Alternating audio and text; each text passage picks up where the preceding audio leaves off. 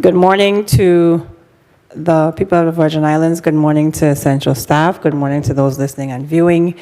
The Committee on Disaster Recovery and Infrastructure is hereby called to order. Madam Clerk, roll call. Senator Marvin A. Blyden. Senator Blyden, absent. Senator Samuel Carrion. Senator Carrion, absent. Senator Franklin D. Johnson. Senator Johnson, absent. Hello? Oh, I'm sorry. Senator Carla J. Joseph. Present. Senator Joseph, present. Senator Janelle K. Sarro. Senator Sarro, present. Senator Kurt A. VLA. Here. Senator VLA, present. Senator Genevieve Whitaker. Senator Whitaker, absent. She's here? Oh, okay. Senator Whitaker, present. Madam Chair, we have 4 present, 3 absent. Madam Clerk, can you mark Senator Carrion as present for me, please?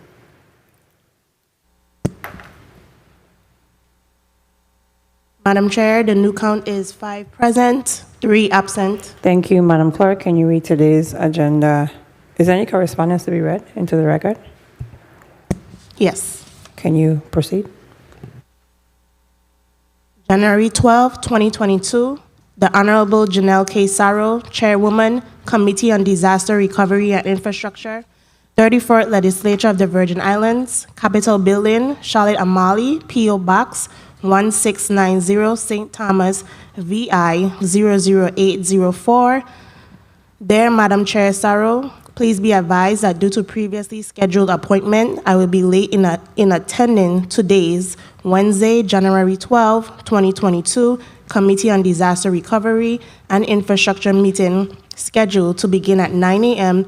in the Earl B. Otley Legislative Hall on the island of St. Thomas. My sincere apologies for any inconvenience my delayed arrival may cause. Sincerely, Franklin G. Johnson, Senator.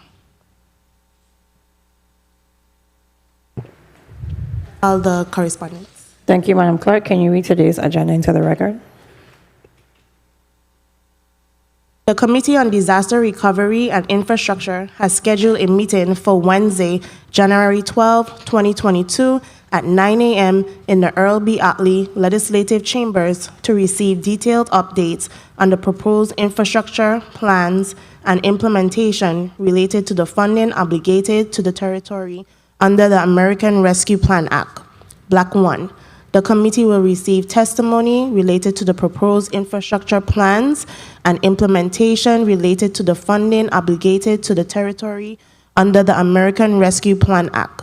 Invited testifiers, Jennifer O'Neill, Director, Virgin Islands Office of Management and Budget, Adrian Williams Octoline, Director, Office of Disaster Recovery, Derek Gabriel, Commissioner, Virgin Islands Department of Public Works, Roger Merritt, Director, Virgin Islands Waste Management Authority, Noel Hodge, Interim CEO, Virgin Islands Water and Power Authority, Rupert Ross, Director, Virgin Islands Bureau of Information Technology, Stephen Adams, President, CEO, Virgin Islands Next Generation Network, Joseph Berchelti, Commissioner, Virgin Islands Department of Tourism, Darrell Griffith, Director, Virgin Islands Housing Finance Authority, Robert Graham, Executive Director, Virgin Islands Housing Authority. Madam Chair, that concludes today's agenda. Thank you, Madam Clerk.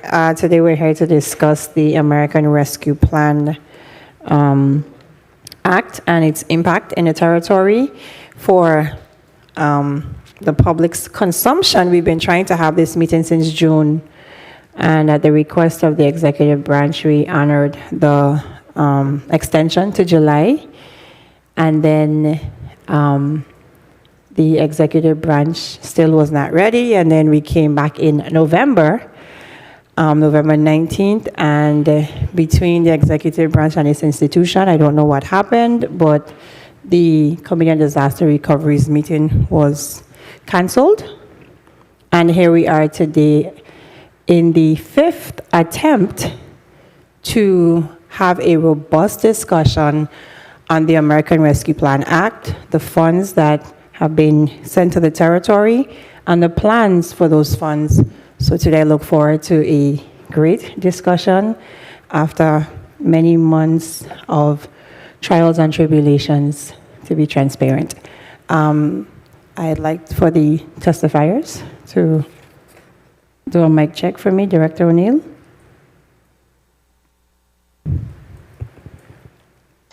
Good morning. Good. Director Williams-Actaline. Hi, good morning, all. Commissioner Gabriel. Hi, good morning. Derek Gabriel checking in. Director Merritt. Hello, good morning. I don't know if Mr. Hodge from WAPA is here. Good morning, Senator. Good morning. Good morning. Director Ross. Good morning, Rupert Ross. CEO Adams. Good morning, Stephen Adams. Commissioner Bushalty.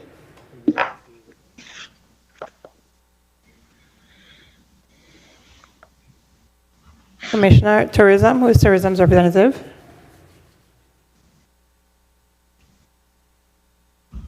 Okay, Tourism is not on the line. Director Griffith? Good morning. Good morning. Director Graham? Good morning. Good. Everyone's present and accounted for. We'll try to get tourism on this, as they too have received American Rescue Plan Act funds. Director O'Neill, at this time, you may be... Sorry, this is Assistant Commissioner Alani Henneman-Todman. Deputy Commissioner Nelia Ross is having issues logging in, but she's on for the Department of Tourism. So the both of you are on as the representatives? I actually traveled today, so I just logged in to see how the hearing is going, but Ms. Ross will be on all day. Okay, thank you. You're welcome. So Director O'Neill, you begin with your testimony. The other testifiers that are on the line are here to answer questions, but as the funding went through OMB, you'll be the lead testifier this morning. You may proceed at this time. And before we proceed, just a few housekeeping rules. When you're asked a question, testifiers, for the sake of the stenographers, just please list your name and your title, and then you can proceed to respond to the question. Director O'Neill, you may proceed. Thank you. Good morning, Honorable Chairwoman Janelle K. Saru, other members of the Committee on Disaster Recovery and Infrastructure of the 34th Legislature of the U.S. Virgin Islands, other senators present, and members of the listening and viewing audience. I am Jennifer O'Neill, Director of the Office of Management and Budget, and I appear pursuant to your invitation to provide an overview and detailed update on the proposed plans submitted to the federal government related to funding under the American Rescue Plan Act. During the last year and a half, the government of the Virgin Islands was faced with the daunting task of balancing the safety of all Virgin Islanders while still maintaining a stable and functioning economy during this COVID-19 pandemic. While the GVI has succeeded in keeping the economy afloat, there can be no mistake that many industries in the Virgin Islands suffered as a result, especially those in the tourism industry, who suffered immensely as ports, stores, and hotels were severely limited in their operations. Additionally, the territory saw its highest unemployment rate of 15.5% in May 2020 as a result of business closures and layoffs. As the world adapts to a new normal and shifts its public health approach to mitigating the impact of COVID-19 through increased vaccinations, conversations have also shifted to recovery from the impacts of the pandemic. Thus far, the territory has been allocated a total of $746,395,614 through territorial and direct recipient grants, and has received $615,639,271. This breakdown can be found in Appendix A, which was attached to the testimony. Relative to the funds provided to the territory through the Coronavirus State and Local Fiscal Recovery Funds, or the SLFRF programs, as established by the American Rescue Plan Act of 2021, or ARPA, the USVI has been allocated $547,176,884 and is in receipt of $531,260,477. These funds consist of the following: $515,344,070 for the territory allocation under the Coronavirus State Fiscal Recovery Fund, $10,333,962, or 50% of the county allocations under the Coronavirus Local Fiscal Recovery Funds, and $5,582,445, or 50% of the non-entitlement unit allocation. There is an additional $15,916,407 to be received for the balance of the county and NEU allocations. Of the funding received, $17,186,521.16 has been expended as of December 31st, 2021. It should be noted here that the U.S. Department of Treasury finally released the long-awaited 437-page SLRF final rule, or the State and Local Fiscal Recovery Funds final rule, which governs spending 6 days ago on January 6th, 2022. OMB and the Office of the Governor are currently reviewing the final rule document with an eye on ensuring compliance of GVI's plan. Nonetheless, OMB did compile and submit the 2021 Recovery Plan Performance Report to Treasury at the end of October 2021, as required by the then interim final rule. Subsequent to that submission, the plan was revised in December 2021 and can be accessed by the public on OMB's website, omb.vi.gov.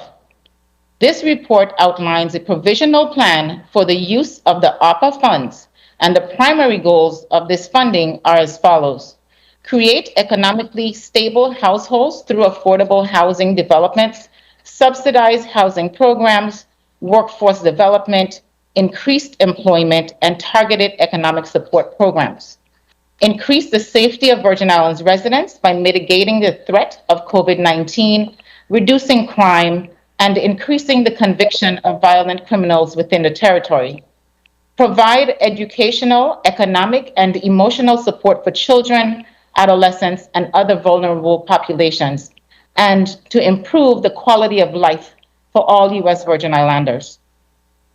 There are 7 major expenditure categories as allowed by the American Rescue Plan Act of 2021. These categories are public health, negative economic impacts, services to disproportionately impacted communities, premium pay, infrastructure, revenue replacement, and administrative costs.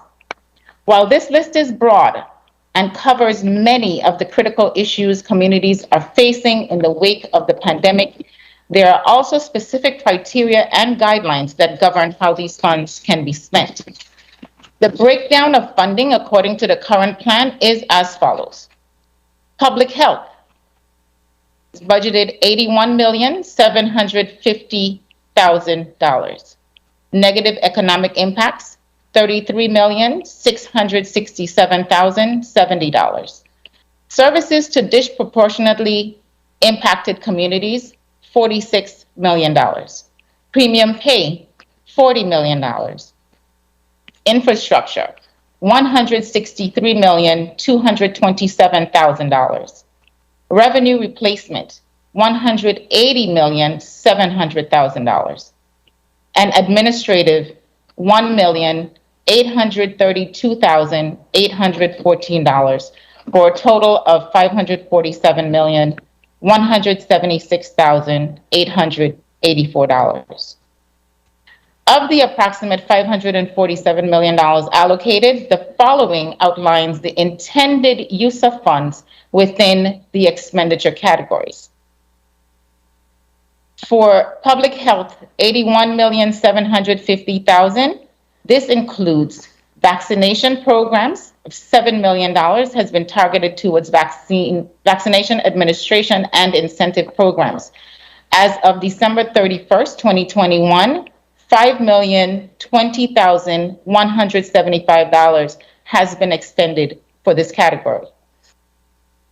COVID-19 testing and contact tracing, the plan allocates $4 million for this purpose. Medical expenses, the recovery plan includes $6 million for medical care expenses and $21 million for enhancing health care capacity. This funding will also assist with the treatment of long COVID, the post-acute long-term effects of having COVID-19. Payroll costs for public health, safety, and other public sector staff, $25 million in funding to address that for government agencies to offset the cost of payroll for those working directly to mitigate the pandemic. Other public health services. The plan includes $5 million for associated technology infrastructure, $1 million for public health data systems, $250,000 to monitor case trends and genomic sequencing for variants, and $500,000 for support of vulnerable populations to access medical or public health services. Other areas targeted within this category are $2 million for prevention in congregate settings, $2 million for personal protective equipment or PPEs, $1 million to support quarantine and isolation efforts, $2 million for enforcement of public health orders, $1 million for public communication efforts, $2 million for capital investments and physical changes to public facilities to mitigate the spread of COVID-19, $1.5 million for community-based mental health programs to include school-based and social emotional support services, as well as support for trauma recovery services, and $500,000 for substance abuse programs. Negative economic impacts, $33,667,070 is budgeted to assist with the negative economic impact being experienced by households and businesses alike. This includes job training, assistance to the tourism, travel, and hospitality industries, and any other negatively impacted industry that can be demonstrated. The recovery plan has earmarked $5 million for utility assistance for households negatively impacted by the pandemic, $250,000 for digital literacy training to help residents learn to navigate digital access to public services, $250,000 for counseling and legal aid to prevent eviction or homelessness, $2 million for subsidized employment programs, $7 million for apprenticeships, skills development, and workforce training, $500,000 for training programs for formerly incarcerated individuals, and $500,000 for workers negatively impacted by the pandemic due to their occupation or training level. $667,070 for small business economic assistance due to any fallout from the pandemic. Aid to tourism, travel, or hospitality, $17 million for travel, tourism, hospitality, or other demonstrated industries impacted by the pandemic. Of that, $12 million has been expended thus far to assist the West Indies Corporation and the Virgin Islands Port Authority with experienced revenue loss due to COVID-19 and to support the rejuvenation of the cruise industry. Other economic support, $500,000 for childcare assistance for unemployed individuals pursuing job training assistance.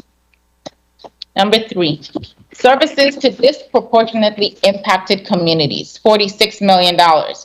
As the American Rescue Plan Act focuses on the promotion of equitable outcomes with special attention on disproportionately impacted communities, $46 million has been allocated to address vulnerable populations within our community as follows. $1 million for the temporary expansion of the existing Department of Health Division of Maternal and Child Health Home Visitation Program for infants. $1 million for additional support to the Department of Human Services Division of Children, Youth, and Families for enhanced services for youth requiring foster care. $20 million to be offered by the Virgin Islands Housing Finance Authority to offset the pre-development expenses of affordable housing construction and programs for individuals pursuing first-time home ownership. $5 million to provide supportive housing and other services for individuals experiencing homelessness. $6 million for supplemental housing vouchers for qualified renters.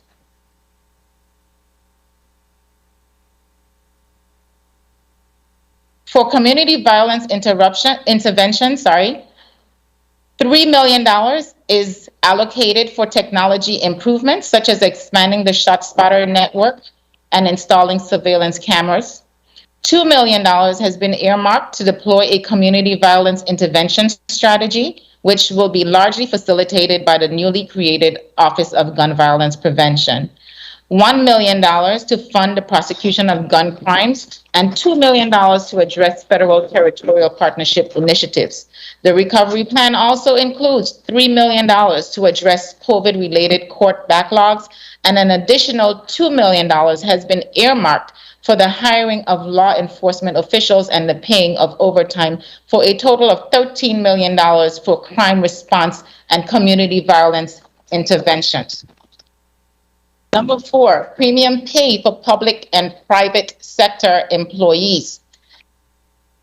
We are currently developing a retroactive premium pay program for public and private sector workers who were deemed essential and unable to telework during the first 12 months of the local state of emergency.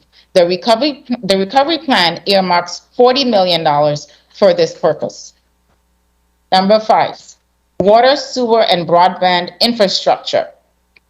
A total of $163,227,000 has been allocated for water, sewer, and broadband infrastructure. The categories for all water and sewer projects are prescribed by Treasury and align with the U.S. Environmental Protection Agency's Clean Water and Drinking Water revolving funds.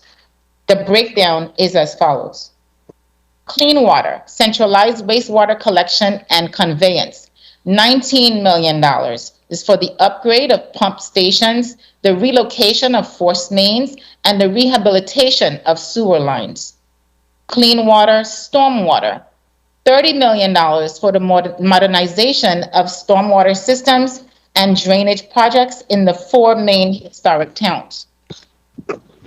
Drinking water, transmission and distribution, $880,000 for water production and distribution system upgrades, $58,200,000 for water line expansion to unserved areas, and another $4 million for rehabilitation of existing water lines that are past their useful life. Drinking water storage, $18 million for the rehabilitation of existing storage tanks and the construction of new storage capacity to facilitate system expansion. Drinking water, other water infrastructure, $3,147,000 for pump station upgrades and booster pumps to improve water pressure in some areas of the distribution system. Broadband, other projects, $30 million to support VINGN's efforts to develop partnerships and launch programs, harden the territory's broadband infrastructure, and develop a robust technology training program. Number 6, revenue replacement, $180,700,000. Like many other jurisdictions, the USVI has seen a revenue shortfall since the inception of COVID, primarily due to the reduction of tourism and the closure of businesses. These funds may only be used for the provision of government services to the extent of experienced revenue loss, which is to be calculated at the end of each calendar or fiscal year from 2020 through 2023. We have conservatively earmarked $180,700,000 spread over the next 4 years for revenue replacement. Number 7, administrative. To ensure sound fiscal management and oversight of these funds, $1,832,814 has been allocated to address necessary administrative costs incurred by the GVI. While the ARPA funding provides wide latitude for governments to address recovery after the pandemic, I take this opportunity to remind everyone that there are some explicit ineligible uses of these funds. They are to fund reductions in net tax revenue due to any tax cuts, to provide an extraordinary contribution to a pension fund for the purpose of reducing an accrued unfunded liability, to fund debt service, legal settlements or judgments, to provide deposits to rainy day funds or financial reserves, or to fund general infrastructure spending outside of water, sewer, and broadband investments, or above the amount allocated under the revenue loss provision. Finally, Governor Bryan has asked that this committee be further reminded that this is a preliminary plan and that he still trusts that this legislative body will partner with the administration to provide the people of the Virgin Islands with a collaborative spending plan. While it is the responsibility and jurisdiction of the executive branch to plan for and utilize federal funds received by the territory, we remain steadfast in providing transparency to all Virgin Islanders on the usage of these funds. Madam Chair, this concludes my testimony. Departmental representatives and I are available to answer any questions that this committee may have.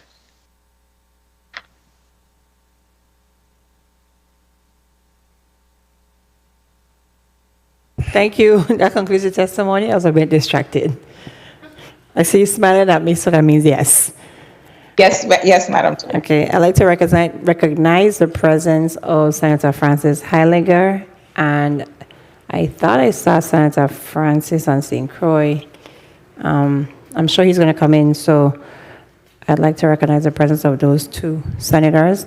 Colleagues, because of the how cumbersome the testimony is and the moving parts, I will allot 10 minutes to each of you this morning. Senator Joseph, you prepared? You ready? You may proceed at this time.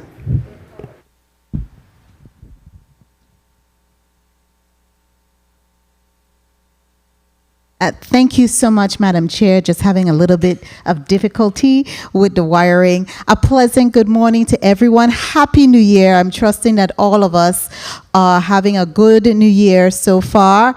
I really want to say a pleasant good morning to our listening audience, viewing audience, as well as my colleagues here this morning. Director O'Neill, I want to thank you so much for your very in-depth testimony. Know that I really appreciate it. However, I am not totally pleased because it was very late.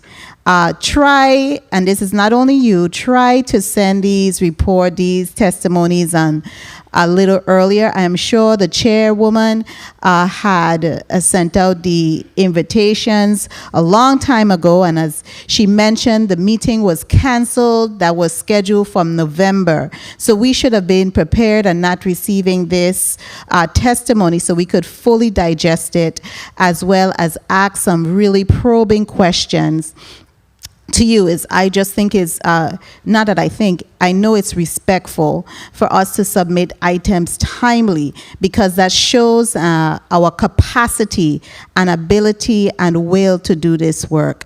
So I just would ask going forward, this is a new year, if we could be so kind and gracious and respectful to submit the testimonies timely so that we can indeed, as you closed with, be in a position to partner with the executive branch and not have a level of anxiety for you or for us to be fully prepared to ask some probing questions. With all of that said, I do have some questions. I'm a quick read.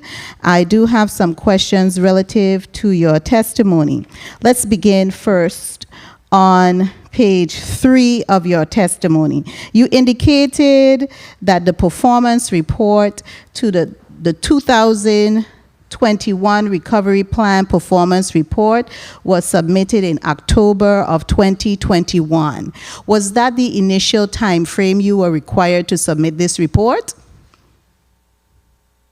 Good morning, Director O'Neill. Yes, Senator Joseph. That was Treasury's guidelines. The end of October was the first preliminary report, and we submitted on time. And this is based on the interim rule? Are you indicating it is your testimony? Because I looked up online and it said it was supposed to be submitted by August. Did you get an extension? The interim rule on the website indicates it's supposed to be submitted by August. That's what I read. Did you read that same rule? And it had one moment. It had one for the NUO. That is the NEU allocations. That was supposed to be submitted by October 30th, 2021. So there was two different reports.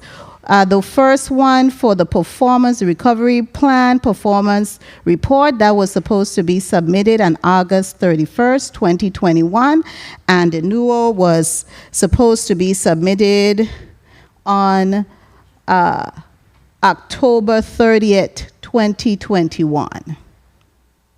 Based on what I researched, based on my research. Okay, so Senator Joseph, as I stated, for the territory, our date was October 30th. Okay, so the Treasury may have given you an alternate date. Okay, I was just looking at based on what they have there. So I want to then look at some of the expenditures that you have here. You indicated that you have expended, you've received of the funding, and I'm on page 2, that you have received 17 million plus have been expended as of the end of 2021. However, when I looked at the chart, if you could do just explain the chart that you have as an appendix here. It says it has a balance as funds expended. The total there is 19 million. And I know when I calculated the expenditures that you represented, Ms. O'Neill, in your testimony, you indicated 12 million went to WICO and VI Port Authority, which experienced revenue loss due to COVID. And you also mentioned that 5 million went to the Department of Health for vaccination programs. So there is a little difference there, and between that 19 and what you represented. Maybe you could give us a breakdown on how we got the total 19 there, and yet in your verbal report there is a bit of discrepancy with the 17 million expended. Are you following me, Director O'Neill? Yes, so firstly, Senator Joseph, the Appendix A is a listing of all of the grants that were received, and it's not just the state and local fiscal recovery fund. So you'll see expenditure there for the ERAP program and a few others, and that's one of the reasons why you have a difference. Okay, so we see, so your money, and I thank you. So the monies for the state fiscal recovery plan would be what you represent here as the 18,257,000, but that is still less than the 17,000 that you represented in your statement. That is It's more still- than. that I is was- that Yes, correct. It's not less than, it's more than. It's The more 18 than, million is yes. more than. It's more I than will the look at- 17 million. So 3 minutes. I will look at that and see what that is. I'll get back yes, to you. if in a you could be second. so kind, because I'm glad you cleared that up so we could totally follow both the chart and what you represented in your testimony verbally. So that chart, that is what we're looking at. It says 18 million here in the chart, but however, in your testimony, it says 17 million. So we just need to see where the million went to. Now, I noted also that based on the plan that was submitted in October to the Department of Treasury, we didn't have an item number 7, which is administrative costs, but you referenced it in your testimony on page 4, the administrative costs. Is it possible that we could get a breakdown on how that is derived? Is it a percentage? How is it? How is this $1,832,814 $1,832,814 derived? So in all honesty, Senator Joseph, that is just what was left after all of the other categories were calculated. That's what was left. We knew we needed at least $1 million or 900,000 to address the contract we are trying to execute now for administrative services. We did an RFP. I think I mentioned this in my last testimony relative to this. We did an RFP, and we have a contract pending with Ernst & Young to provide administrative services to assist us with managing the ARPA funds. That's about $900,000. The rest of it is to address staffing and other things that we will need to have 1 minute. in-house to help manage the program. So the amount is just what was left after the big sums were pulled out for the other 6 categories, and we left a difference of 1.8. Okay, so you don't have a requirement like with other funding sources, and I know that you would be more proficient with than I am, to have, say, an allocation of a certain percentage that is going to administrative services. You don't have that with the ARPA funding. Is that what you're? That's correct. Okay. Yes, there's no requirement to have a 10% or to use 10%. You can use as much as you need up to 10%, but we don't feel at this point that we need so to you use do 10%. have the you do have the requirement, the 10% requirement, that all of the funding that you have, the maximum that you can utilize for administrative costs is 10%. Is that what you're representing? Yes. Time. Thank you so much. Madam Chair, I will hopefully be able to ask some other questions. I don't want to go over my time. I want to be respectful this year. Thank you kindly. You're most welcome. And I forgot, since we're on day 12 of the year, I wanted to tell the public Happy New Year, and Happy New Year to our testifiers as well. Director O'Neill, the $1 million for Ernst & Young, that went out to bid?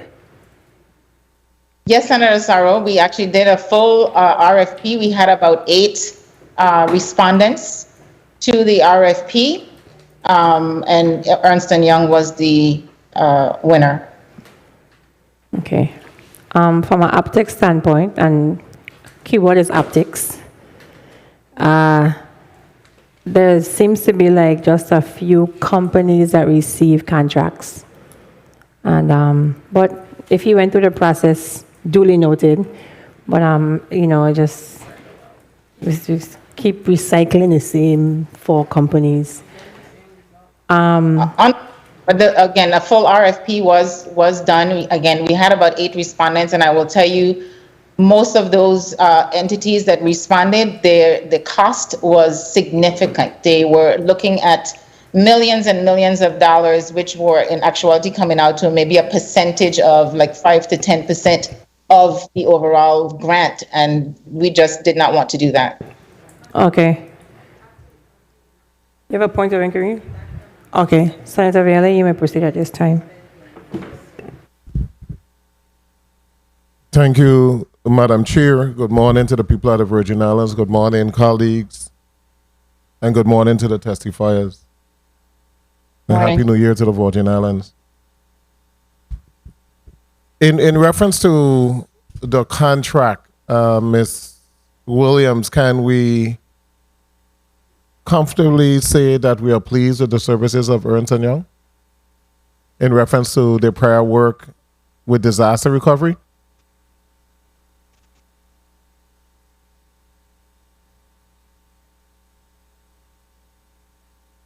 Ms. Williams?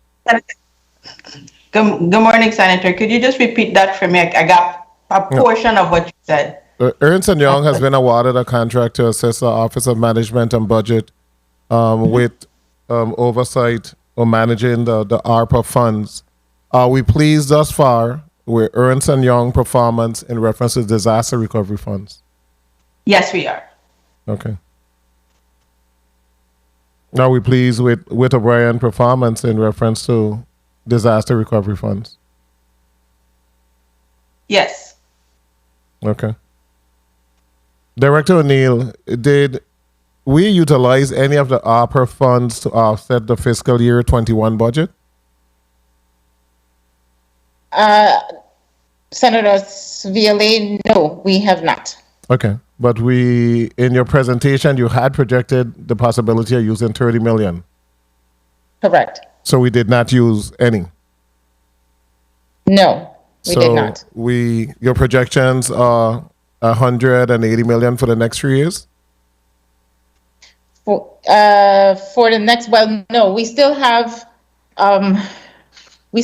access to the 2020 calculation, which we have not drawn at this point. We do have some plans, I should say, if I want to put it that way, some issues we were having relative to WAPA and a few other areas, and we are looking to see if that can qualify to utilize that funding, but we have not received our full responses from Treasury as yet, so we have not used the funding or drawn any. So the 180 million were broken down into fiscal years? The utilization of the 180? In essence, yes. We did a projection of roughly 30 million per year. For what, 6 years? There was 1 year, I think, that had 50 million that we projected just in case we did go up I think we had it for 22.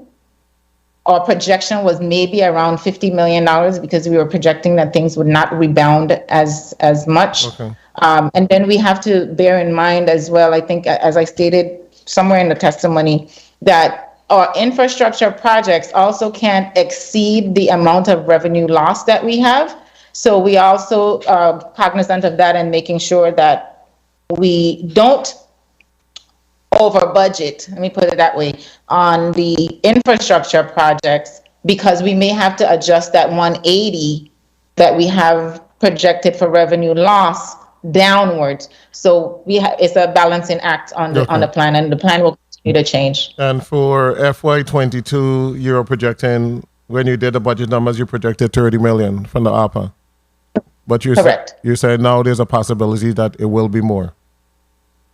It could be more in 22 because I haven't pulled any yet. And so I'm continuing to monitor the revenues as they come in. There are some, when I look at the cash flow, there are some areas or some months when we look like we will be relatively low, really low. So I am continuing to manage that, monitor that, and to see when I will need to draw some funds. Yeah, and we are seeing right now a decrease in individual income tax, a massive increase on the island of St. Croix, correct? That's correct, Senator. Okay. In reference to the way that you broke down the funds, you have items 1, 2, and 3, and then you went into specific categories. That was breaking down the 574 million allocation, correct? The 547, 547. yes. Okay, and So you, all seven on line 4, you have of the approximate 574 million allocated. The following outlines the intended use of funds, but it's really 547. On which page? Sorry. Page 4.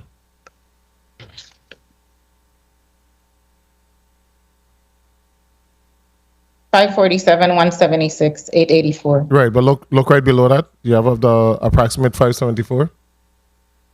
No, I have of the approximate 547. At least that's what I see on mine. Oh yes, what? My eyes are going bad. 547. Okay, I'm switching those numbers. I see it. Okay, now that 547, it does not include some of the other specific areas, human services, etc. Correct? That's correct, Senator. This 547 is just the state and local fiscal recovery funds. Now, and there was also an additional $138 million that went to education. Let me look at the sheet. 100 and something million to education. I think it's 138.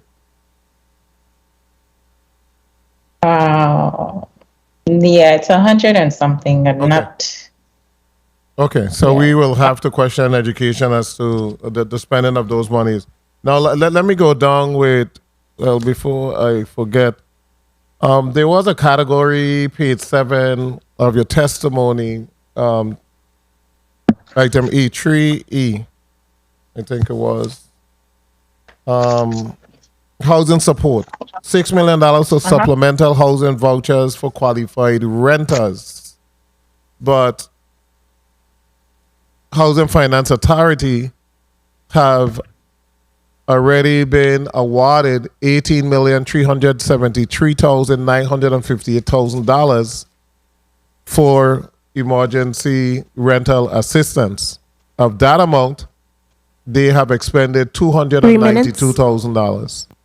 Is there a need for us to allocate additional money so emergency rental when we already have 18 million? We're not going to even get close to spending 50%, not even 30% at the pace we're going. Is there a need to allocate additional monies for emergency rental? So, Mr. Griffith is there? Yeah, Mr. Griffith is there, and I'll let him. He'll jump in a minute. But I'll tell you that there are some areas where limitations on the ERAP funding that doesn't make some people qualify. So this additional money was for those who don't qualify under ERAP. So Mr. Griffith, go ahead and explain. Okay, and well, Andrew, how did we come up with the 6 million figure? Those that qualify, I think we had like 900 applicants. So how did we come up with the 6 million figure, which is a third of what we have been allocated? But Mr. Griffith, in reference to the emergency rental assistance. Well, the emergency rental assistance program, as you know, is directly related to COVID. So all the funds that are allocated to that, someone has to be impacted by COVID, and they have to be a certain income level for low to moderate income individuals. So that takes out a little bit close to half of our population in the territory. So really, that's the difference. Okay, so let's get to some specific numbers. You have over about 1,000 applicants for the emergency rental assistance? A little bit over 600 applicants right now. We've sent out checks to over 159 individuals. Okay, 600, over 600 and 159. Somehow the numbers sound pretty much the same as to what we heard back in December. What is a hold up in sending out the check? Of the 600, how many of them actually qualify?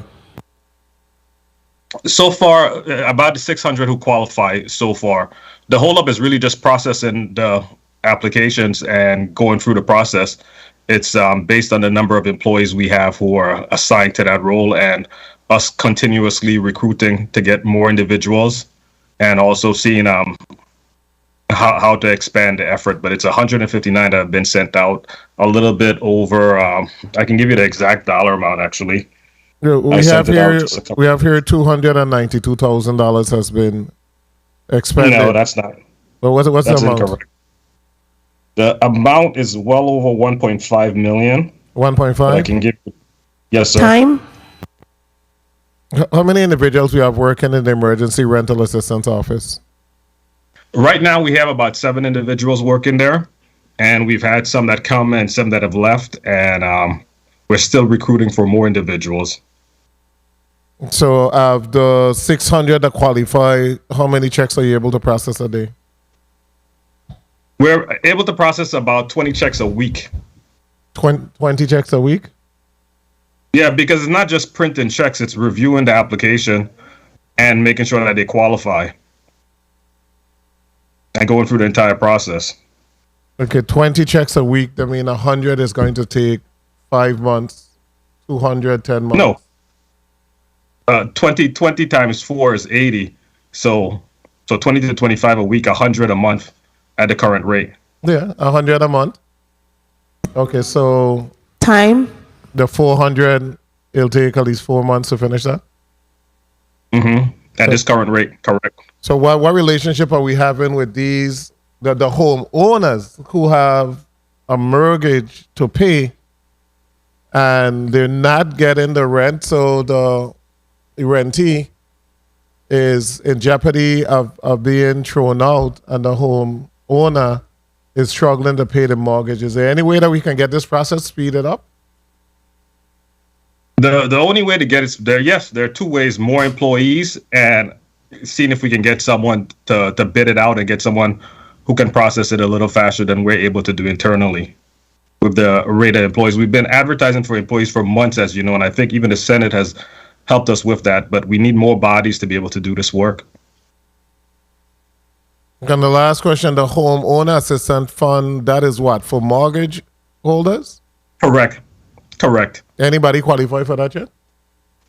That hasn't been approved fully by Treasury yet for the Virgin Islands. So we received a 10% for that in terms of the planning. We submitted the plan, and then just yesterday we received back feedback from Treasury on the plan, and they've asked some additional questions before the approval is given. Okay. And the last question, Madam Chair. Director O'Neill, the $18,257,000 that has been expended from the State Fiscal Recovery Fund, what was the usage of those monies? So it was, let me tell you, wait, hold on.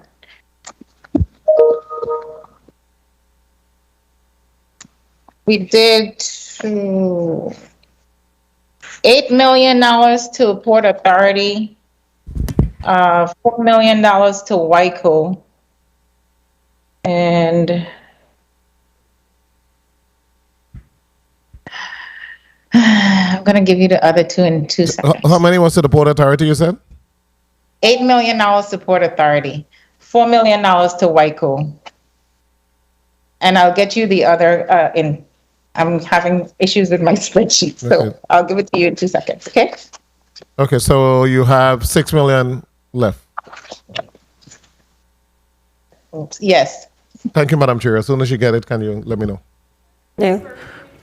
Briefly, Senator Joseph, you still have your point of inquiry? You may proceed. Go ahead.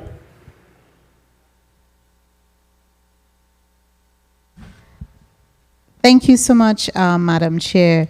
My point of inquiry was relative to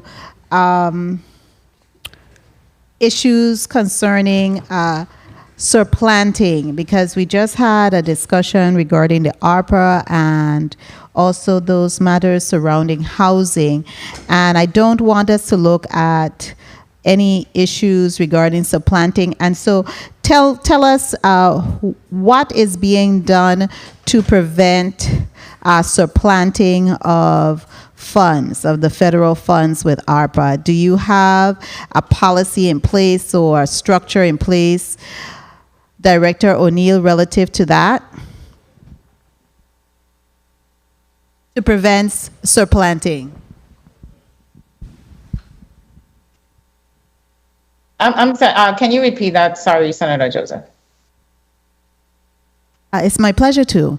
I was asking if there is any policy in place and what is your methodology and approach to prevent possible occurrences of supplanting of funds, because we have different departments who are going to be utilizing some of these ARPA funds and some of them who have received ARPA funding directly.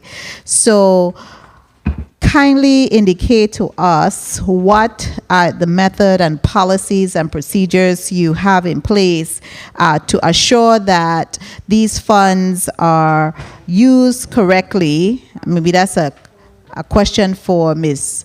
Adrienne Octolin, because that's part of her statement, a mission statement, and they are not supplanted. That's my most critical question, because I don't want any of our monies to be going back to the federal government and for us to have to pay monies back to the federal government because we have supplanted, and the monies that we pay back is going to come from the general fund. We don't have any money.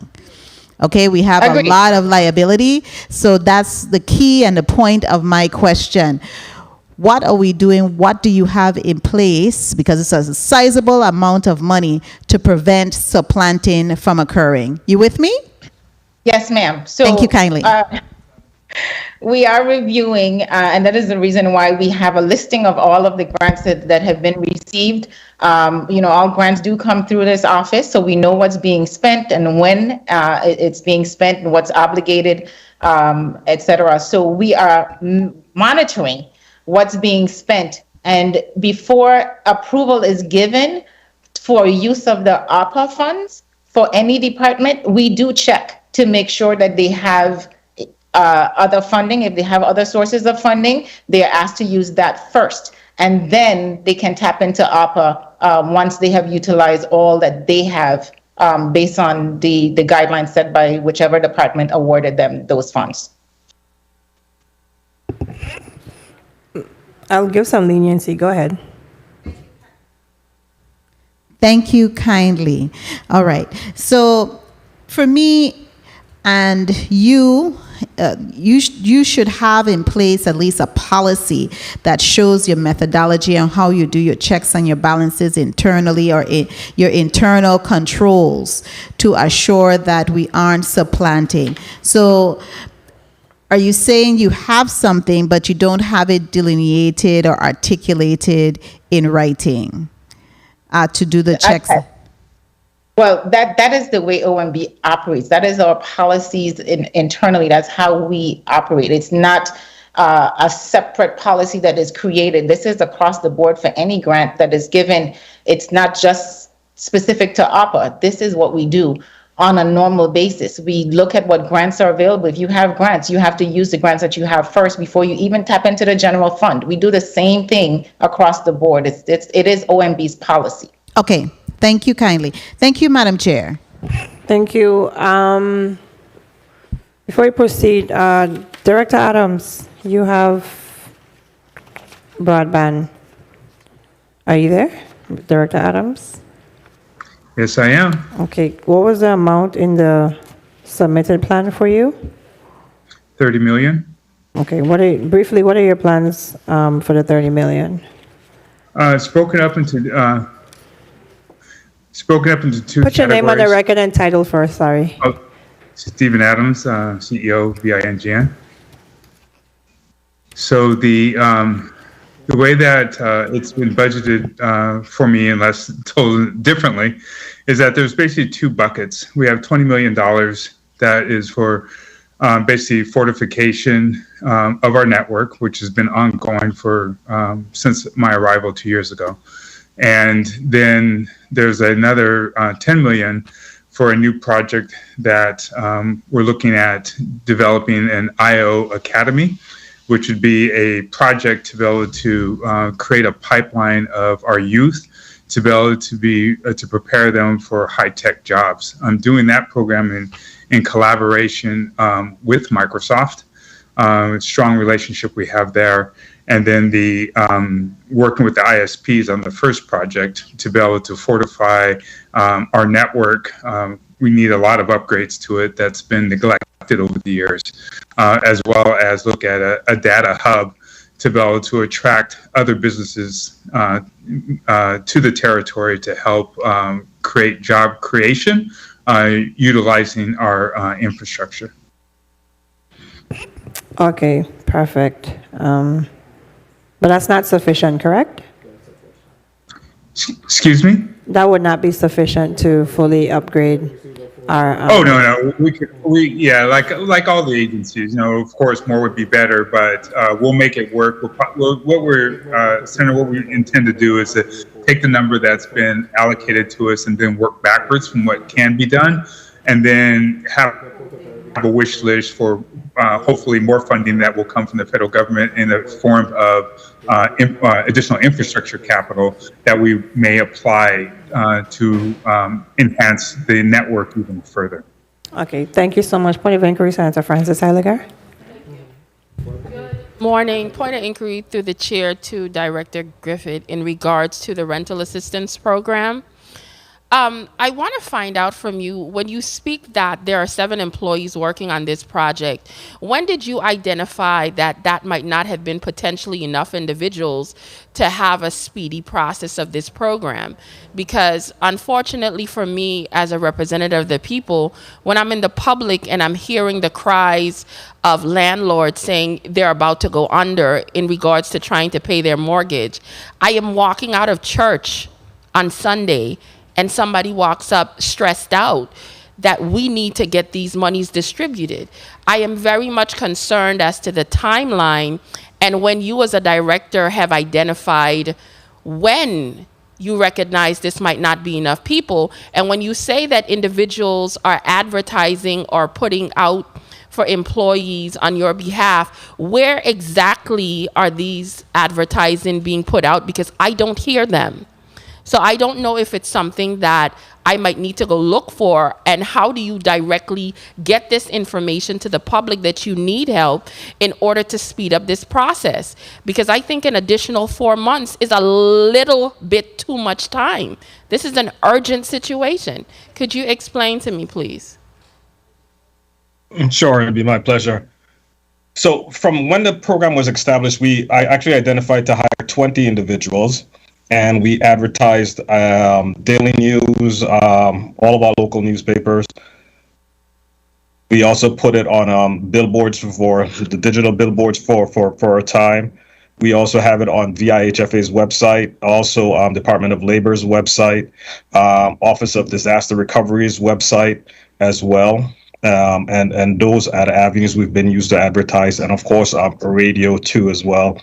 And we've simultaneously switched from radio to television to the internet, including Facebook, Instagram, and what kind of responses? Quickly, you said you're down to 7 because I have limited time. This is an inquiry. What kind of responses are you getting from these advertising that you only have 7 people? Are you getting people and they're not qualifying? I'm trying to understand how we could fix this.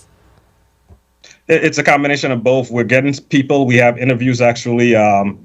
We had interviews yesterday at a little bit after 2:00, 2:30. We had interviews for the program yesterday, and we're getting resumes. Some people are not qualified. Some people want permanent jobs because this is a temporary position based on the funding. And as soon as the funding is over, they'll have to seek other employment, either with HFA or somewhere else, because this is only a limited time frame of funding. So the answer is yes. We're getting individuals, and some are interested, and many are not, and some are not qualified for the position. Well, thank you, Madam Chair. I'm not still satisfied with this, but this was just an inquiry, so I have to let it go back to the chair. Thank you. Point of inquiry, Senator Vail, and then Senator Whitaker, you're next. Thank you so much. And colleagues, I'm hoping that we'll be able to dig deep enough that we're able to satisfy our constituents in reference to answers for these various outstanding complaints that we get on a regular basis. How much did we spend to market and advertise the emergency rental assistance program? The total admin cost for the emergency rental assistance has been a little bit over 250,000, and we've spent for the program a little bit over $1.6 million on the program. Say that again. The 200 is what? The administration or the what? Administration. Okay, I'm asking about marketing. How much have we spent for marketing the program? I'll have to pull that up. I'll have to have my marketing team pull that up and give me the exact number. I don't have that in front of me. Again, and I just want to end, not to be critical, but individuals are getting thrown out of homes because the homeowners can no longer go 4 or 5 months without receiving rental payment. So we have to strategize and come up with a mechanism or a way moving forward that will be able to increase the number of checks that are processed each week. If not, individuals just going to be thrown out. Some homeowners are saying, I can't do it any longer. I haven't received rent for X amount of months. I have a really nice tenant. I want to work with them, but I also have my obligations. So if we can put our heads together and come up with a mechanism where we can speed this up, that'll be much appreciated. Thank you, Madam Chair. You're welcome. So Director Griffith, before the morning ends, we need the amount spent on the marketing of the emergency rental assistance program, as well as, can you correct that amount for me on the spreadsheet? You said the $292,725.96 was not correct. Can you tell me the correct amount again? Expended?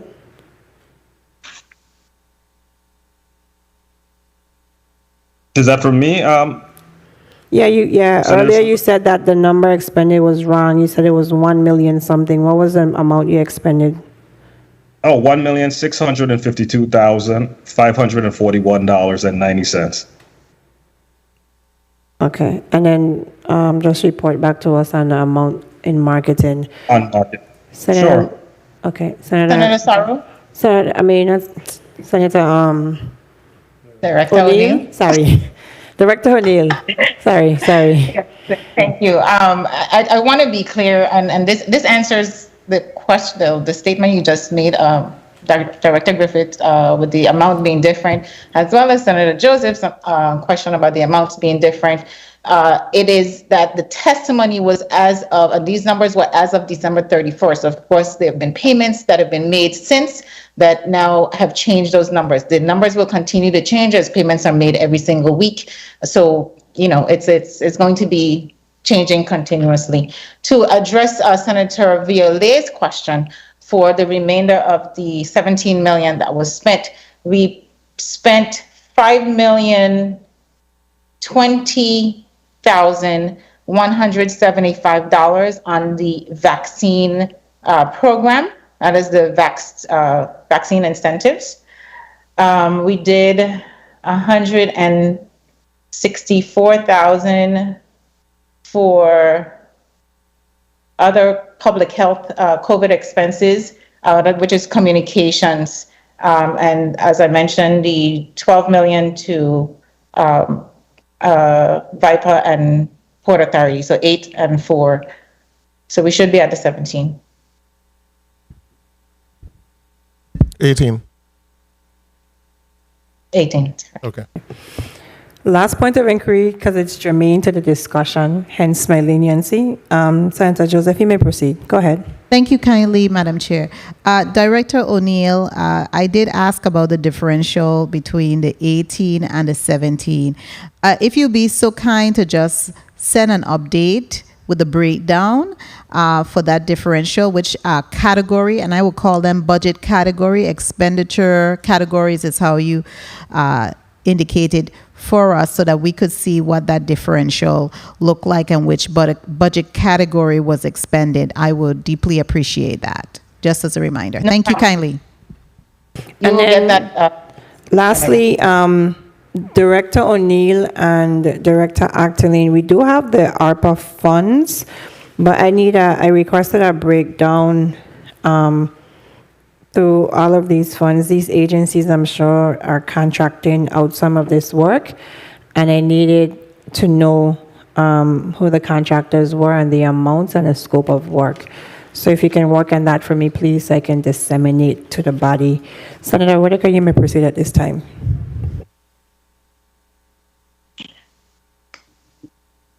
Good morning.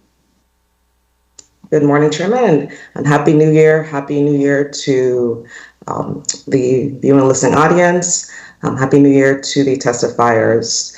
I want to just first off start off by opening that one of the things that, and I did hear Director O'Neill, you did, I liked how you ended your testimony about both the executive branch and the legislative branch working together in order to move this forward.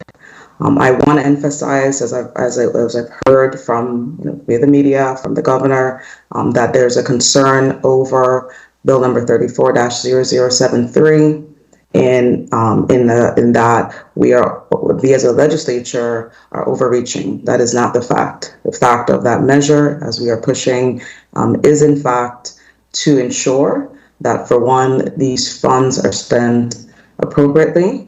We know that we currently have a series of issues throughout our various departments. We have other COVID funds that have not been expended. We have interior funds, as I'm liaison to the Department of Interior, that have not been spent, especially in the area of education, and as I could highlight.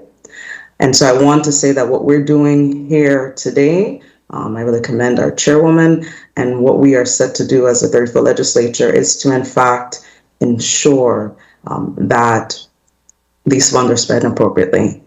Director O'Neill, I want to start off with you in terms of performance-based as it pertains to this, and also both you and Director Octolin, I need to get a sense of where you all are in terms of planning.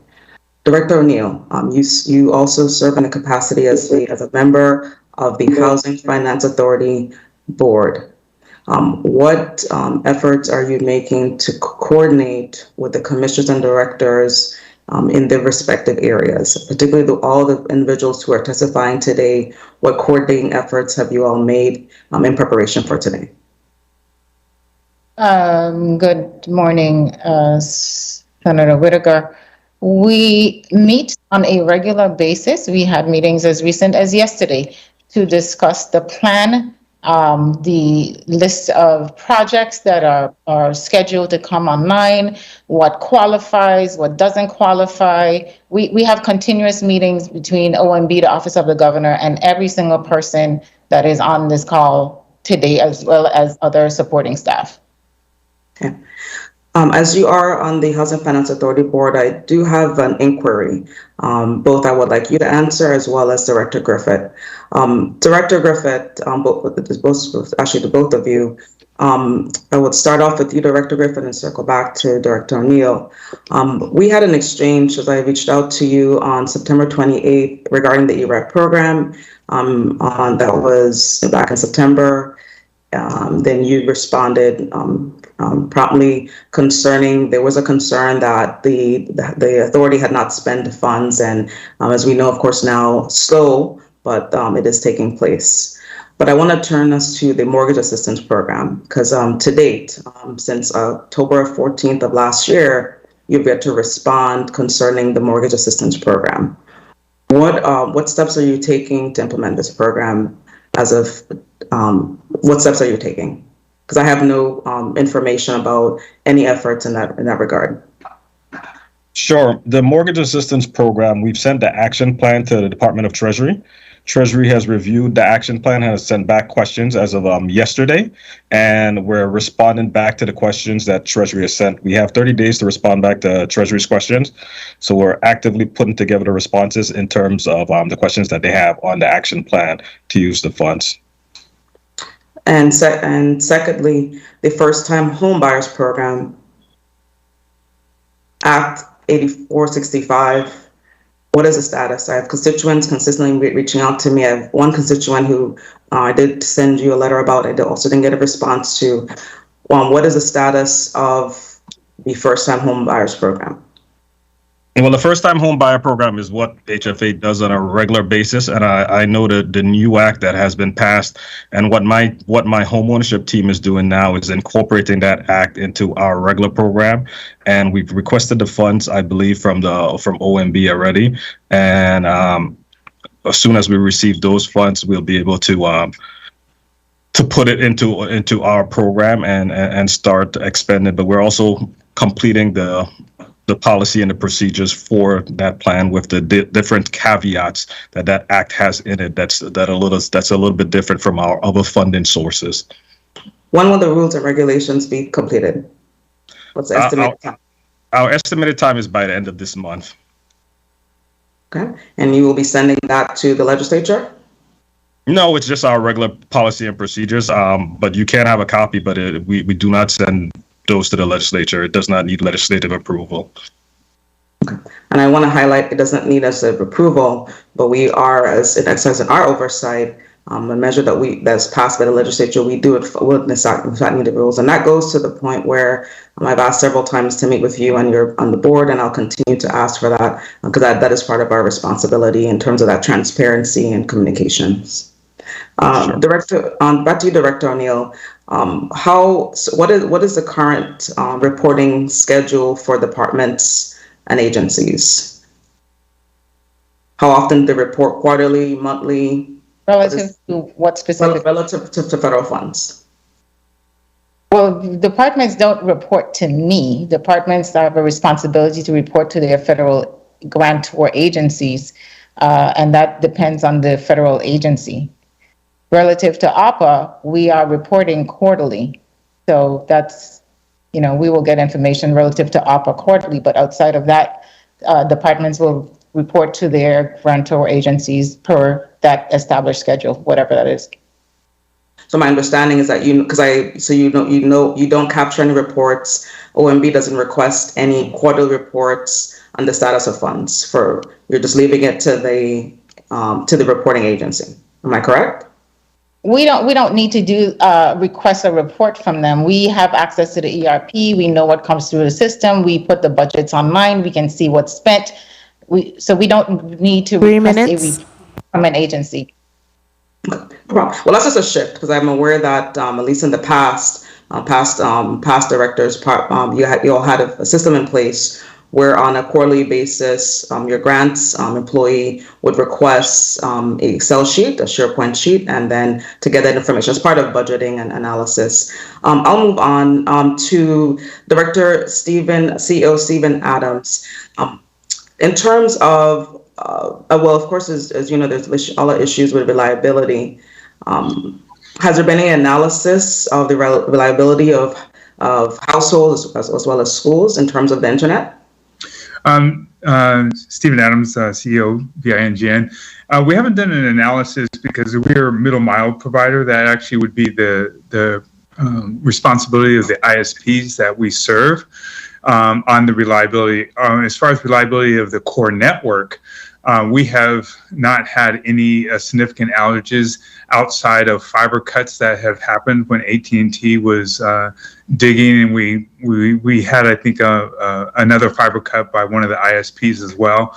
But outside of fiber cuts to the middle mile, we haven't had any outages. Any outages at the government facilities or at homes would be 100% the responsibility of the ISPs themselves. Thank you for that. And with that, you're also looking to support workforce development. What entities have you met with in terms of workforce development? You indicated that you'll be working with Microsoft. What entities have you met with in order to come up with your figures as well as to address this issue of workforce development? Well, Microsoft is a keen partner that we are working with. I've scheduled meetings with Microsoft. CEO Islands, specifically in the Virgin Islands. What entities in workforce development have you met with in order to come up with this figure and also to begin that process? Who have you met with? We haven't met with any other departments as of yet. We're creating our plan and then going to reach Director Adams? Director Adams? Yes, ma'am. Can you state your name and title for the record, please? Stephen Adams. And is your camera on? Yes, it is. Okay. I believe. Maybe it's our bandwidth. Okay. Stephen Adams, CEO, VINGN.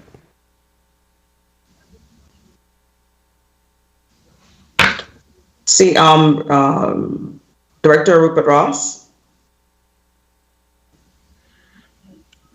Good morning. Yes, good morning. A question for you. There's about $2 million designated to the COVID task force for BIT to support quarantine tracking and also support public health orders of the COVID task force. Can you provide some more details about that and what role BIT also plays in the travel portal? So as far as the $2 million in the COVID task force, we're supporting Department of Health, but we don't, that money isn't directly allocated to the Bureau of Information Technology in any way. As it relates to the travel portal, the USVI Department of Tourism is the main entity that does the USVI portal. So they contract that out, and so they are the ones who operate that one. Chair, I have one more question. Thank you, Director Ross. Time. Chairwoman, I have one more. Yes, briefly. Thank you. Director Merritt, how has Waste Management prepared the community for the tipping fees that was implemented this past Monday, where my office is feeling a lot of concerns in the community from haulers who are most, of course, financially impacted by the fees. Even one contractor, I learned that said that Waste Management owes them money. Good morning. This is Director Merritt. Can you repeat the beginning part of the question? I didn't Sure. hear that. How has Waste Management prepared the community for the tipping fee program that was implemented on Monday? And also the feedback of there's a lot of feedback from the haulers on various concerns, even in one instance where a hauling company is stating that they're owed monies. Can you, as we're talking about funds going to your entity to this rescue plan, how are you going to work on paying off the individuals who you all owe? Yeah. Okay. So good morning. This is Director Merritt with Waste Management. So as far as preparation for the tipping fees, we actually had a town hall meeting in December, and then I was on the radio and had several meetings. I think I was on the radio 5 times in St. Croix, just discussing the implementation of the tipping fees. I actually went one of the shows. The chairman for PSC was at that meeting, was at the interview as well. So we fielded questions. We discussed the tipping fees and how it would potentially impact, obviously increase some revenue for Waste Management. I would say that since I've been here as the director since August of 2020, we've paid approximately $40 million to all of our solid waste contractors and getting them caught up. There's a couple of contractors that we still have some significant work to do on the outstanding debt, but for the most part, we have made significant progress with our contractors, and a lot of them are, basically they send an invoice and we're paying that invoice within 30 days. So I think we've made a lot of progress and a lot of strides, and we're continuing to move the authority forward. Thank you, and I will be following up with you about a specific vendor. Thank you very much. Thank you, Chair. Point of inquiry, Senator Viale. Thank you so much, Madam Chair. Mr. Merritt, in reference to your answer just now, do we have a contract with for the landfill in St. Croix? No, so both landfills, we had a contract that expired in this last month, December 31st. And we're actually about to put out an RFP for both landfills going forward. We should have that RFP out within the next probably by the end of this month. Okay, but prior to that, you did not have a contract for St. Croix. You were on a month-to-month. No, prior to that, we had a contract for it. So when I came back to the authority back in August of 2020, we didn't have 2020. We didn't have a contract for either landfill. And so what we did was we put together a contract to get us to the end of last year so that we'd have a chance to review the operations and then put out another contract going forward that would be a longer term contract. So we're in the process of doing that right now. Who had the interim contract on both islands? Who was the contractor? A9. For both islands? Yes, for both islands. Okay, let me just publicly say I have serious issues with that. You had Marco that was on the property and actually worked for months without a contract, for like 2 years without a contract on a month-to-month, has equipment on the island, and you selected the same contractor for both islands, and the contractor in St. Croix is using the waste management equipment? Well, so the contractor, A9 is the contractor for both landfills, and Marco was the contractor for the transfer station at on St. Croix. And so what we're going to do is put out a contract that actually, specifically for St. Croix, is going to be a combination of where it actually has the landfill and the transfer station, so that's wrapped into one, as opposed to having two contractors. And I just want to put out, both islands have qualified individuals that can operate those landfill and the transfer station. Both islands. So there's no need for just one contractor to have both sites. Both islands has qualified individuals that can run those sites, and at some time we must have some type of equity. It can't just be one person getting a contract when you have qualified individuals on both islands, and the qualified individual was already doing the work, and then we take the contract away from that person and we owe them hundreds of thousands of dollars and we haven't made them whole. So it's like a messed up situation. Somebody's operating the transfer station, the landfill, they're owed hundreds of thousands of dollars. You take the contract away from them, you don't pay them, and then you put it out. I mean, at some point, we have to have some parity. Thank you so much. Thank you. Director Griffiths, you have the information from me on the marketing of the Emergency Rental Assistance Program? Yes, I do, actually. We spent $261,718.22, and that covered TV, both radio, Spanish and English on both. TV was on CNN, TBS, Telemundo, MSNBC, TNT, NBC, Fox. We had the Daily News and the Avis, of course. We have outdoor, St. Thomas and St. Croix, digital ads, and also Facebook and Instagram and YouTube and all of the like, and of course, radio. Vice Chair, go ahead. Point. I'm confused. You said Fox? Fox. FOX, Fox? For the marketing for the emergency rental program?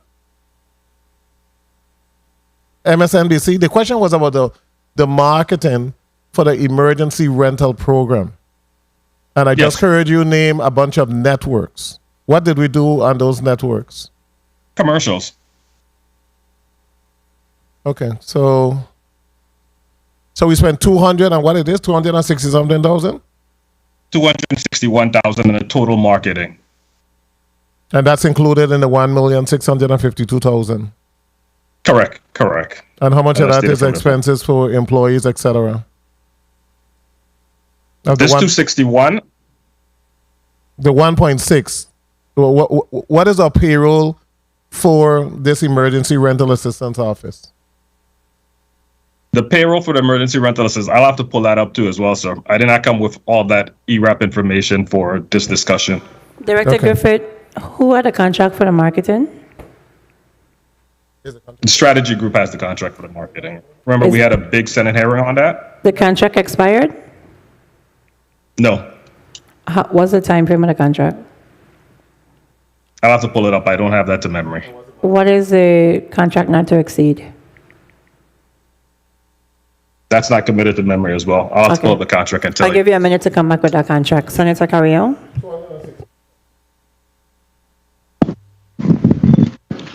Good morning, Madam Chair. Good morning to the people of the Virgin Islands.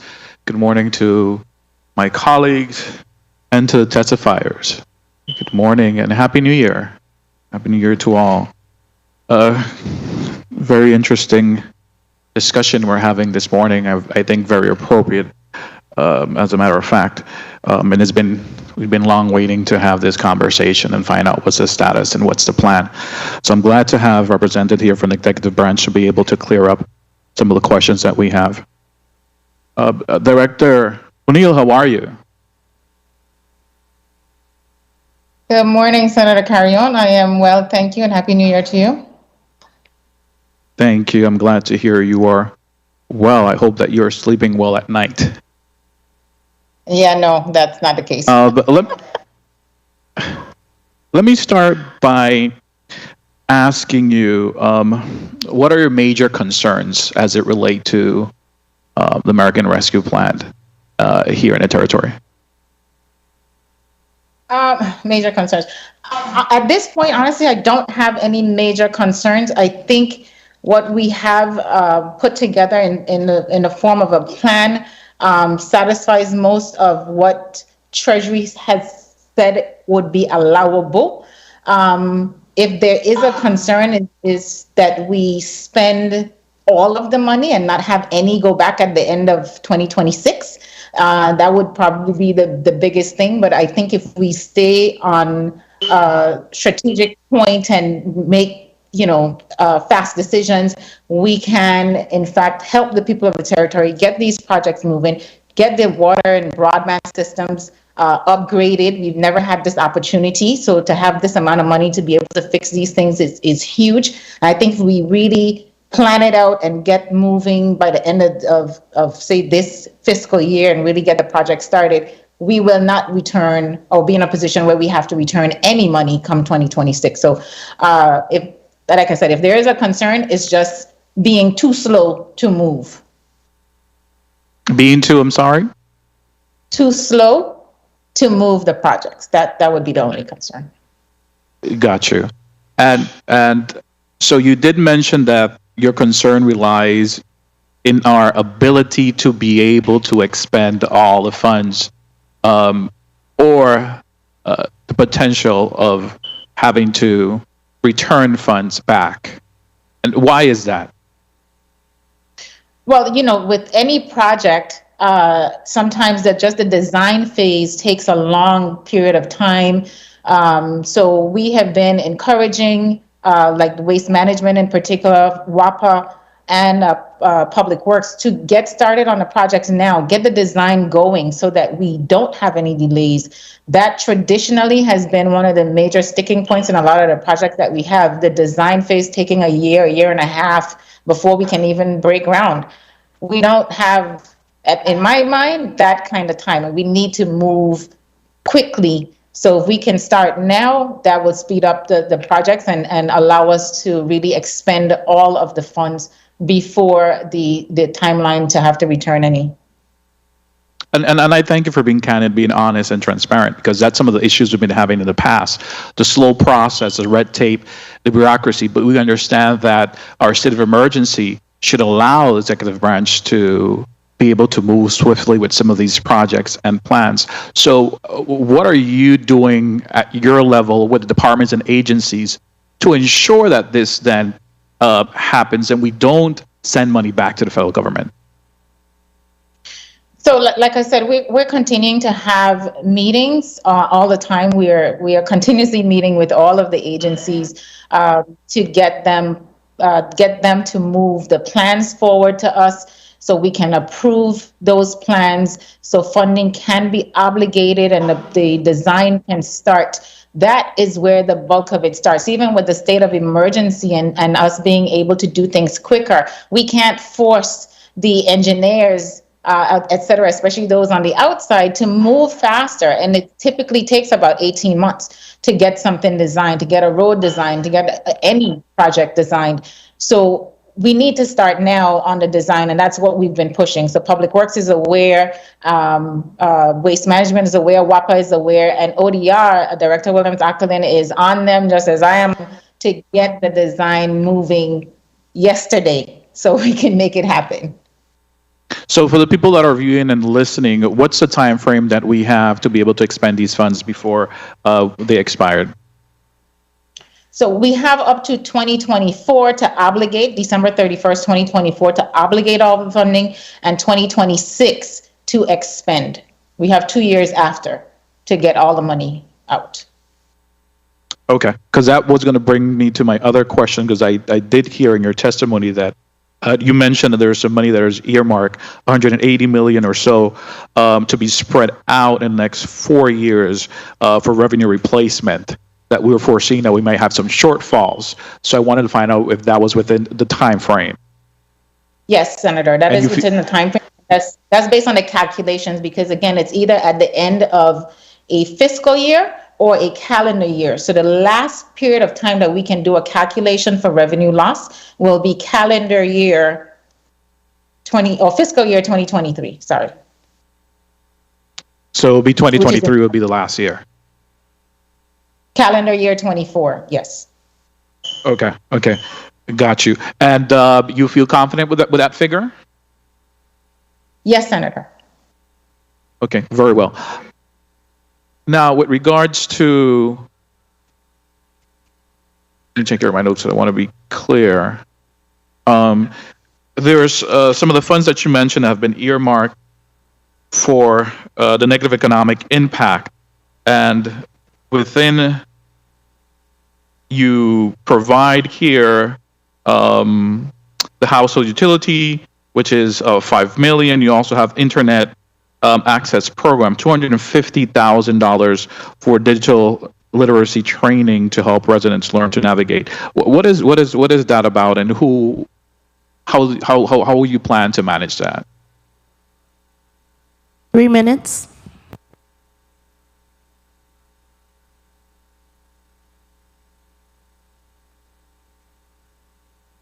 Director? I'm sorry. That may be under one of the departments. I can't remember which one, but let me look into that to see which department would be responsible for that, and I'll give you an answer in a second. Okay. And with regards to community violence intervention, I see you have 13 million here, which is set aside for crime response, community violence intervention. But looking here, is there anything has been earmarked for nonprofits? We know that nonprofits, organizations within the territory do an extraordinary job. They do so much with so little. What from this has been earmarked to support the work that nonprofits are doing within our community, and specifically in the area of crime prevention programs? Because I see money here going to VIPD, and some of it, if you ask me, is a bit redundant. So can you please elaborate? Sure, Senator Carrion. The nonprofits, all nonprofits can apply for any of this funding. Whatever work they're doing, once it fits within any of these categories, they can submit their plan, and we will take some of the funding that's allocated for each specific category and apply to those nonprofits. It's not just for, say, the VIPD or for any central government agency. It is for any entity that applies and fits within any of the categories as established by Treasury. This was what the Treasury's plan was, and we allocated across based on their guidelines. But again, any nonprofit can qualify within any of these categories and will be granted the funding. Now, another area that is of great concern for me 1 minute. is the small businesses. We know how they've been tremendously affected during this COVID pandemic, especially when we talk about nightclubs, bars, and restaurants have received the blow, and also those that cater to the tourism industry. The amount that I see here seems to be minimum to the amount of impact. Have you guys done any studies to see really what should be earmarked to be able to assist these small businesses that have, some of them have even had to close down because of the hardship during this time? So is there any considerations, any studies been done to make sure that the amount that you guys have earmarked is sufficient? And especially those that weren't able to apply for other federal funding through the PPE or PBT, whatever other federal funding that was available. We have a number of pops and mom shops here that have been tremendously affected. What's the plan with regards to that? Time.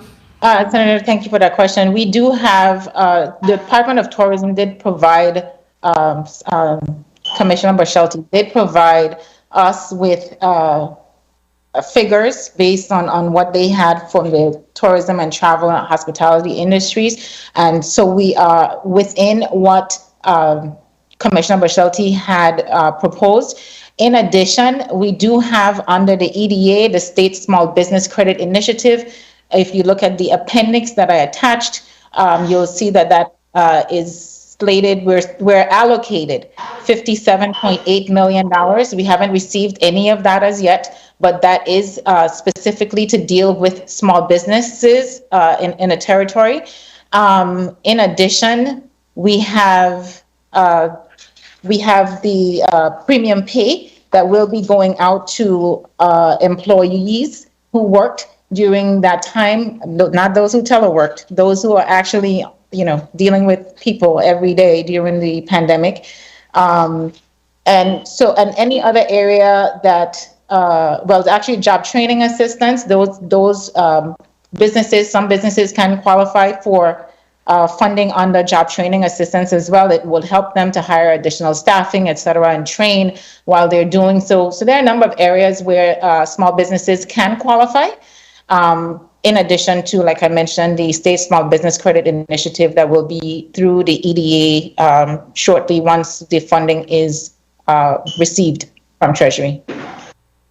We definitely need to get this money to our small businesses because they are the engine that keep our economy moving, and that most times we don't really acknowledge their contribution. So we need to make sure that we provide them the assistance that they need.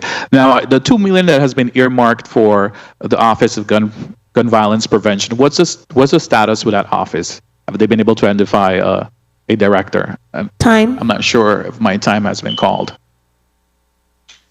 Senator, at this point, honestly, I do not know. I have been swamped, and I do not know if a director has been found as yet. I can find out and revert back to this committee as to the status of a director for that office.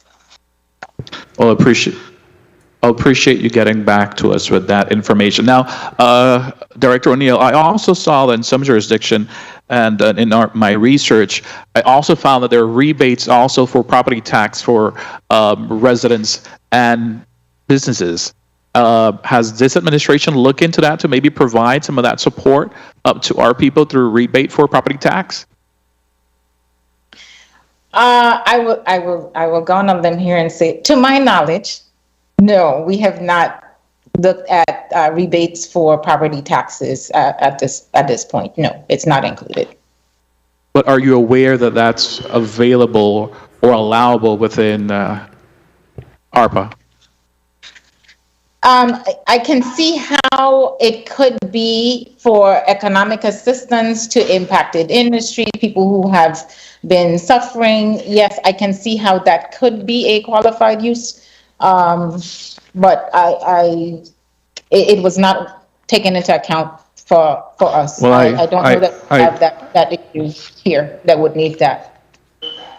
Great. Well, I urge the administration to look into it and provide the much relief that is necessary. Thank you. I think my time has been called. Thank you, Madam Chair, 10 minutes for ago. the leniency and the time allotted to me. 20 minutes ago, your time was called. I do apologize. No worries, no worries. Good questioning. Senator Bailey, point of inquiry. Thank you so much, Madam Chair.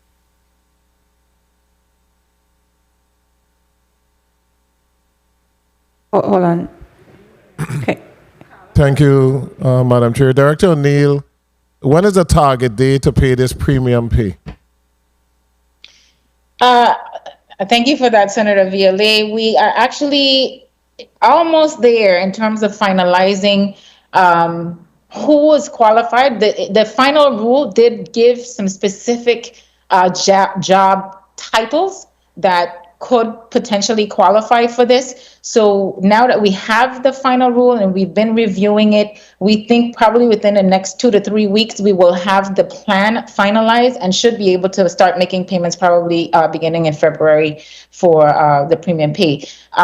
You would note that the first, I think the school food workers, I think that's their title.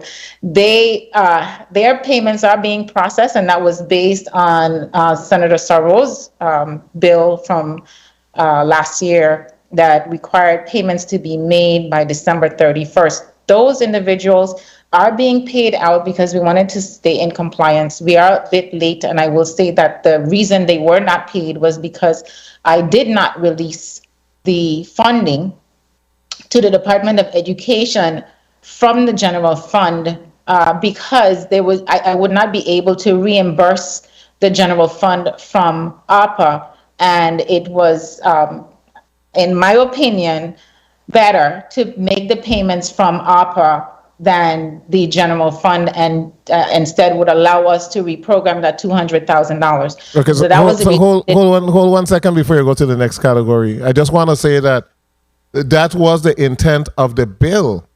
The only reason why we allocated the monies from the general fund was because the Department of Education, despite us requesting that they pay these individuals 7 months ago, did not act. So we said that we had to act, and we know that it would be wise that the Director of Office of Management and Budget, when she see that 200,000 figure, she would not pay it from the general fund and she would use federal fund.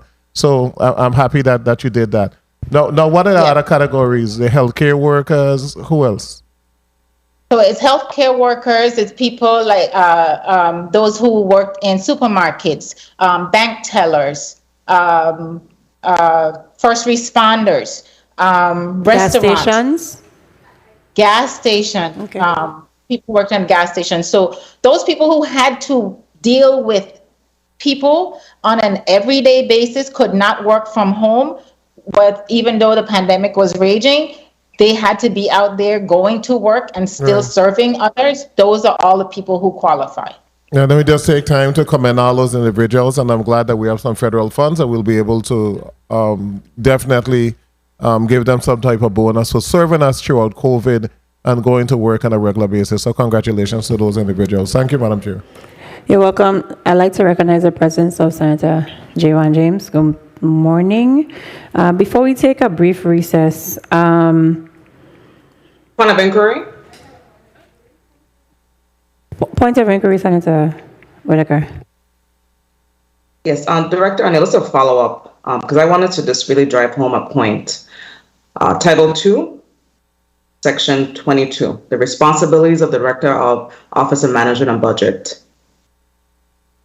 Number 3 says, among the 6 items, assist department and agencies in their statement of goals and objectives, preparation of program plans, budget requests, and reporting of program performance. I also circle up to number 1, where you also have to work with the departments with their financial planning. I still need to understand, as you indicated to me, that you do not request of the departments and agencies regular financial information, as I am a former person who used to send information to your department as required by maybe a former process. How, in this case of these funds, are you just going to leave it to the Department of and agencies only reporting to the grantor entities? I need to understand how, in your fiduciary responsibility by law, you're saying that you're not responsible to receive those reports, and how are you going to work with them if you're only relying on them sending it to the grantor agency? Thank you. Senator Whitaker, I am aware of my fiduciary responsibility. And again, I did not say that I don't review. We conduct ongoing analysis for each department. We have a grants management system called eCivis, where every grant is entered and we are able to see the status of that. We also have the ERP, where we are able to go in and review and see exactly what's going on. If we have questions, we will reach out to our department and get that information or get them to answer whatever questions we have. We have ongoing audits. We are out there helping them to provide all the information for both the program audit as well as the financial audits. There's ongoing communication with every single department in this government. We have established a performance management unit, and we also have a compliance unit within OMB who, again, regularly interacts with every single department. So we are doing everything that we're supposed to do, including what is stated in the law and what my fiduciary responsibility is.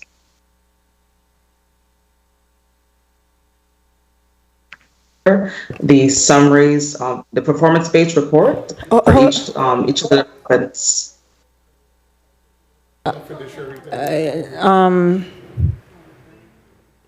I believe Director Neely answered the question.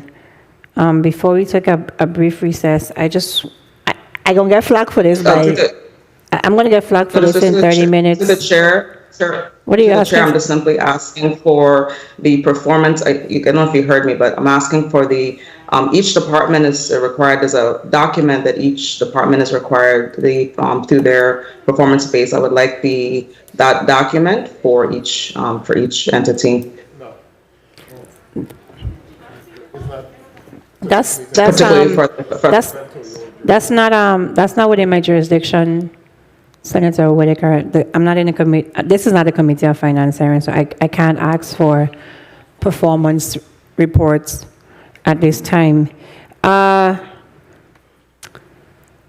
I was saying before we take a quick recess, in about 30 minutes I may get some flack for this, but going back to the contract for marketing of the emergency rental assistance program, the 262, we're not trying to attack one local company.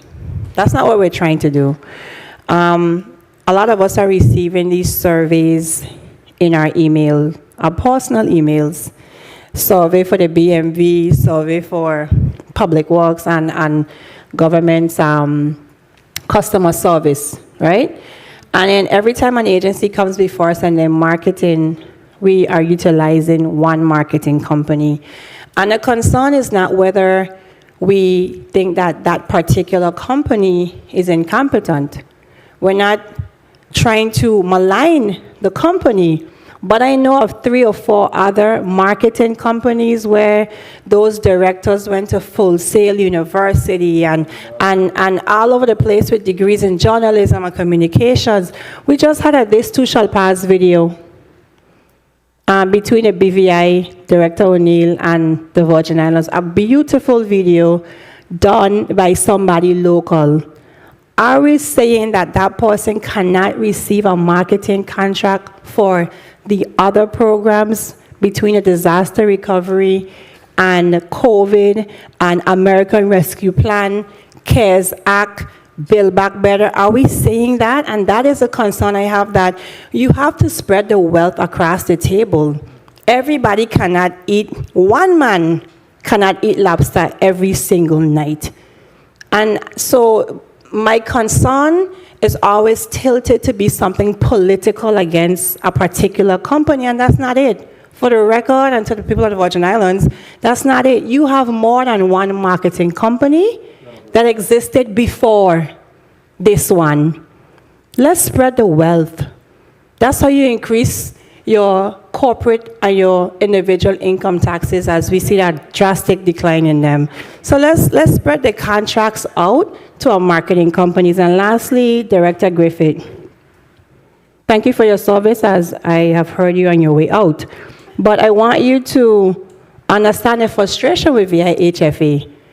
We have an emergency rental assistance program, but the emergency component gone.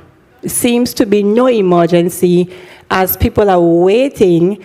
Homeowners are going into foreclosure, waiting for rent from the tenants who haven't paid rent in 4 to 6 months. So the emergency component, people are frustrated to be jobless, can't pay your rent, and the landlord, you're dodging the landlord because you know you owe rent.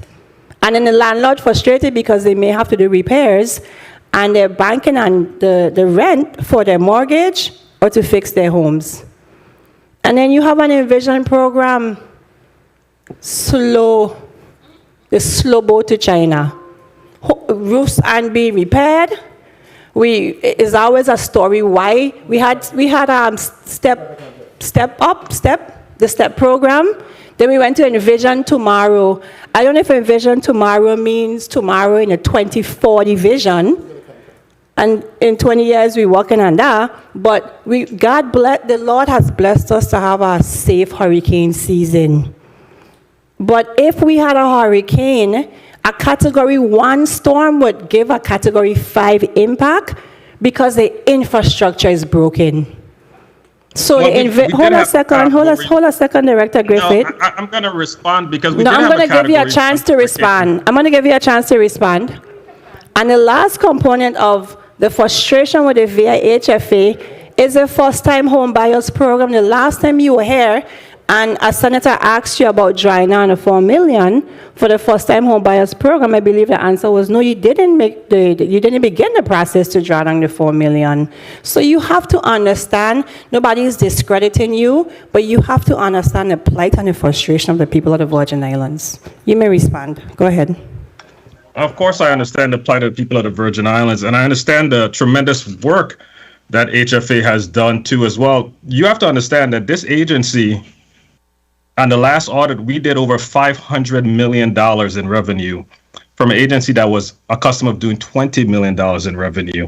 In the STEP program, which you just spoke about, we did over 6,000 temporary repairs and over 1,600 permanent new roofs in the Virgin Islands, spending over $700 million qualified, and have paid out all those contractors that you heard about before. You haven't heard any calls from them because all of those contractors have been paid out, and we're in the last 10% of paying out on that program. And also, we've just signed a contract as of this week for 200 homes with the Envision program, with a contractor to begin the repairs on those homes. So all of these things, they never happen fast enough, because it's never fast enough when someone's without a home, and it's never fast enough when someone doesn't have a roof. But at the VIHFA, we've worked on over 8,000 homes since the hurricane, and we have an additional 600 homes left to work on, and we're knocking out 200, and we're going to put an RFP out again for the remainder of the homes this year. So all of those things are happening. Even if you go to OMB's website and you look at expenditures, the department with the most expenditures in the Virgin Islands government is VIHFA.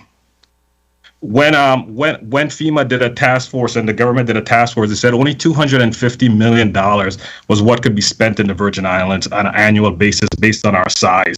And VIHFA by itself has been spending close to that dollar amount and allocating it to different programs and different agencies. We not only do we do the community development disaster recovery, the community development mitigation, the emergency rental assistance, homeowners assistance. We also do homelessness. We fund a myriad of organizations and programs helping people in the territory, and Director spending more than Griffith, any Director Griffith, organization in the the territory. concern, I am. It's never going to be fast enough. I'm It's grateful impossible I'm because- grateful for the CDBG and all of that. Who has the Envision contract? Persons has the Envision's contract for the 200 homes. And Who? then Excuse me, who's that? persons. Persons, PRSON? Yes, ma'am. Where are they based out of? I want to say the Carolinas. Any of our local contractors are in this program? Correct. They're the subcontractors. We have both local contractors in the program who are contractors, and we also have persons who won the 200 homes. Okay. So we have a combination of both. Okay, now I'm going to take a recess, but my position still stands. That of course you spend the most money because you have the most money, and No, we don't. hold on.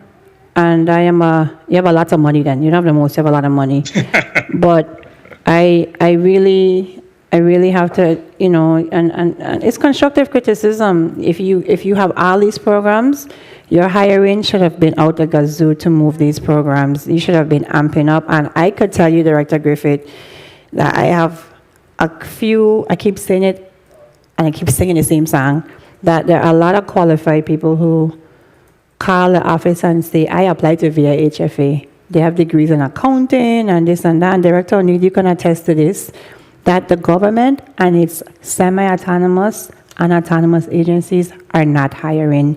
There's some breakdown along the line between the human resources divisions, between how the process of the applications are going through, if they're making it to people's desks. But I think most of my colleagues can attest to the fact that qualified people stop to the legislature, show their document that they apply, show that they have a degree in accounting, in business, in architecture. And I have a desk of resumes of people who have applied, and we are simply not hiring. And we have qualified people who are looking work. But I know that you guys have been sitting for quite some time. The committee will take a recess so that you may stretch your legs and use the restroom. The committee stands in recess.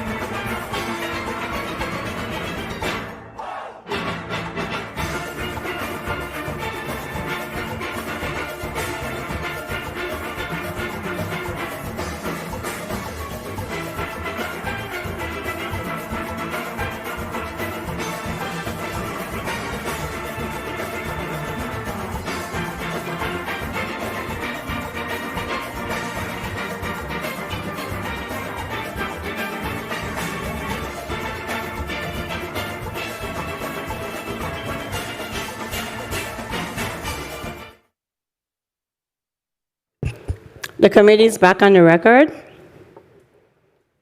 Testifiers, are you there? Director O'Neill, sound check. I'm here. Thank you. Just making sure. This was in honor of you. I appreciate it. Okay. Senator Francis, you ready? Thank you very much, Madam Chair. Good morning to you. You're looking nice in your royal blue. And good morning to the people of the Virgin Islands. Happy New Year. Let's make 2022 a great year for our Virgin Islanders. So I want to thank all the testifiers thus far. Thank you, Director O'Neill, for your testimony. And I like your final statement, which I felt should have been the preamble. Finally, Governor Bryan has asked that this committee be further reminded that this is a preliminary plan and that he still trusts that this legislative body would partner with the administration to provide the people of the Virgin Islands with a collaborative spending plan. That should have been the preamble. But again, that should have been his response when the media posed that question to him in regards to the ARPA funds legislation. But we won't go there. We'll move on from there. I want to also caution on Executive Director Merritt that in fact, this legislative body that oftentimes provide additional funding to the Waste Management Authority will continue to stay awoke. The trash haulers on St. Croix, as we have funded in the past, will have a seat at the table. So whatever negotiation is going on, know that we are paying attention and we will be monitoring that closely. We have the same competent authority here in St. Croix, and we want to make sure that our individuals have a seat at the table there. Please be aware of that, Director. So, Director O'Neill, what's the current balance on the ARPA funds? Hi, Senator Francis. The current available balance is for what we have received is $483,876,093.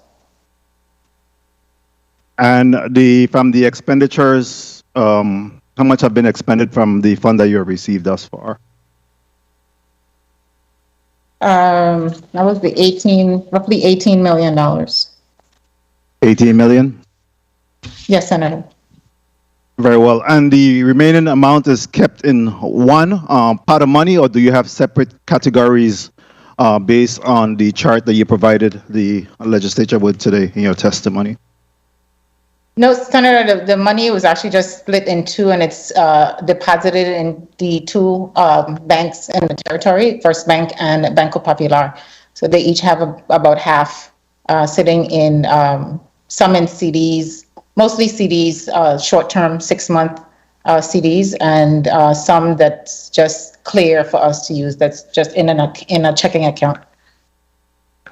So what is the mechanism, the measuring stick that will be utilized for the purpose of measuring the scope and responsibility and the expenditures of each of those categories that have been earmarked in your expenditure categories?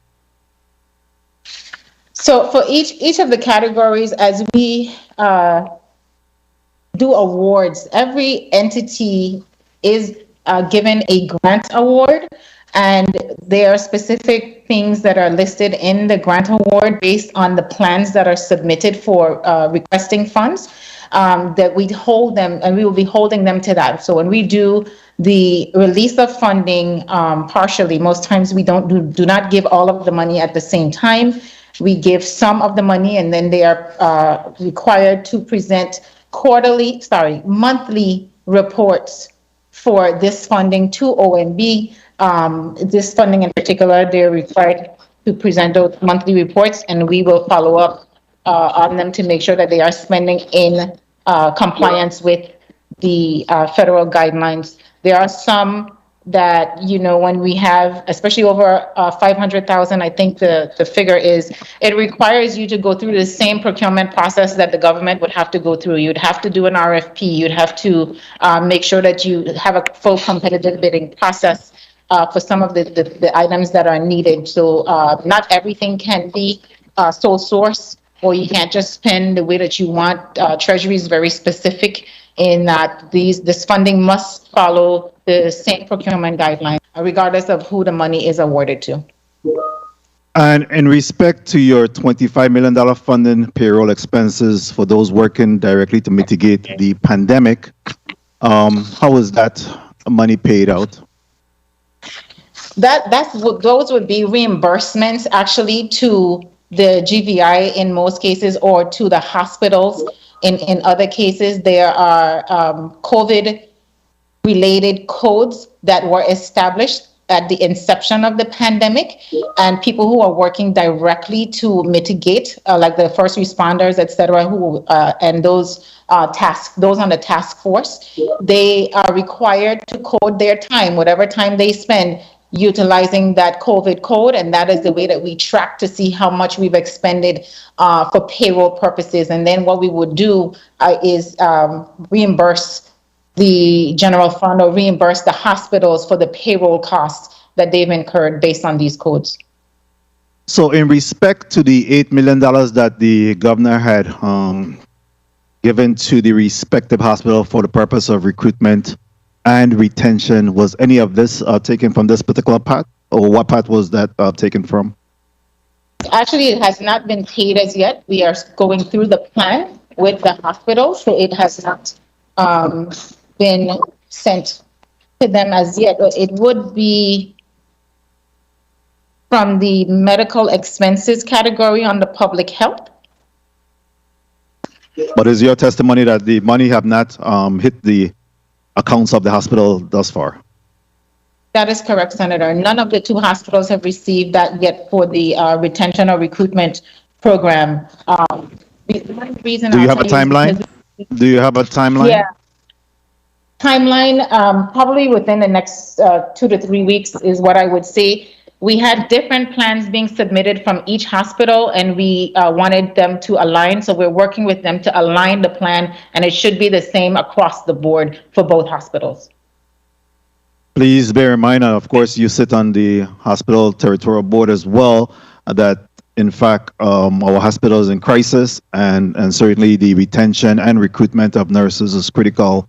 So they're very much in need of that $8 million to be able to assist in making that a reality. Absolutely. So quickly, I want to go to Director Griffith and the rental assistance program. And Director Griffith, heavy is the head that wear the crown. And I want to congratulate you for us finally being able to make whole, some of those vendors and contractors under this STEP program and the various programs, and getting that taken care of. But the rental assistance is truly a travesty and certainly difficult. And the situation is that 75% or the lion's share of those individuals still have not received the money. Hearing that 600 have already qualified and 159 have received checks.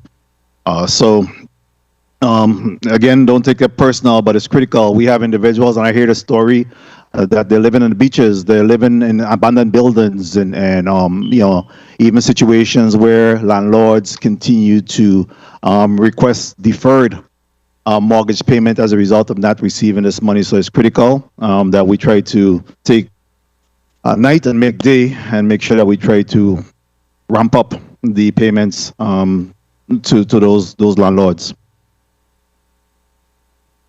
Definitely, sir. Definitely. And unfortunately, the situation that we are facing in the Virgin Islands is mimicked throughout the entire United States, in which the payments are going out across the entire United States slower than what Treasury intended, and why Treasury came out with a second round of funding to reduce the enormous amount of rules that they placed on the first leg of the funding, so that we can have an increase across the United States and in the Virgin Islands. So you'll see nationally as well as locally, the spending is similar because the rules are exactly the same. But you're 100% correct in terms of that. The spending has to increase, and the hiring has gone up and down in the program. And we have been, and we'll continue to push to get more employees and to get the help to get the funds out, like everyone in the United States is attempting to do. But in terms of payment percentage wise, we're very similar to what's happening in the United States. Yeah. But we're going to push to increase the numbers here locally because, as you know, it doesn't matter anywhere else where we live. I totally agree with you, Director Griffith, but the unfortunate reality is that at the home front, it's a little bit more closer to us. We don't have YMCA, we don't have American Red Cross, we don't have soup kitchens, and all these areas where individuals could be able to get assistance. Our nonprofits are not being properly adequately funded in a timely fashion to support and assist in these endeavors. So, the fallout is a lot more significant here at the home front versus what's happening nationally. So, again, I hear you, and I know that we have a similar impact. But here, it's a little bit closer to home. Understood, sir. So moving on from there, again, I get your commitment that we'll try to fast track that somewhat. Going back to Director O'Neill real quickly, in addition to the ARPA funds, have other government agencies or semi-autonomous agencies, to include like the Port Authority and others, receive funding from ARPA? Yes. Senator Francis, there are, if you look at Appendix A, there are a number of other departments and entities that have received funding through the American Rescue Plan Act from other federal grantor agencies. Yes. Very well, thank you. Madam Chair, what's my time? Have been called? Yes, it has, but you may conclude. Okay, real quickly, Director Williams-Octolane, in regards to consultants, besides Whit O'Brien and Ernest Young, any other consultants that we have to assist with our disaster recovery at this point? Senator, there are two main contractors, are Ernst & Young and Whit O'Brien, of course. We also have Tidal Basin that is helping to provide assistance for portfolio management. Of course, if you want to include our architects and engineers that are included in providing staff augmentation and support to the Department of Public Works, that being Springline Architects, Juridian Design Group, and DLR Group. Very well. Thank you for that. Mr. Chair, if I could just ask that you allow for or get the Executive Director of Housing Finance Authority to give us that name of the individuals that have been contracted to do the 200 roofing program. I know you mentioned persons, but if we could get the full name of that entity, I'll appreciate it. Thank you very much, Mr. Chair, for the time. Thank you so much, Director Griffith. And persons is the group that's managing the Envision program now, correct, Director? That's a group that'll be doing the 200 homes repairs. I'll give you the full name, though. I'll pull that up and give it to you. But they're the ones who are going to be doing the home repairs. Okay, then previously before there was a contract, the name of the group was Arman or something like that, a $14 million contract to manage the Envision program, correct? Correct. So Arman, we did not renew Arman's contract, so they're no longer with the authority. So what we've done is we've done two things. We've expanded our in-house staffing of the Envision program, and we also have put a company in place to do the staff augmentation of our construction management as well. Okay, which company is doing the augmentation of the construction? The staff augmentation contract was recently won by Whit O'Brien. Okay, and that is for how much? I'll have to pull it up. Okay, if you can pull that up. So you're trying now to bring the entire Envision program in-house? No, The management of the program, the management, not the management actual of the work. program is in-house with the assistance of Widow Bryan, who won the staff augmentation portion. Okay, and the previous contract was some 14 or 15 million, right, with Arman? It was something around that sense, but I'll give you the exact amount. There's no need to guess one. We can just pull it up. Okay, so what I would ask is exactly how much was paid to the Arman group, and exactly what is the amount that is going to be paid to Witt O'Brien for literally those same services. And I wanted to ask a question, Ms. Williams. I know Witt O'Brien works on behalf of the government of the Virgin Islands. Is this, they were hired for the disaster recovery, and this is now COVID related that they're doing. Now the envision is still disaster recovery. Yes. Is this a part of the original $80 million contract that they have, or is this in addition to the $80 million contract that they have? This will be in addition to the $80 million contract. Within the contract with the Public Finance Authority, there is the ability for Witt O'Brien to assist with other disasters. Okay, However, in this case, so hold up 1 second. This is where I'm trying to really understand. If we hired them, I want you to share this. I want to share this, and then you can. I think it will help you to frame your question. However, HUD requires that we establish cost reasonableness. So as we move forward, it is the preference for us to solicit separately outside of that contract, so that we can have a clear way of demonstrating cost reasonableness for the support that's being provided. That's something that HUD has requested, and that's why the Housing Finance Authority went out separately to secure a contract outside of what is in existence with PFA. but all of the documents for disaster recovery, the submissions to the federal government, etc., were being processed through either Ernst & Young or Witt O'Brien, correct? For FEMA funds, and yes, there is let me be clear. There is the potential to do so. We can utilize them because it's an eligible activity per the contract. So who's going to monitor them? Because Witt O'Brien and Ernst & Young were utilized to make sure that we do everything in compliance federally, etc. And they sort of have oversight over making sure that those funds are expended the appropriate way. So now if they receive a contract, who is going to provide that oversight for them?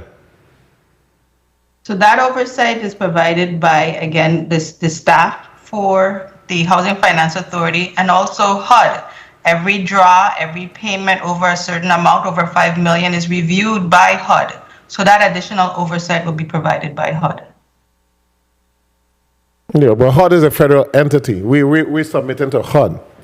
I'm talking about protecting the local government. Who is protecting the local government in reference to these contractors that are working on behalf of the government? Ernst & Young and Witt O'Brien they were one of the facilitators when we had AECAM, Aptin, etc. Everything was going through them. Who is it going to go through? Now, it seemed like it overlaps. Well, it doesn't, Senator. It doesn't. I mean, we are also building our capacity to understand this. With 3 years in, a lot of what the work they're doing now is augmenting our staff. So we know what to look for. Everything that is reviewed and sent to us, we review it before we send it forward. So we have that kind of oversight, as well as these draws, again, from the HUD side. HUD also reviews to make sure that the investment is protected.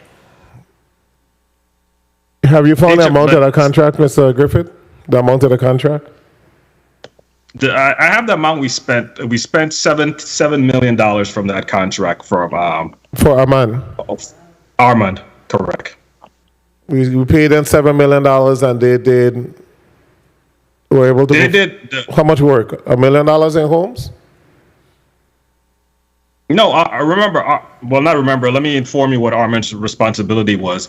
Armand did the review of the homes to say what work was necessary to be done. Correct. So they reviewed all of the homes that were submitted. They also created the scope of work for the work to be done. Also created the plans, the architectural plans for the homes that needed to be done. Now, how many of those plans were they able to complete? Architectural plans, scope of work. How many? For scopes of work, they did scopes of work for almost over 1,000 homes.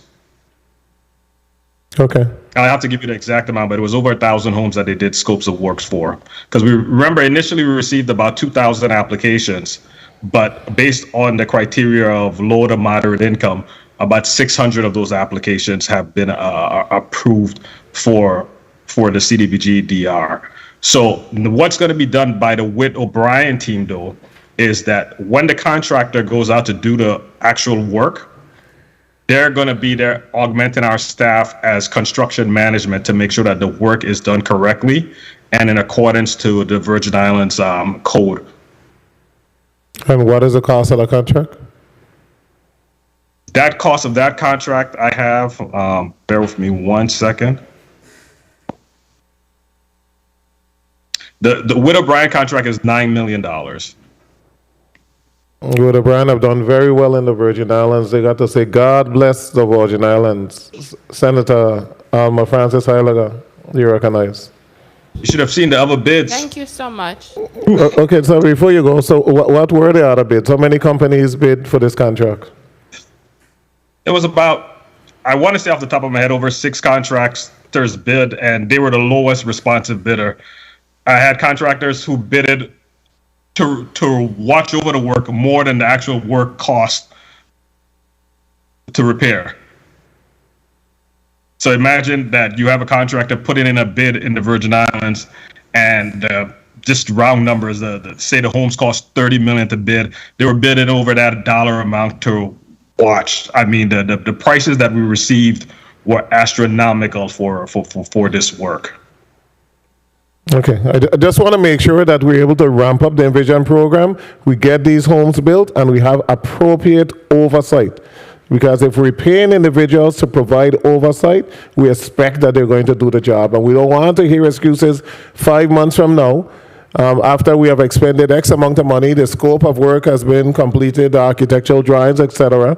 So work need to proceed. And we have a number of homes across the territory that we need to get to as quick as possible. Senator Francis Heilaga. Point of inquiry. Thank you so much. As soon as Francis Heilaga is done, Senator Whitaker, I'll let her go ahead, and then I'll come to you. Go ahead, Senator Francis Heilaga. Good afternoon to my colleagues. Good afternoon to the testifiers. Good afternoon to the people of the territory. I would like to extend a happy new year, as this is my first opportunity to via this medium to wish Happy New Year to the people of the territory.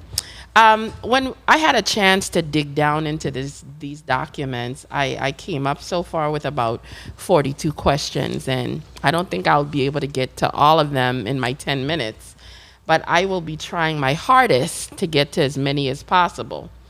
The first question I want to jump into, the $7 million that has been allotted for the vaccination program, could the director share with me what or how much money has been expended for this, and what has been the rate of return on these types of initiatives? Have you seen the vaccination of the individuals in our territory gone up? What is the status? Good afternoon, Senator Francis Heilaga, Director O'Neill. The amount expended is $5,020,175. And to my knowledge, the numbers for vaccinations have increased and are continuing to increase, even though there are no current vaccine incentive programs in place. Okay. Over time, one of the things that I've noticed that we had reduced monies, or we are not spending monies for testing. And as this pandemic goes through, we're recognizing that both vaccinated and unvaccinated seem to be catching COVID at similar rates. What are there any additional funding that you know is going to be put forward to more permanent testing so we could find out and understand who is having COVID so we could assist with alleviating how the spread is happening in our territory?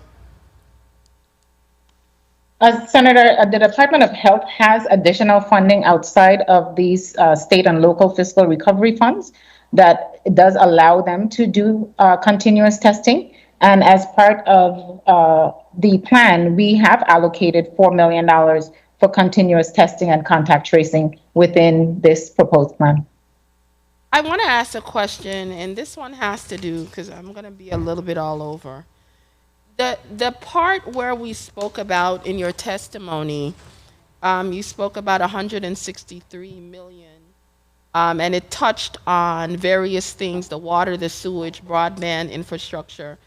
I knew from reading the headlines last month, the delegate to Congress had spoken about the Infrastructure Investment Jobs Act, where we are to receive some almost $32 million in regards to drinking water.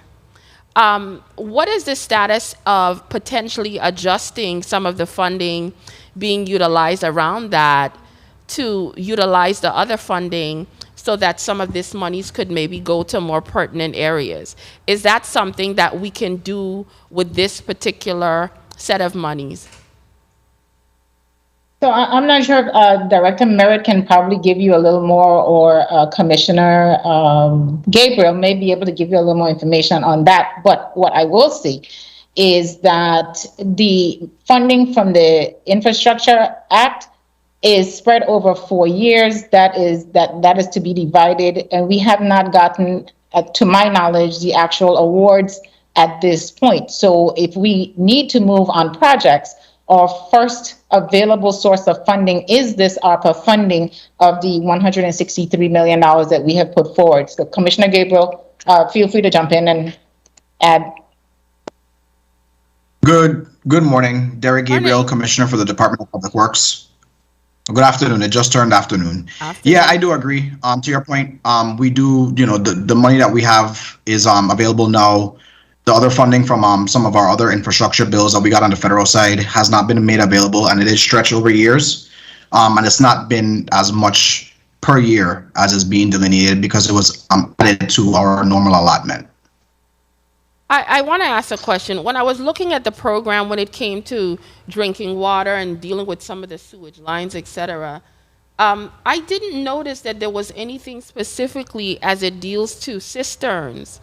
And one of the things that I recognize here in the territory, if this is an emergency and we're trying to utilize these funds, why in anything I don't see any here that accommodates for the fact that we are uniquely designed and built here in the territory, that a lot of drinking water comes from bottled water, people using filters. Has there been any accommodations for getting direct monies to, say, pumps and filters to the homes if we're serious about dealing with getting drinking water to the people? I understand the infrastructure and also trying to get potable water, but our reality is right now quite a bit of the homes have cisterns as well as their own sewage system. Why I don't see in the plan in regards to that, because that would almost exclude a whole group of people in the territory if we're only spending the money on other aspects of it. Anyone? Senator, hold a second. We have a new stenographer. Hold a senator's time.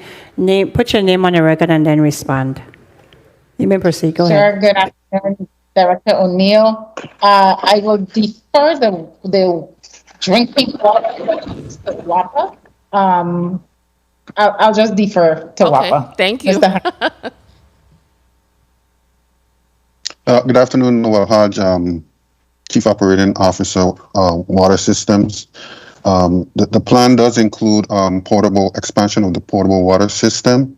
However, if we are talking about cisterns and filters, I think that's a matter that DPNR would address. That doesn't really fall within WAPA's responsibility, but that certainly was the in terms main of question. expanding. Why that was my main question. I didn't see it as part of the plan. So how would that now be included? Because are these things set when you have already attempted to divide the funds and say we're going to spend X amount of dollars here, and nobody thought to realize that you're literally ignoring an entire section of the entire Virgin Islands where people utilize cisterns in their homes? So Senator, if I'll jump back in here. 3 Director minutes. O'Neill. Thank you. Tell us how or what exactly you would like for us to do with cisterns, because I really don't know what, from a government perspective, we can do for private cisterns. So give us your suggestions. I will be happy, ma'am. I will be happy to share. These monies can be utilized for many things. You just had a whole conversation in making sure that private sector individuals are also included in getting monies.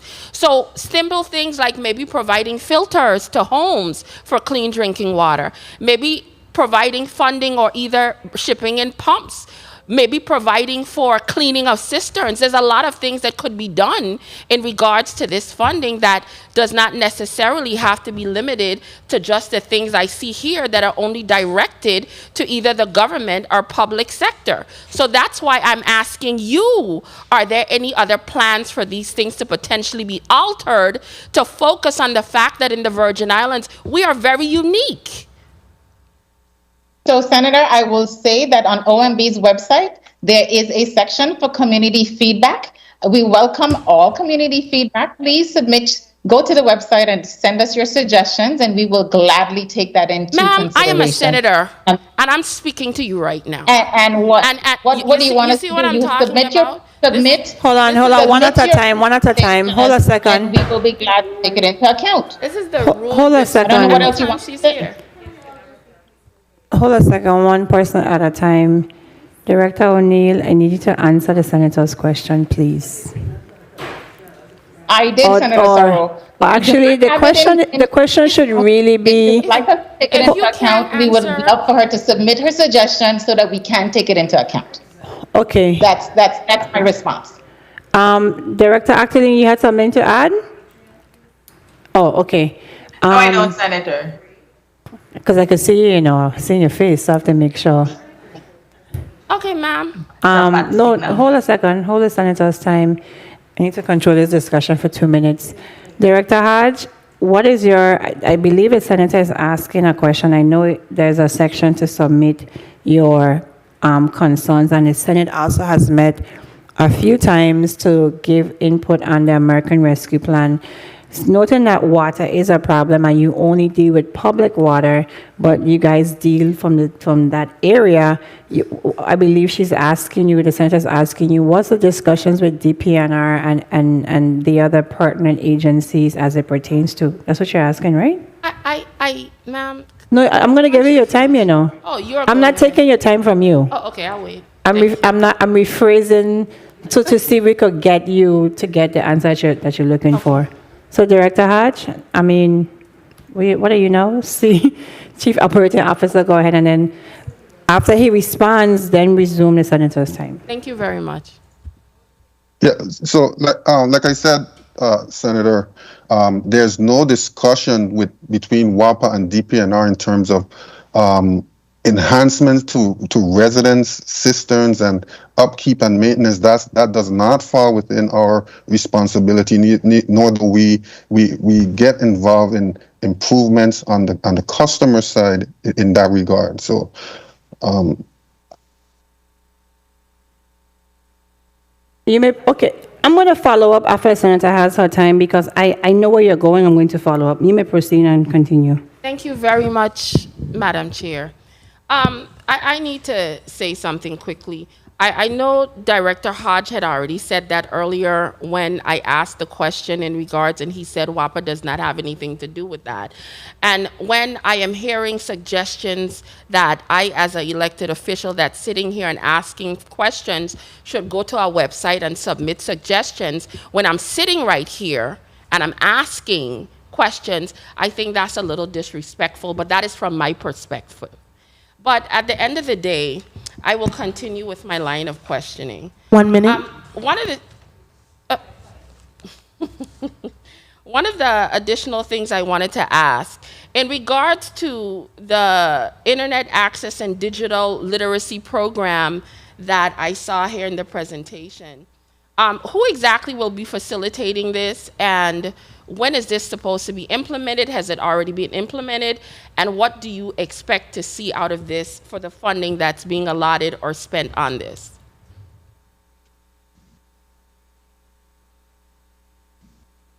Director O'Neill. Director Adams, please respond. Okay, as far as Stephen Adams, CEO of VINGN, as far as digital literacy, the program that we're looking at, which we're calling currently IO Academy, is an opportunity to be able to build domain expertise in the basically in STEM throughout the territory from elementary through college. And it's something that it's a program that we're working with Microsoft at the moment, and then we'll talk with agency partners to be able to present that in the territory. So right now it's a concept program that the governor has is enthusiastic about, and we're currently working on that now. Okay. And as it relates to the job training assistance program that is being implemented, anyone there could speak to that one? Well, job training is not VINGN's bailiwick, is there anyone that could speak to that aspect of this testimony? Great, thank you. Adams. Senator, again, Director O'Neill, at this point, no, that would be done most likely through the Department of Labor, and no one is on for that at this time. Time. You have a follow-up? Yes. Go, proceed. Thank you. I wanted to, while I was here listening to quite a bit of the testimony. The mic. Oh, can you guys hear me? While I was listening to quite a bit of the testimony, one of the things that keeps sticking out is the word emergency. And we have to understand that while we sit here and we question and we ask for information, because at the end of the day, we are representing the populace, and they come to us with questions that they need answered. When I am speaking to a homeless person, when definition for homeless is sometimes people are sleeping on their family members' couches for over a year because they don't even have a home to rest their head in. When I speak to individuals that are so afraid because they're going to get kicked out of their apartment because they can't pay their rent, I don't see the word emergency rising to the top of the pack when I discuss quite a bit of the things that are here. In my office, when I have conversations with people calling in frustrated because they have to stand in long lines because monies are available for COVID testing, but certain things were abruptly stopped. And apparently now it's only open to those that are showing symptoms. I think this legislature has to play a much bigger role in trying to understand and making sure that these monies go exactly to the various areas where they need to go to. I am a little bit taken back because when you have conversations in the public that this institution has not made recommendations, when I sit here with many of my colleagues have sat around and came up with ideas and suggestions that I was under the impression was already submitted to the governor through the office of the president, because that is what I understood was to happen, I'm a little bit taken back when I'm told we did nothing, because that is not the case. But I would like to say thank you for answering these questions, and hopefully if we continue to have other rounds, I will get an opportunity to ask a few more. Thank you. Before I move to the next senator, I need to recognize Senator Johnson. Good afternoon. Thank you for coming. So I need to go back to this water discussion. It went left, but Point of inquiry. I know you got back into the chair. Point of inquiry. So. Senator Whitaker? You have a point of, I have a question, Senator Whitaker? Yes, I did. You may proceed. Yes, thank you. I just want to, the question I want to drive home, there are probably about thousands of jurisdictions that in fact survey the public. Director Williams Octolin, what efforts are you've been making in coordination with Director O'Neill and the other directors and commissioners to actually survey the public and get out, of course, using various tools to get public input on specific ideas? Our constituents, even as my colleague just expressed and other colleagues, have a lot of ideas. What, in fact, other than the link to obtaining information on OMB's website, what efforts are you all making and for you to also update the list of priorities on the ODR's website in terms of this funding? Thank you for that, Senator. First of all, Director O'Neill and I work very closely together. Our staff work closely together to be able to manage all of these recovery funds. Secondly, we do have a number of stakeholders that we reach out to on a regular basis. We do have we call a long-term recovery group made up of nonprofits, members that regularly we provide updates to them, and they provide feedback and we answer questions to be able to keep them updated on what's going on with the recovery. In addition to that, of course, you mentioned our website. We field a number of questions through info@usviodr.com, as well as we continue to reach out to various mediums to get information.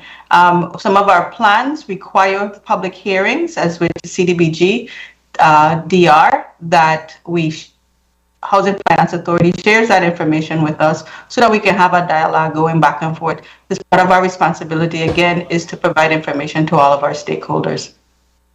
So just to follow up, you have to drill down. When I talk about public engagement, it's going to be a series of town halls where you actually get the information. I am aware of the long-term recovery groups, but specifically for the rescue plan, briefing the public about it, and that's going to require a lot of meetings, a lot of town halls, a lot of engagements. I have not seen any series of town halls by majority of the entities, and certainly you leading that charge, as is done throughout this country, topic by topic, and they've gone out into their townships, into their cities, and briefed the public and got briefing information that's been consistent in several different cities and counties around the country.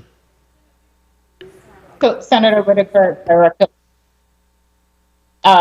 we have not begun the engagement yet. The first part is, as I mentioned, on OMB's website, where we are asking for community feedback to be submitted through that link. We will be scheduling some town hall meetings and different things as we get further in this process. In the next couple months, you will see more public engagement happening. But at this point, we have not done that. It is coming, however.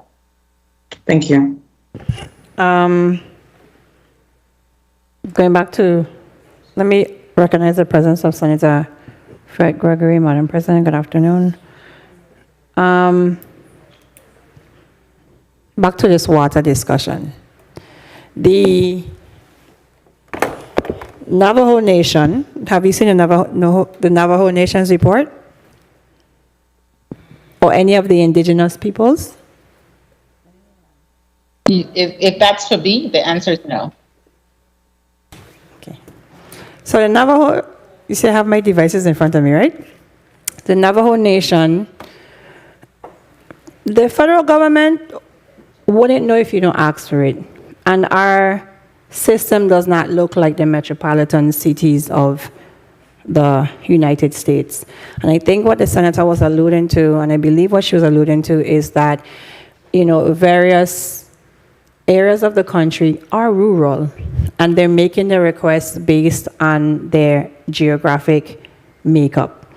And in Navajo Nation, in their American Rescue Plan request, Section B says residential cistern and septic system projects.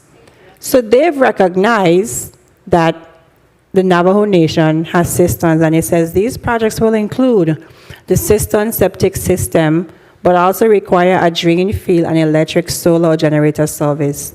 The ARPA, American Rescue Plan Act cistern septic project home projects include the cost to construct, plumbing if necessary, sink if necessary, hot water heater system if necessary, bathroom addition if necessary, an energy efficient generator, house wiring if necessary, inspection, installation of the septic system, and any other necessary components to make a complete working system. So the point is being made that potable water, great, that's WAPA, but we need to go back and make the appeal because a majority of the population reside in homes that have cisterns. And I think that was the appeal. And the Navajo Nation also, and if you look on the internet and the various ARPA requests, that request is really made by rural areas and the indigenous peoples. So I'm not attacking you, Director O'Neill and Chief Operating Officer Hodge. We're just asking for you to recalibrate the thinking to meet the demands of the people of the territory. Senator Fred Gregory, you may proceed at this time. Oh, sorry, my apologies. Actually, Senator James, my apologies. Senator James, you may proceed.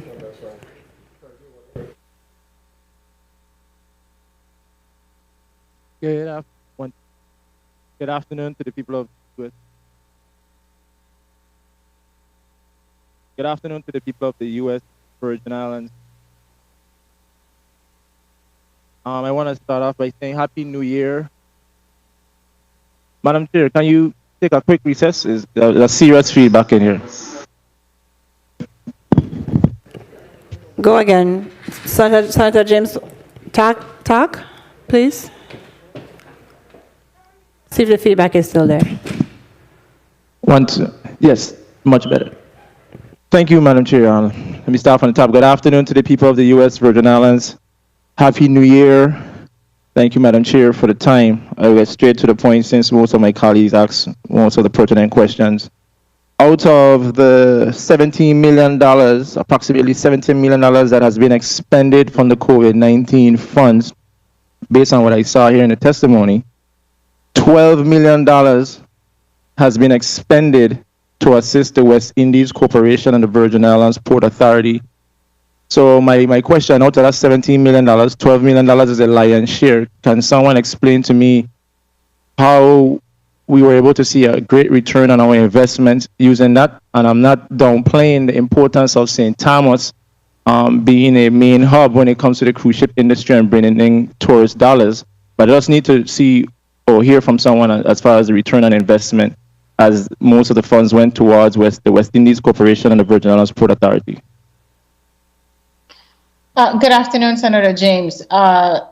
In terms of return on investment, those monies were specifically for revenue loss experienced by both of those entities. If you recall, the West Indies Corporation in particular had to lay off a significant amount of people, and others were working on a part-time basis. That means people were not getting their full paychecks, etc. This funding allows everyone to go back to work, which means we will be collecting all of the income taxes, etc. That's related to those employees going back to work, as well as it helps the overall economy. So you will see the impact from that. And the same thing on the Port Authority side. On the marine side in particular, they suffered extensive losses. And again, this allows the Port Authority to get their marine sector back up running to full capacity where it needs to be. We have a lot of boats in the area. We have a lot of ferries running back and forth now, and they needed the funding in order to be able to function the way they need to. Director O'Neill, I have the utmost respect for you, but I know I can read. It says also to support the rejuvenation of the cruise ship industry. So as far as the return, I just wanted to know, based on the recent cruise ships that have been coming into the territory and the increased of passengers when it comes to the ports I just want to know, with the $12 million that has been expended, what good came out of it? It's a simple question. So if you can just answer that question again. FICO in particular deals specifically with cruise ships. If their people aren't working, there's no one to service the ships when they come in to make sure that things are happening the way it needs to. FICO's employees needed to go back to work. The same thing for Port Authority. Director O'Neill. As well. That is what we're talking about in terms of rejuvenating the industry, allowing for the ships to be able to come back in. Now you're saying two different things, but I'm just going based off your testimony. I'm not here I ain't playing this game this year. I am just going to ask my questions and go up the road. All I'm basically saying is, in your testimony, you mention that the dollars are used to support the rejuvenation of the cruise ship industry, and I'm specifically asking, what are the returns? So you haven't answered the question. You have been sticking to the revenue loss, and if that's the answer to your question, to my question, cool. That's no problem. I see here where there's a breakdown of categories for expenditures, and I see public health has the lion's public health, infrastructure, and revenue replacement has the lion's share. I just want to get a little bit into infrastructure. I know one of the basic needs of the people of the U.S. Virgin Islands is clean water, and I'm happy to know that the administration is discussing the preliminary plans when it comes to clean water. But my question is, with the $90 million that is set aside to upgrade our pump stations and the relocation of force mains and the rehabilitation of sewer lines, I just want to place on the record to the Waste Management Authority and the respective agencies, just to put you on notice that the historic town of Frederiksted is also a tourism or tourist attraction. And I just want to make sure that right across from the old legislature building in Frederiksted, we have the issue with the pump station there, or the wastewater collection unit. I just hope that we can address that, because if we were not in a pandemic, we would have had a festival, we would have had village, and everyone knows every year the village, are you smelling the sewer in the atmosphere? And when people come into the Annie Abramson Pier from the cruise ships, all they're smelling is sewer pouring down our public roadways. So I just want us to keep in mind that the historic town of Frederiksted is also a tourist attraction. So please address that when you're using the $19 million and the other funds that you're using for the improvement of infrastructure. As far as revenue replacement, I guess my question would be to the director of OMB, Ms. Jennifer O'Neill. As far as the 4-year plan, because I think that's based on your testimony, it says over a period of 4 years. Can you just give us some insight as to the discussions that are being had in the executive branch when it comes to the $180 million for revenue replacement over the period of the next 4 years? Just give us some insight, since we're not included in those discussions. Senator James, the 180 again is an estimate, and we will not know for certain exactly how much we will utilize in that category, or how much we would even qualify for in that category, until it is calculated. And we can only do the calculations once per year for each of those 4 years. So there's only a certain amount that you would get for each year. So again, the 180 is simply an estimate. We may not even qualify for the full 180, or we may qualify for more than 180. Totally understand, but I just want to know how you came about with those numbers, because we're talking about transparency here. We are not in those meetings, and I understand we can't be in every single meeting, and I don't want you to speak to us as when the public will think that we are in those discussions. We just want to know how you came about with those numbers. That's all. Understood. So what we our estimate was on average about $30 million a year. We did project, as I mentioned earlier to Senator Violet, that at least one or two of the years would have about a $50 million loss to get us up there. But we are on average, it may be about 30, but we're giving anywhere between 30 and 50 million a year in revenue losses based on what we saw with the first year's calculation, which was calendar year 2020. Thank you, because as I'm a member of the Committee on Finance, and I will be paying attention to that as the years go by. And like I said, I don't want the public to think that everything is kumbaya in the legislature. The legislature has a role to play. The executive branch has a role to play, and we're not in all of those discussions. So when we have these discussions, it's just to simply find out what is being discussed behind closed doors. I see here that there's an appropriation for $2 million, or the earmark for $2 million for the hiring of law enforcement officials. I'm not sure if we have anybody here today who can answer to that, but I guess Director O'Neill, you can. Can you just give us an idea of how many law enforcement officers that will be able to cover? What was the math or the formula used to come up with that $2 million? Senator James, yeah, we've had extensive conversations with Commissioner Martinez from VIPD. He has plans to expand not just the community police officers, I think that's the title that they're using, not just that, but also to hire additional officers specifically on the intelligence side to assist with the increased crime. I honestly, at this point, cannot remember the exact amount of officers. It may be in that around 20, if I'm not mistaken, but I'll have to confirm with Commissioner Martinez and then provide this committee with that number once I confirm with him. Madam Chair, was my time come? You have 1 minute. Okay, thank you. And I see here where we have unemployment insurance equity grants and $0 remaining out of the $2.2 million that have been allocated. So I'm assuming that everything has been satisfied and all recipients receive their unemployment insurance. Director O'Neill? Senator. What file are you looking at? The unemployment insurance equity grant. I see where there was $2.2 million, approximately $2.2 million, and as of today is $0 remaining. So I'm just asking if all recipients receive their unemployment insurance, and do we Senator, expect to get more? I'm sorry, we have not received. If you look at the column that says funds received, we haven't received that as yet.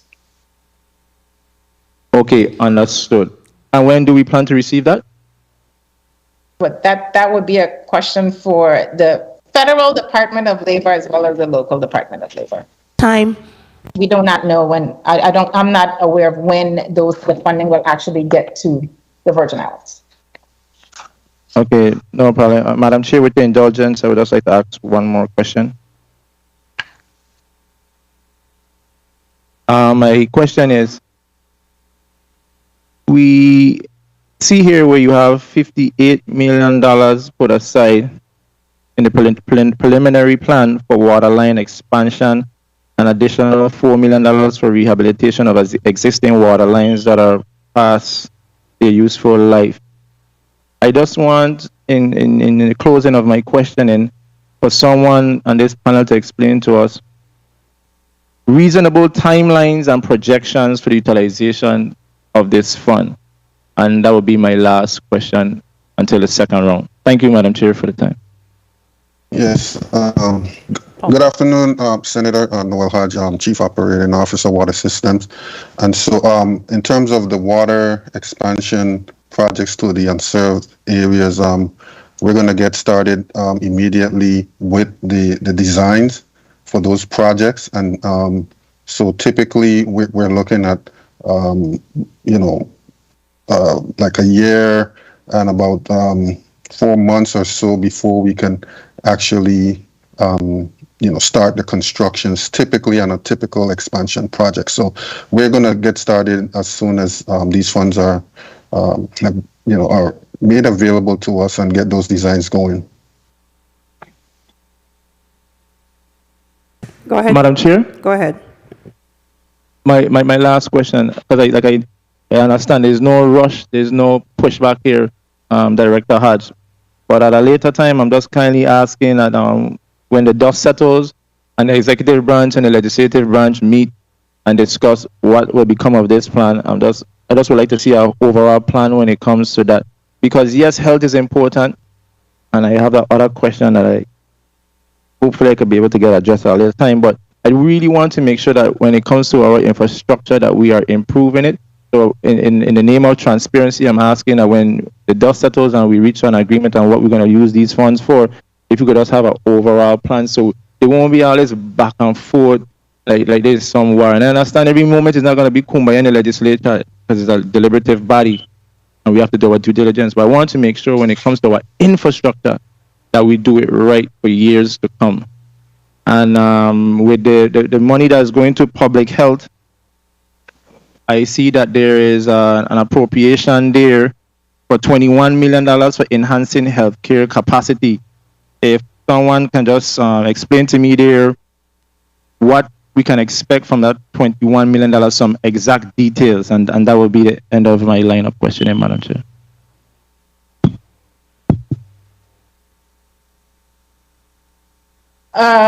Good afternoon again, Senator James, Director O'Neill. The $21 million will help the hospitals and the Department of Health and Human Services to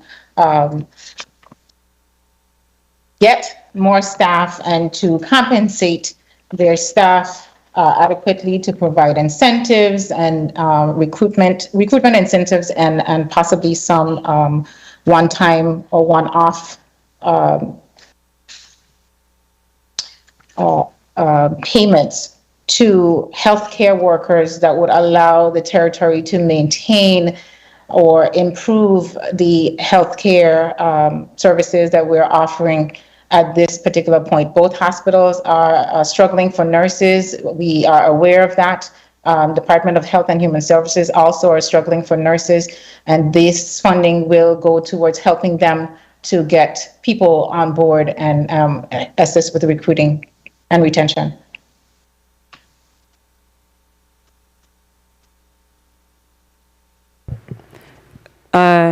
Thank you, Director O'Neill. Office of Gun Violence Prevention, $2 million, right? It's not just for, well, this poor Office of Gun Violence. Everybody knows that I had a no vote to establish the office, as I feel like it's another layer of bureaucracy while you have the LAPC and everything else. But of the $2 million, what do you allocate for gun violence?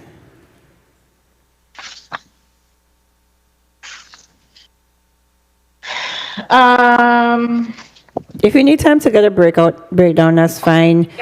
And then $1 million to fund prosecution of gun crimes. What does that mean? We're going to hire additional prosecutors? What does that mean?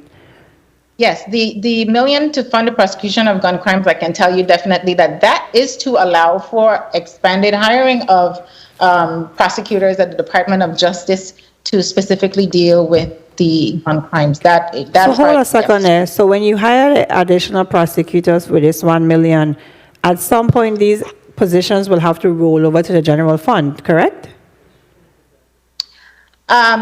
Yes and no. It depends on, right now, there is a backlog in the court system. So it's going to be a contractual basis?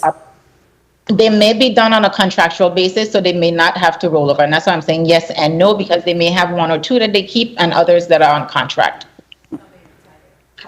Okay, so when you have a chance, come back and tell me what is $2 million to deploy violence intervention strategy, because our intervention is really through our nonprofits, our prevention programs, and everything else. I'd like to know what that $2 million, how did you get to $2 million? What was the breakdown? So take your time on that. Senator Fred Gregory, you may proceed at this time.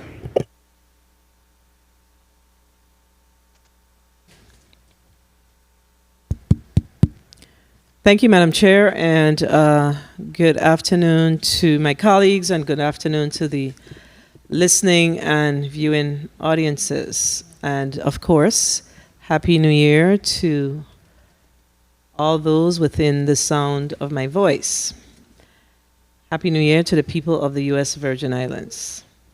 I want to get back to the purpose of this meeting, and that is to discuss the ARP infrastructure in particular.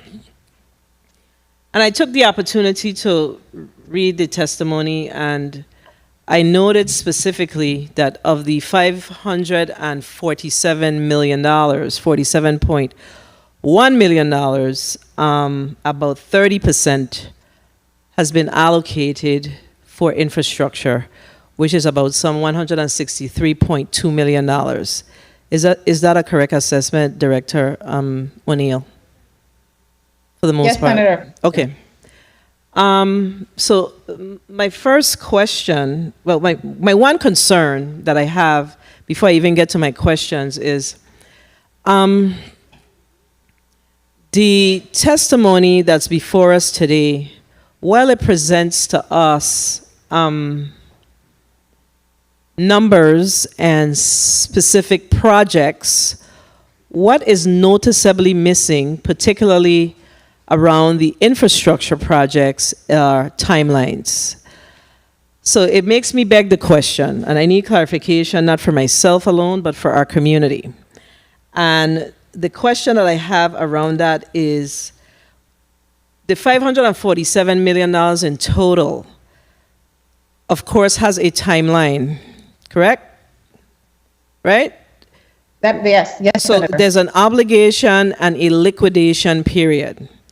So Correct. what is the timeline for us to obligate these funds, to identify the specific projects and then liquidate the dollars against those projects? So I need clear clarification on what that timeline looks like.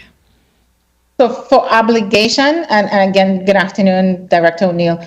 The obligation period is through December 31st, 2024. And to liquidate, we must liquidate everything by December 31st, 2026. So you have, we are now in 2022. So you have 2 years to obligate and 2 years to liquidate, right? So some of these Yes, sir. projects that I see, and let me just ask, so the capital projects that has been identified out of the $163.2 million are associated water, sewer, and broadband infrastructure. Are those the only types of projects that can be allocated around the ARP money? Or, and let me just take it a step further. The 163 number, is that a number, did we have a specific number to come in at, or we had an opportunity to look at our infrastructure projects from a broader perspective? So it's two things. One, we did meet with the departments to get a feel, those semi-autonomous entities in particular, to get a feel for what was needed. But our main area of concern really on this is that we cannot exceed on infrastructure projects the amount that we have for revenue losses. So infrastructure must be less than the revenue loss amount. Okay, so And there is a cap. So there is a cap. So that's important for us to know. And around the infrastructure, you didn't answer the second piece. So let me allow you to. Sorry. That was the water, sewer, and broadband infrastructure piece as to whether or not those are the only types of projects that will fit into these ARP dollars. Yes, so yes, Senator Fred Gregory, that is the only category, broadband, water, and sewer infrastructure projects that are allowable under ARPA. That's important to note. That's important information. So, of course, we do have a number of other testifiers here today that are not related to water, sewer, and broadband, of course, right? So I'm going to use this opportunity to also ask them some questions. So I'm going to start with, I needed to clear that up before I started, okay? So let me start with the HFA. And of course, HFA is not associated in any way with ARP dollars. Is that accurate as far as infrastructure is concerned?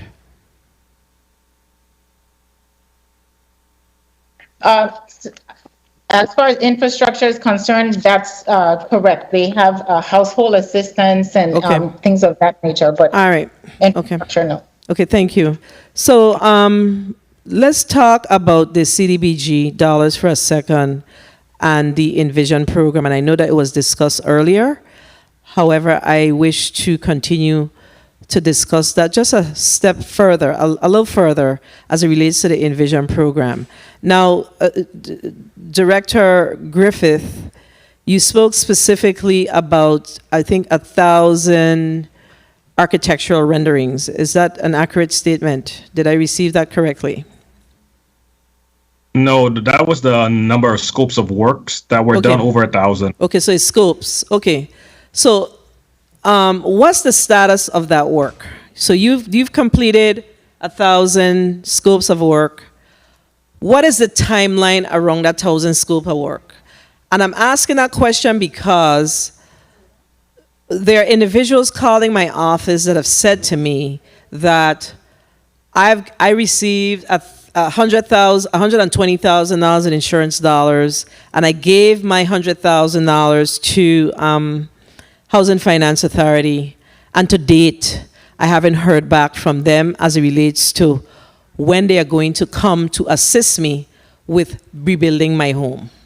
So I need to understand what is really happening with this Envision program. I know that this was not the central focus of today's discussion, but it's something that we need to understand as we traverse this infrastructure landscape in the Virgin Islands, and the disaster recovery is more like it.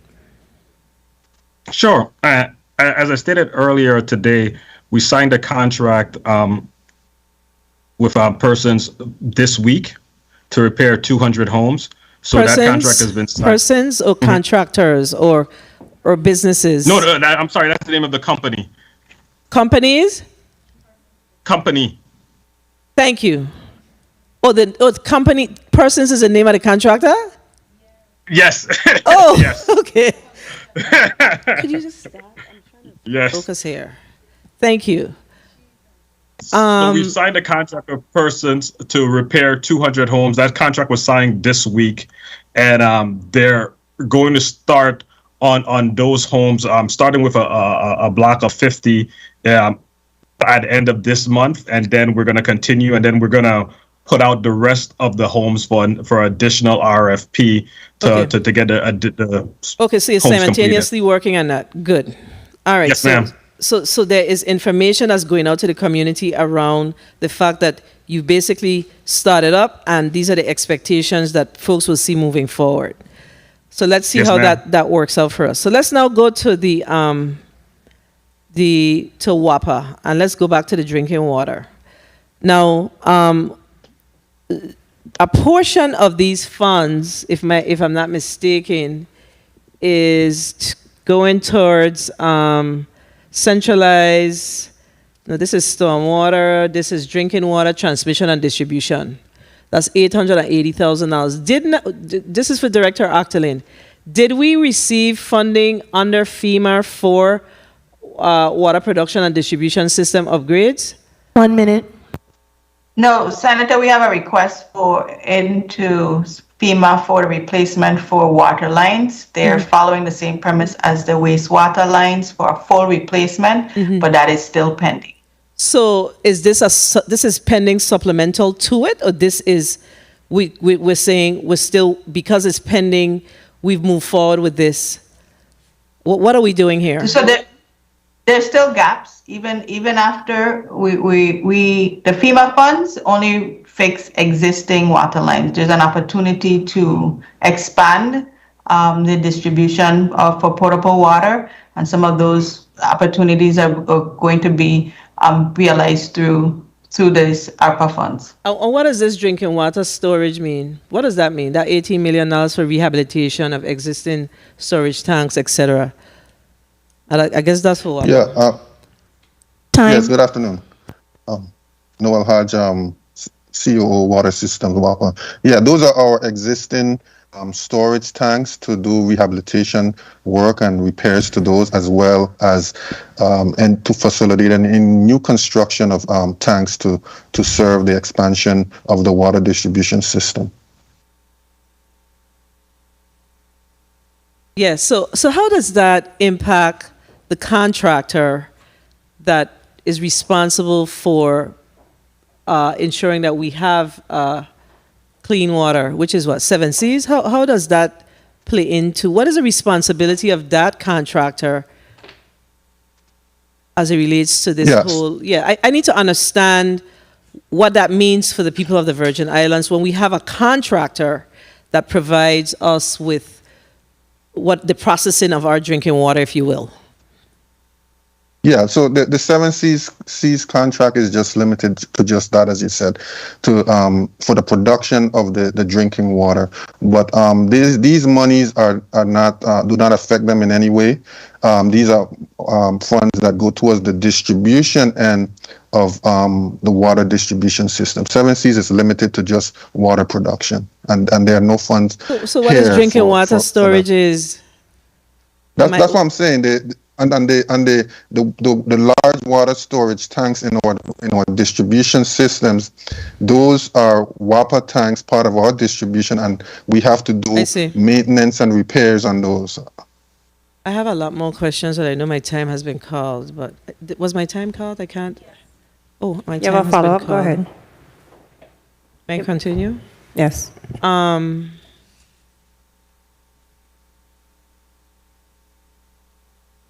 Waste management,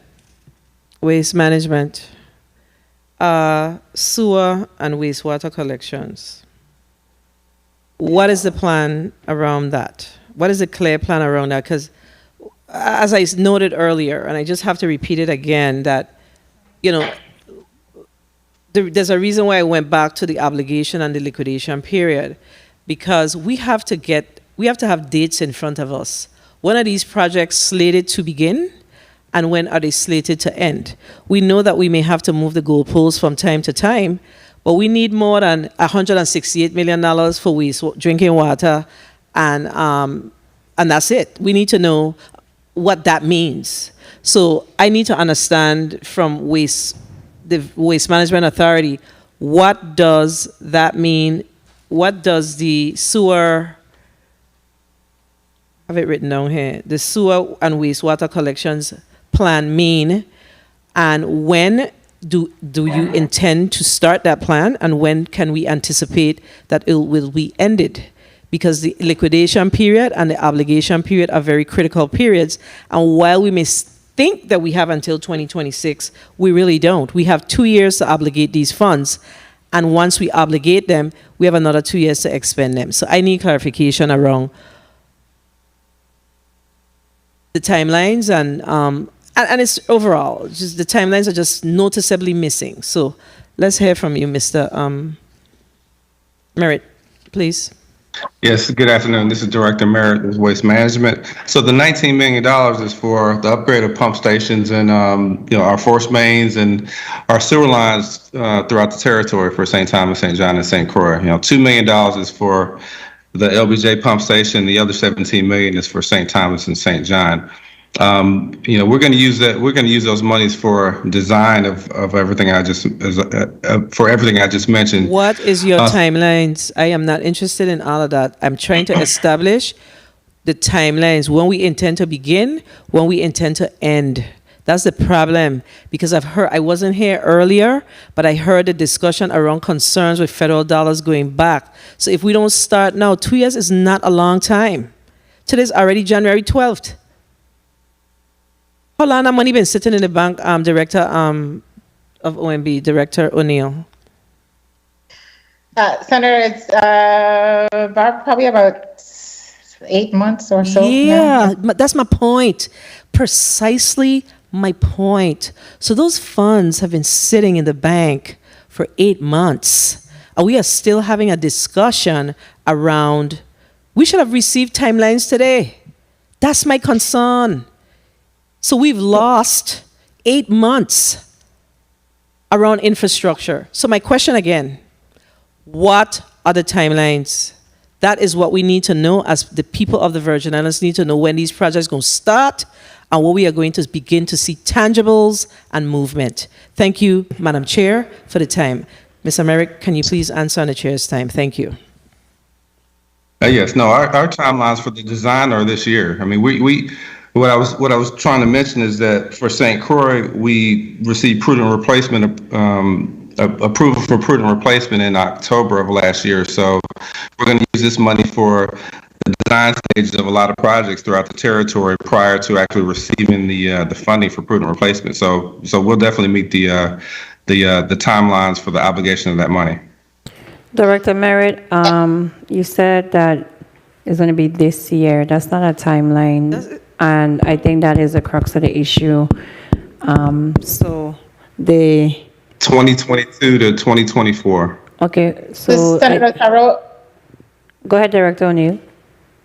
sorry, I just wanted to jump in real quick and say that we have actually asked, up to the meeting yesterday, we've asked every entity to provide us with plans so that we can move forward. We expect to receive these plans within the next month that will have the timelines, and then we will definitely be providing the timeline with the updated plan to this body so that you Good. and us will be on the same page with the times moving forward. Okay, because you know I have a historical brain by nature of what I do, so I ain't gonna forget this statement on the floor. Okay, so in a month I look forward to you submitting to us the plan with the timelines. It is a concern as people say, oh, it's gonna happen soon, so we're planning, and then it becomes stressful for us. You know, you're almost giving us a pipe and wind It is sauce. concerning for us as well. As I mentioned earlier, Okay. it is concerning for us. We want to make sure that we do not end up in a place where we are late in obligating and Okay. may potentially have to return. I do not intend to return any funding Okay. to the federal government, so we need the plans even for us in planning purposes. And when we release the funding, as I mentioned, we have some of the funds in CDs. We do need to know when to close those CDs out so we have access to the dollars. So for planning purposes, we do need the plans from these entities as well, and we've asked for that. As soon as I get it, I will make sure that this body is apprised and given the information as well. Okay, so don't forget that you have the plan and the timelines, and you also have, for me, contracts. What are the contracts, the scope of work? Absolutely. Okay, good. Senator Johnson, you may proceed. Good afternoon, Madam Chair. Thank you very much. Good afternoon to all my colleagues. Good afternoon to the testifiers. Good afternoon to the listening and viewing audience. I would like to start off by saying Happy New Year. And I sure hope that we could spend all of this money that we continue saying we're having, and that the federal government don't come and take it and use it to other territories or states mainland that in badly need of the money and utilizing this money. I would like to start my line of question off to Director Merritt. If I heard right, I think you said there's $2 million awarded to the LBJ pump station and the next $19 million to St. Thomas, St. John. Is that correct? Next 17 out of the 19? Yeah, it's a total of 19 million, 2 million for St. Croix, and then the 17 million for St. Thomas, St. John. Correct. Can anybody help me with how we come about, putting 2 million and then 17 to the next? And it's not about St. Croix, St. Thomas, or St. John, but I could tell you of a lot of pump station that people driving by continuously smelling this filth from these pump stations that are in bad condition. And if there's funding for those other pump stations on the island of St. Croix, please expand on it and tell me, the Director Merritt, please. Good afternoon. This is Director Merritt with Waste Management again. Yes, we actually, as I mentioned earlier, FEMA approved our prudent replacement for the entire island of St. Croix, and that's approximately going to be $2 billion worth of funding. And that's to replace the whole entire wastewater infrastructure for St. Croix. So you're telling me that you just told me the $2 million for the LBJ pump station. So is this a different $2 million you're talking about? Correct. It's for FEMA. It's from FEMA funding. And that FEMA funding is going to take care of that pump station in Frederickstead by the Paulie Joseph Stadium that just smell the entire West End when their festival village going on? The FEMA funding is $2 billion with a B, and it's going to. Oh, $2 billion. Yeah, 2 billion. Yes. So it's going to replace the whole. It's for prudent replacement of the entire wastewater infrastructure. So yes. And where are we with this right now as we speak? Yeah. So it was approved at the end of October last year, where we should actually receive the funding hopefully sometime in the next 3 to 6 months. And what are the plans? Do you have these drawings and plans and everything ready to go forward so that when this money comes down, we can move forward? Yeah, we're in the design stage now. So St. Croix is broken up into 14 sewer sheds. We've already designed one and we've submitted that to FEMA. And so we're in the process of designing all the sewer sheds so that when the funding comes, we have designs that we can put out to bid and actually start work. How far are we with these designs? So as we have one design already for one. I'm not hearing you. Go ahead again. I didn't hear you when you started. Sorry. Oh, no problem. No, so like I mentioned, we have St. Croix is broken up into 14 sewer sheds. We've already designed one, and we're continuing to design the other 13. So once the funding is allocated, then we'll start on we'll start we'll put out an RFP for the designs that we have, and we're going to continue, working through the designs. But once we start receiving the money, then we'll have areas that are ready to go from an RFP standpoint, and actually from a construction standpoint. Which design is completed already? Which one is already completed? The Concordia sewer shed. Excuse me? I can get you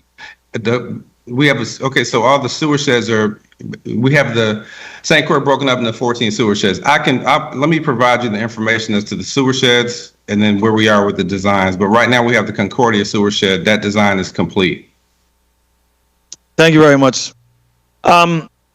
Director Griffith, every day that I come here and I'm finished with Merit for now, but every time I come here, Director Griffith, this goalpost keep moving with these homes. And I listened to my colleague a minute ago speak about family members who gave a check of $100,000. And I know of folks that gave $60,000 plus. And it's very sad to keep hearing this goalpost moving more and more. But from 2017 to now, our seniors are sitting in their homes in these conditions. And the saddest part about it is, every day that I walk out of my house, I have to see my neighbor house who have passed and now is being told that his home is not going to be repaired. Because the person who's going to be eligible to collect has to be the person who was living in that home the day of that storm.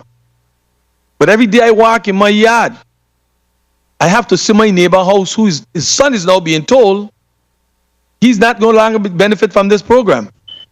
And the amount of seniors that are living under this condition, chances are by the time we start, every time I hear this goalpost move, half of them ain't gonna get a house fixed and they're gonna die.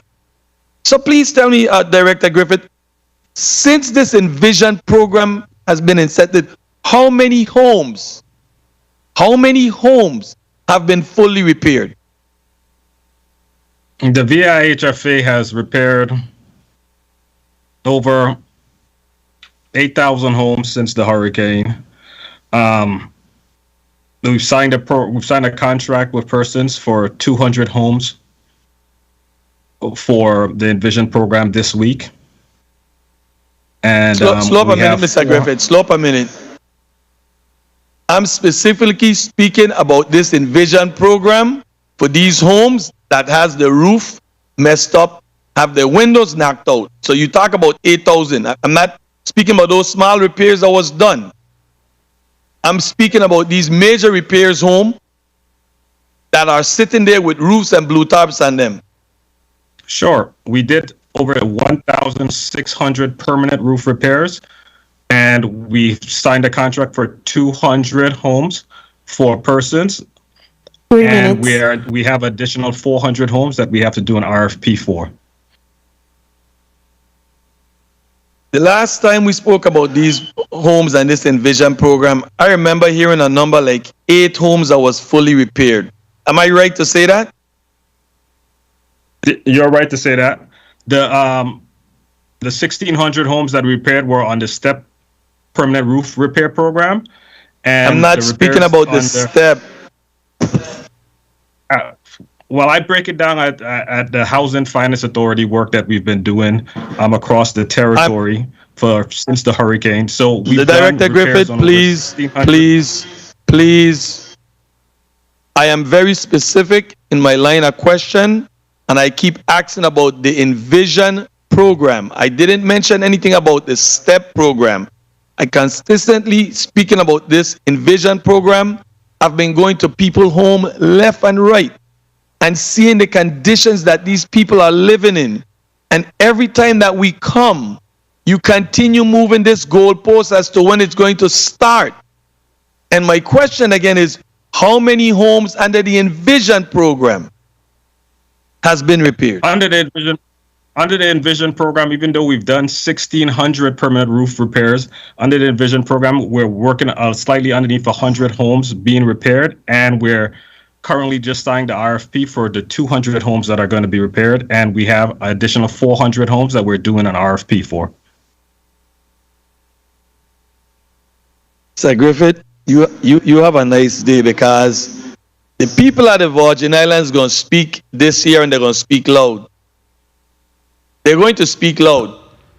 But I will never stop beating and arguing for the people of this territory, because this is just a shame to see how our people are living from 2017 to now. And my big fear is we keep saying we're going to send back money. But with the amount of disaster that's happening across the mainland with global warming, the federal government going to come and take the money because we're not using it. Not even close. We have OMB, good day. How you doing, Miss O'Neill? A day. So thank you, Senator.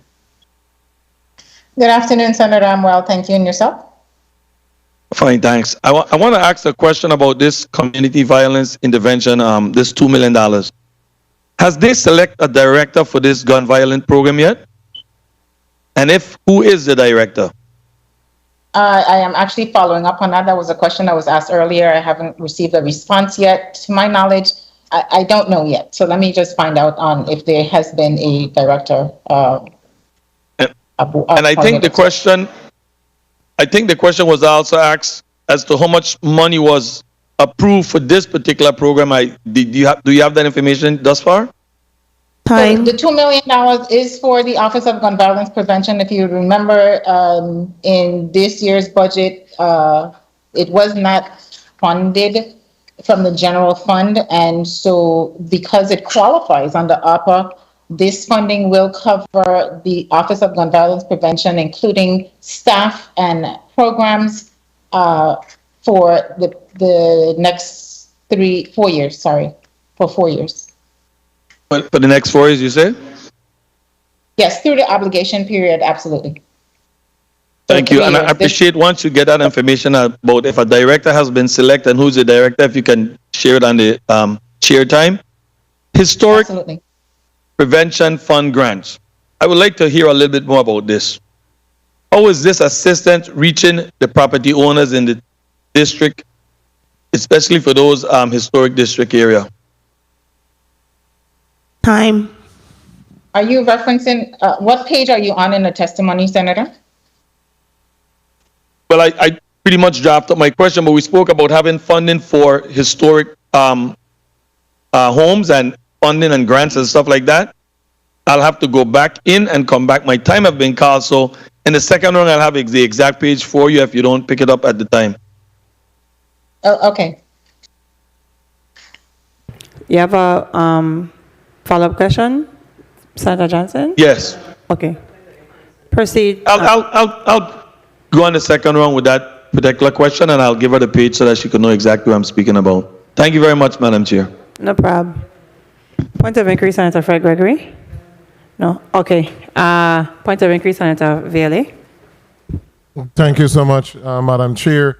Another question was asked, but I didn't really hear the answer. I'm not sure if an answer was given.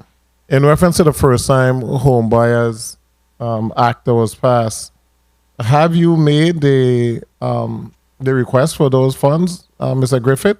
And do you have a timetable as to when we're going to implement the program? I'm getting a lot of phone calls of individuals who are trying to join a particular program to purchase a home. Can you give me some more information? Sure. We've made the request, and the home ownership team is putting together the plan for the program as we're speaking, and we expect by early February to be able to be out with that program. Okay, and you're receiving the 50% of the stamp tax as passed by law? We will, because I see Director O'Neill shaking her head yes. Well, she's shaking her head, so that's good enough for me. I don't have to answer the question because she's shaking her head, so that's good enough. So thank you so much. But it's important, Director Griffith, and to the staff of the Housing Finance Authority, that we get this program going, because that is how we're going to retain some of the same professionals that are seeking jobs with Housing Finance Authority and OMB and other entities. Thank you so much, Madam Chair. You're welcome, Senator Gregory. Point of inquiry. Thank you, Madam Chair. I did indicate to you that I was not going to move forward my point of inquiry, but it was in fact germane to the previous speaker. So under your services to disappropriately impacted communities, there's some 46 million.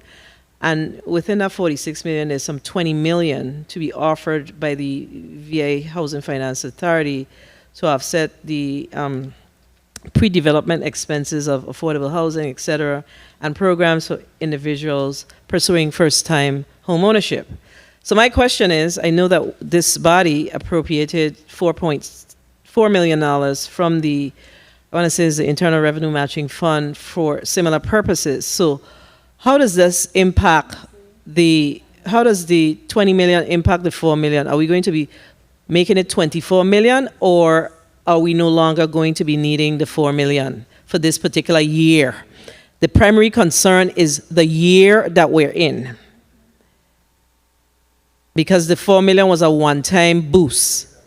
So if we have the 20 million, and I'm asking this question for a reason. I mean, we have a lot of other moving targets that's occurring. So we need to understand what the government is doing. That's why it's so important for us to ensure that there's some communication so we are able to help to make some of these decisions, because we have decisions to make as it relates to what's obligated in that the legislature has appropriated, rather. So what's the impact around the 20 million, the 4 million?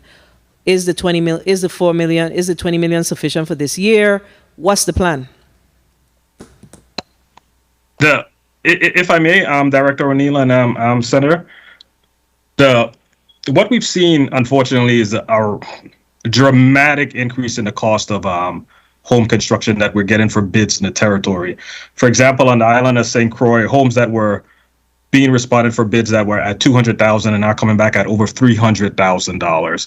And in St. Thomas, homes that were $275,000, $300,000, we're seeing contractors come back in at $400,000, $500,000, which has caused us to send out bids on 3-4 occasions to get reasonable pricing.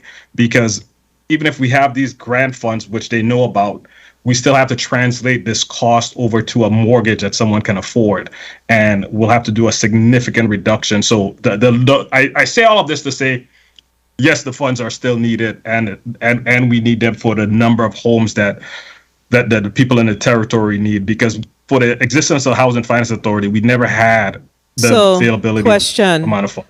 What is the plan to expend the 20 million? Is it over 1 year? Is it over 2 years? What is the proposed plan? And that's why it's so important for us to have information around your proposed plans, because we have some serious decisions that we have to make in this body. So, how much do you intend to expend in FY 2022? That's the question. Sure, and we can give you that because, for example, I think you were there at the Fortuna home development, and which that's going to be over 50 homes, that alone will take a large portion of those funds. And then we have Nazareth in St. Thomas. We have Mount Pleasant in St. Croix. I can list about 25. Through the chair, homes. can we please get from the Housing Finance Authority the amount that of the 20 million that they intend to expend in FY 2022? That is important information for us. And how do they intend to expend the 4 million that was appropriated by this body most recently in FY 2022? Once we get that information, then we'll know what decisions we need to make. Thank you, Madam Chair. And just to clarify too, if I may, the funds that were given, the 4 million were to be used for the homeowners. This 20 million is going to be used for the actual construction of the homes. So they're similar, but just a little bit different.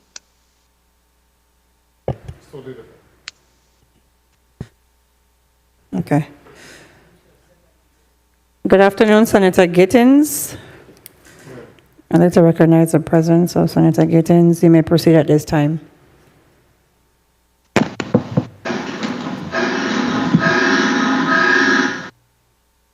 Thank you, Madam Chair, and good afternoon to all. I'm not a member of this committee, but I was tuned in before arriving here and listening to I heard part of the testimony and was able to listen to most of the dialogue.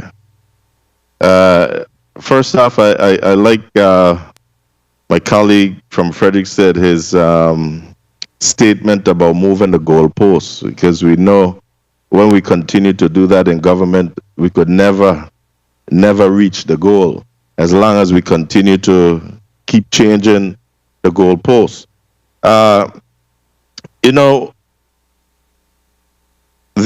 I couldn't help but to also notice the heading in one of the media outlets yesterday that Brian vows to fight any law aimed at controlling how 540 million COVID relief funds are spent, and went on to state assails the Senate for failure to provide suggestion. And then the end of the testimony today by my good friend OMB Director, your statement, finally, Governor Bryan has asked that this committee be further reminded that this is a preliminary plan and that he still trusts that this legislative body will partner with the administration to provide the people of the Virgin Islands with a collaborative spending plan. Well, I'm hopeful that the administration really wants to collaborate with the Senate, because I have been reaching out to the administration for quite some time now with regards to this. And one of the clearly designated uses of the American Rescue Act funds is for government to provide premium or supplemental pay for essential workers. And these are first and foremost our healthcare professionals, but also our social workers, law enforcement officers, firefighters, teachers, maintenance workers, custodial workers, and others that in our community that could not perform their functions working remotely, but rather had to interact with the public directly. Over the past 22 months or so, these individuals have served this territory at tremendous personal risk and sacrifice, and they must be duly compensated. I have written to the governor about this. I have called and had conversations about this since the very beginning of this pandemic, as a matter of fact. I have made repeated efforts to channel some of the federal funds back to those frontline essential workers. We even bifurcated the bill, and we came up with the where employees will not have to use their personal leave time when they contract COVID. Some of my efforts I know that I can remember, and I wrote down a couple of them back in April 2020. BR number 20-1136 to amend the VI code to allow for a one-time stipend for frontline workers. Again, in April of 2020, I submitted another one to amend the VI code to grant the COVID stipend to livestock and crop farmers here in the territory. I was advised that funding could not be used for this purpose. However, later on again in September, on September 8th, as a matter of fact, 2020, I resubmitted the one-time stipend for the frontline workers. And again, on June 23rd of 2021, through BR 21-0592, I requested to amend the Virgin Islands Code to establish the Coronavirus and Response Supplemental Appropriation Act. You know, certain things don't push through as fast as others. But, you know, what really concerned me was that we could have seen last summer that we gave away some $1 million or so in a vaccinated lottery. $1,000, I think it was, every week was given away for about 10 weeks. And with $100,000 each week. What did I say? So I'm saying that if we could do all this, then we could take care of our employees who sacrifice each and every day going out to work. And I'm going to tell you, I really felt it for those healthcare individuals while I was hospitalized at Governor Juan Francisco Louis Hospital.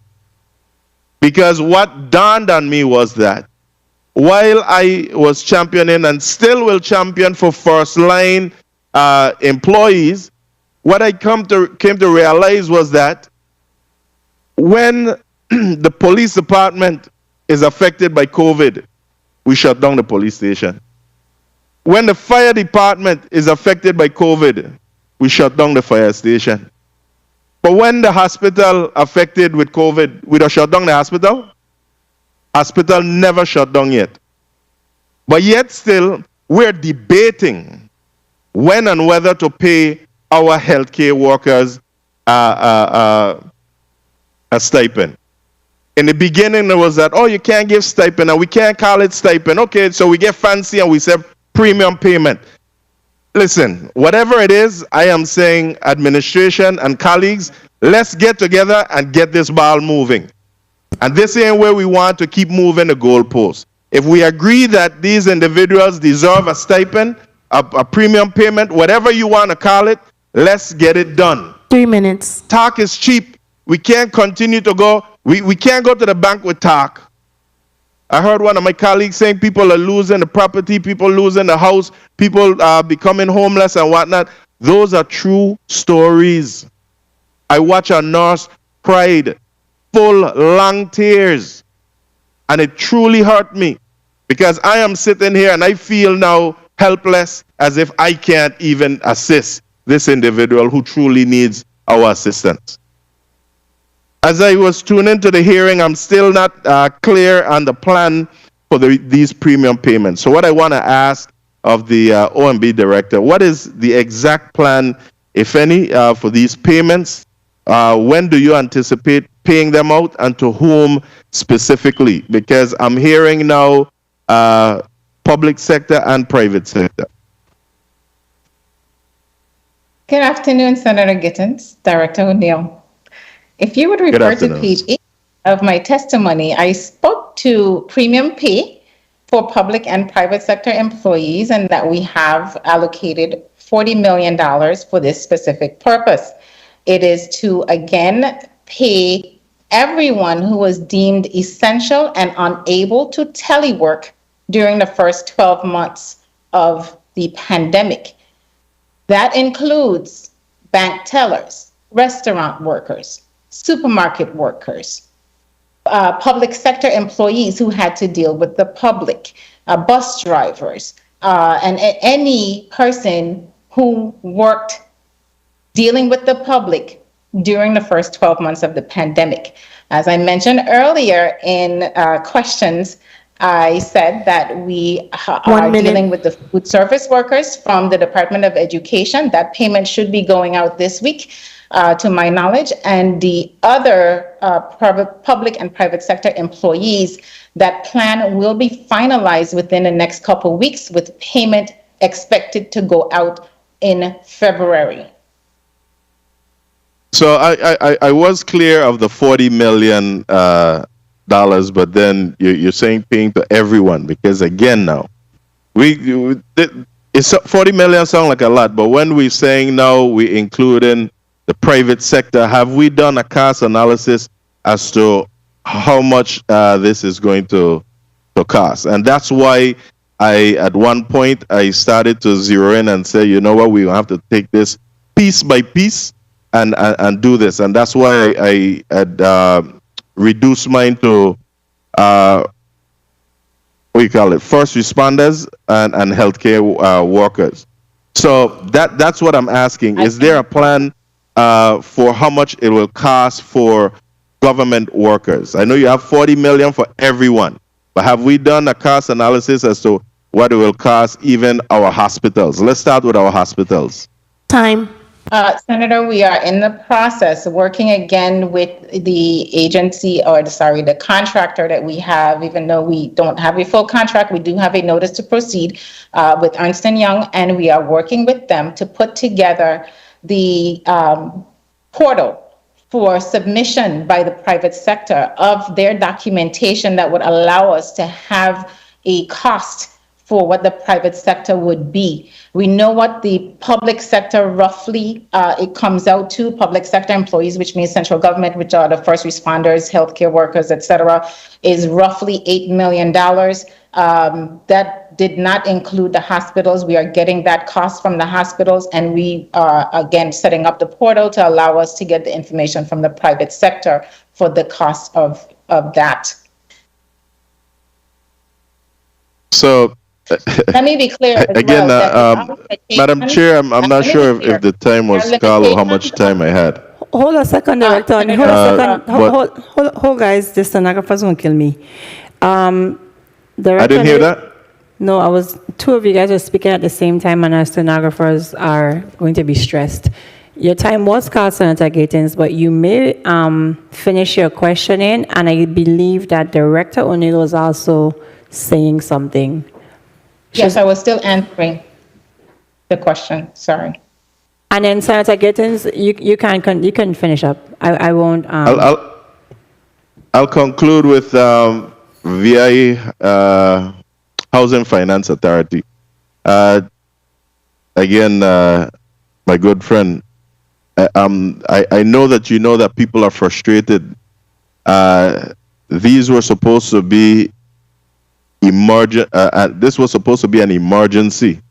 We're talking about from the hurricanes occurred in 2017, so I'll start at 2018. From 2018 now we're in 2022, and people are still frustrated with water coming into their homes and whatnot, and this is where my colleague talked about moving the goalposts. One thing I wanted to add, I'm not going to reiterate on that, but one thing I wanted to add is that I've been trying to work with the administration as well in trying to determine which agency is responsible for the we call it a bungalow, but the school bus shanty. What's used for the school bus shanty inside the Campo Rico area? It's been quite some time now that we've been trying to figure out what's going on there. The bottom line is that my office is made to understand that this place is under your responsibility. So I want to ask if you are aware of the Campo Rico bus shanty, or we call it the bungalow. If you are responsible, what are the plans to get that area repaired so that our students can utilize that for waiting for the bus? Currently, they stand up under a tree where other things are going on, where we don't want them under the tree. I'll have to take a look. I don't know if ownership of that bus shanty is ours, but it's easy to find out. I'll have my planning and construction team find out, and I'll let you know. Okay, and I have been talking about this with the administrator's office, so I'll share my correspondence with you that I submitted to the administration. Thank you, Madam Chair, for the leniency. Thank you. Commissioner, you on the line still? Public Works? I'm here. Okay, before I ask my questions, I have one request. Vitron bus, can the route include going into Corinth Terrace or that road there? It's painful to see those people walking out to the main road. Seniors, to be specific. I can. Okay? Just alter the road for me, please, because we already have limited service to the west end of this island. I think the bus goes to Bordeaux twice a day. And the bus goes straight down. Nothing kills the bus driver to go in the big circle, pick those seniors up, and then come back out. So they're paying exorbitant cost in gypsy taxis. And I don't think that's the intent of our public transportation system. Now, I'll begin my line of questioning before we go into recess. Let's go to page 8. Commissioner B. B would be you, right? You have the testimony before you?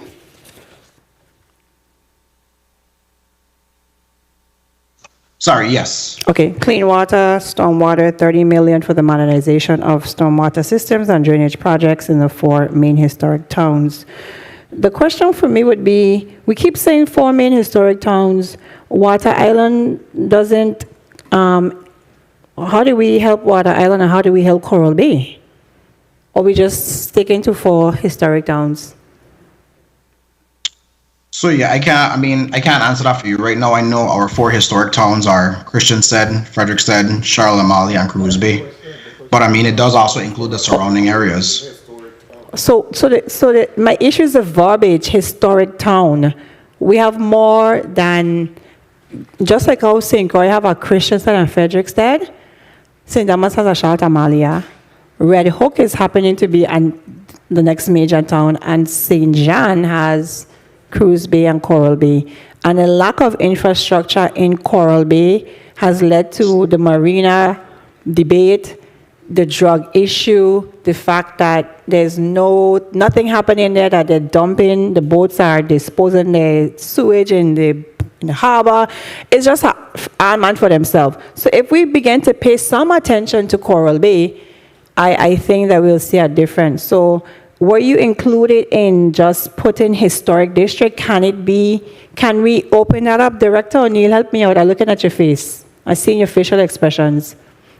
The public can't see, but I see you. So tell me, how do we get to just limiting the stormwater only to the historic towns?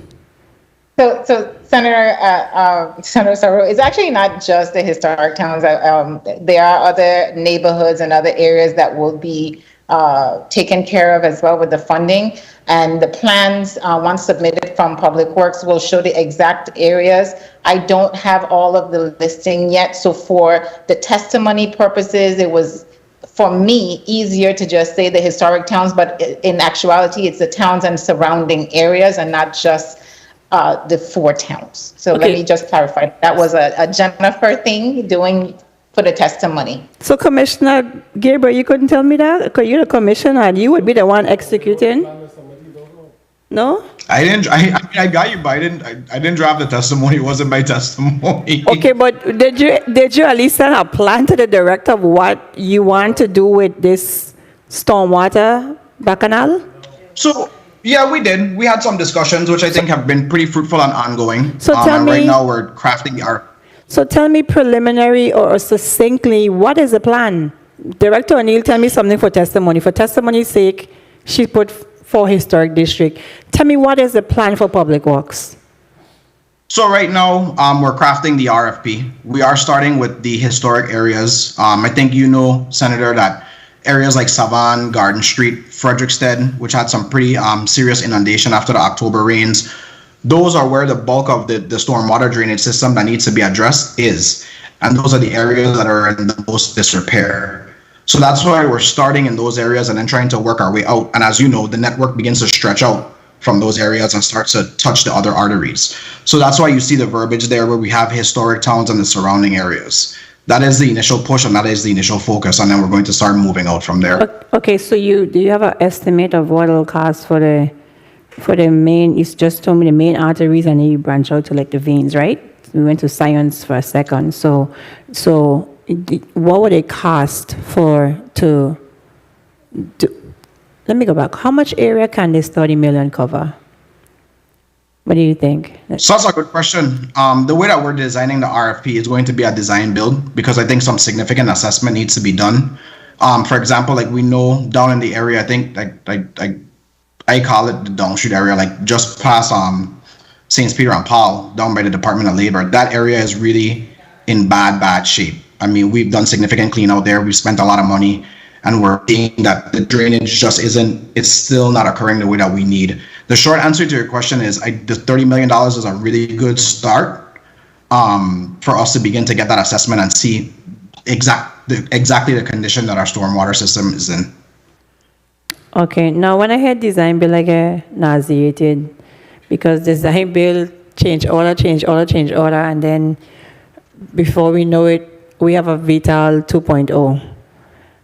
So how do you intend to keep that cost within that range? Because sometimes we like to, not you per se, right? But historically for the territory, we have a habit of, because in our money, we're not good stewards of the money given to us and spending it in the most efficient manner. We just know that they give us 30 million and change order in our money. So tell me, how do you intend to, with that design bill, ensure that we really hold these contractors to the timelines and they don't come back with all these exorbitant change orders? So for us, and I mean, I could let Jomo also expand on it, but for Mr. us, I know it's going McLean. to be Go ahead. I got excited when I saw him. Go ahead. Everybody loves to see Mr. McLean. Don't worry, I get it. So for us, it's all about managing, not only managing, being involved heavily in the design process as they're going through that, being involved in the interval design review stages, but also on the actual day-to-day management with the contractor. I do think, like I said, the fact of the matter is we know in the historic districts, a lot of the drainage is in the sidewalks and in the town. So we won't get to actually see until we start to get in there and see what we have. But our goal, I would say, and Jomo can expand if he wants to, our goal is to really have some aggressive management involvement. Okay, Mr. McLean, you have anything to add to that before I move on? Just briefly, Jomo McLean, Highway Program Manager, Department of Public Works. I think that the department, we have several design build projects ongoing right now for emergency relief projects, site locations, and we're managing them well. We haven't had any cost escalation or cost increases, and also the Turpentine Run Bridge was a design build project that we brought in on budget and on time. Okay, thank you for that. Let's go back to Director Adams' broadband. We have, you and I have numerous discussions because one of my pet peeves is the state of our telecommunications infrastructure. Just the other day I was on a caucus meeting and I was home, and my colleagues could tell you they know when I'm home because everything gone haywire. And it's unfair that I have to drive from Bodo back to town to go by the beach so I could continue a meeting. And if I have to do that, then of course the students who are learning virtually, I can't afford to drive to town and come to the office for a meeting.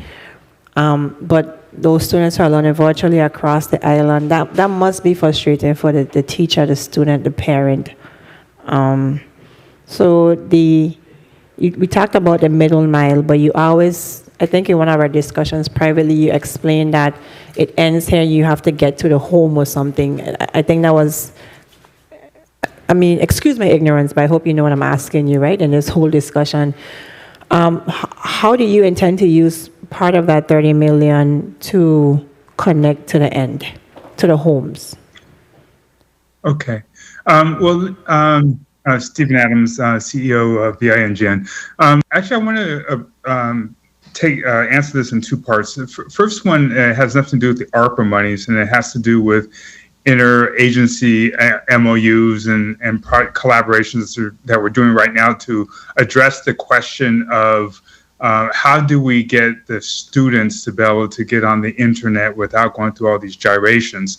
And from an initiative of a priority of the governor, what is now, ubiquitous throughout all the housing projects is Wi-Fi. So we have installed free Wi-Fi on a previous CARES Act grant to be able to have free Wi-Fi in every single public housing that's run by the VI government. We plan to use another grant to be able to expand that to the privately run public sectors, and as well as another grant to be able to extend Wi-Fi for distant learning and telemedicine through public access points throughout the territory.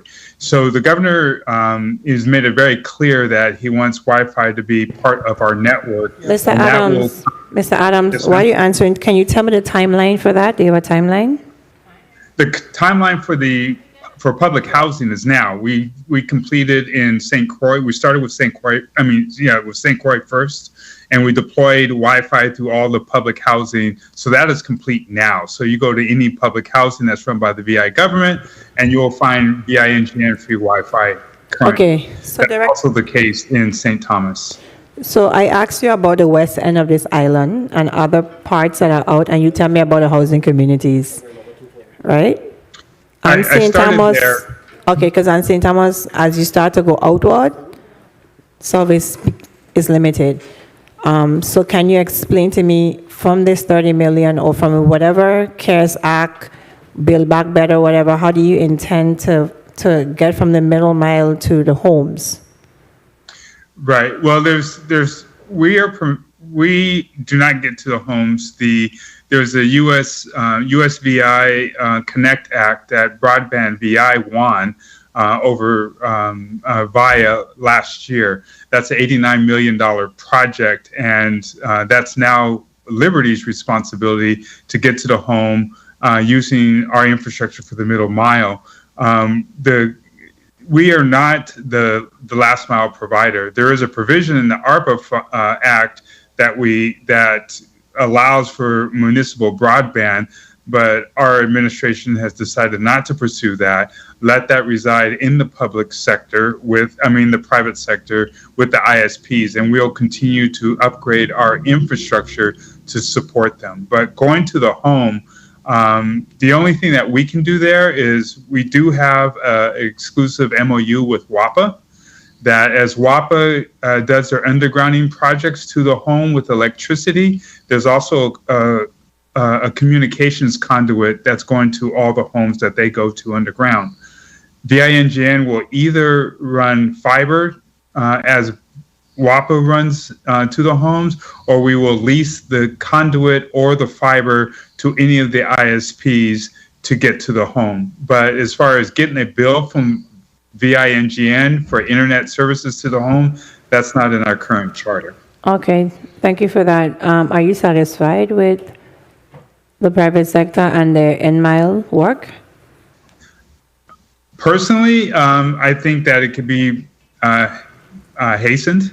I plan to be meeting with, continually meet with Broadband with Liberty and with VIA and providing our assistance. And I have actually presented proposals to both those entities to be able to assist them with getting to the home faster, whether it be VINGN doing the work for them, or to be able to lease them conduit and fiber to be able to get to the home as quickly as possible. In the meantime, what we're doing is expanding Wi-Fi throughout the territory for those who do not have access to fiber at the home. So you will see in the coming year, by May of this year, we will have Wi-Fi in 300 hotspots throughout the territory, and those will be free to the general public. Okay, because we do know with the FCC contract that Liberty now has, because via NGN and Liberty have been merged, we do know that they really underbid, and I don't think that money is sufficient to do what they have been assigned to do. BIT. Director Ross, are you there? Yes, good afternoon. Let's talk about your funding. Expansion for cybersecurity. Tell me your plan. In this plan, there is no identified funding for cybersecurity. However, in discussions with Director O'Neill and discussions with the governor, I'm working on the plan to submit so that we can modify the funding sources so that we could get some money for cybersecurity. Have you seen Father's in heaven? So when do you plan? What's your timeline? So I'm working on that plan. I plan to get it to Director O'Neill very shortly. Tell me what shortly? What shortly? The end of January, sorry, in a couple weeks. You realize that the territory has been adversely impacted by cybersecurity breaches, right? Yes, I am. The VIPD, and I could go on, correct?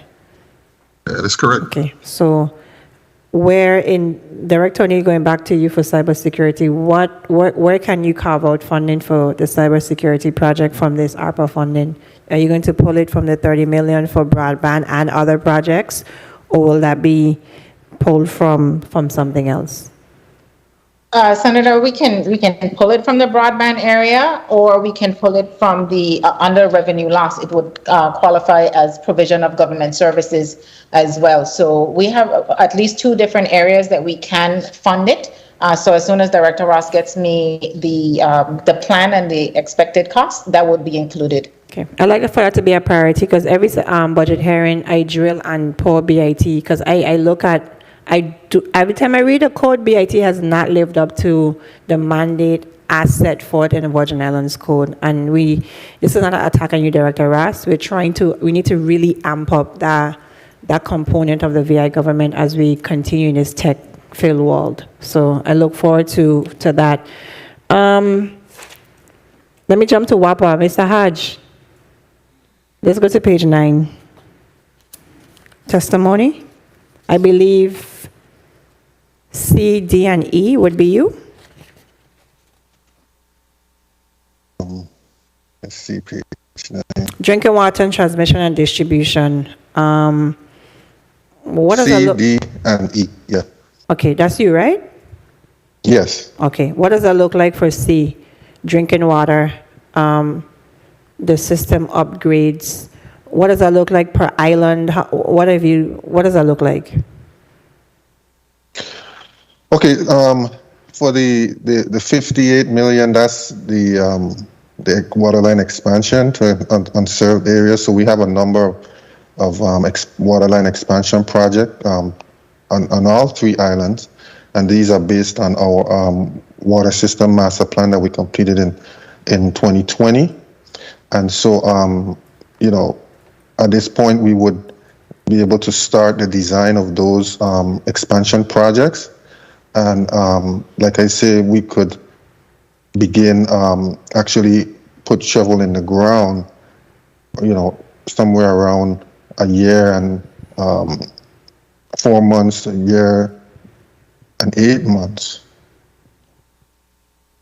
Okay, so I'm looking at a year and 8 months, a year and 4 months. Yeah, to get those projects going. We start the design work now. Okay, now the 80 million for the rehabilitation of existing storage tanks, drinking water, that's you too, right? Yes. Okay. Where are these storage tanks? Does that include like the reservoirs behind UVI and all of that? What does that include? No, those reservoirs are not part of the water distribution system. Those are our storage tanks in Estate Duno. You could see that tank on the hill. Then we have our tank farm down at Sarah Hill and Subbase.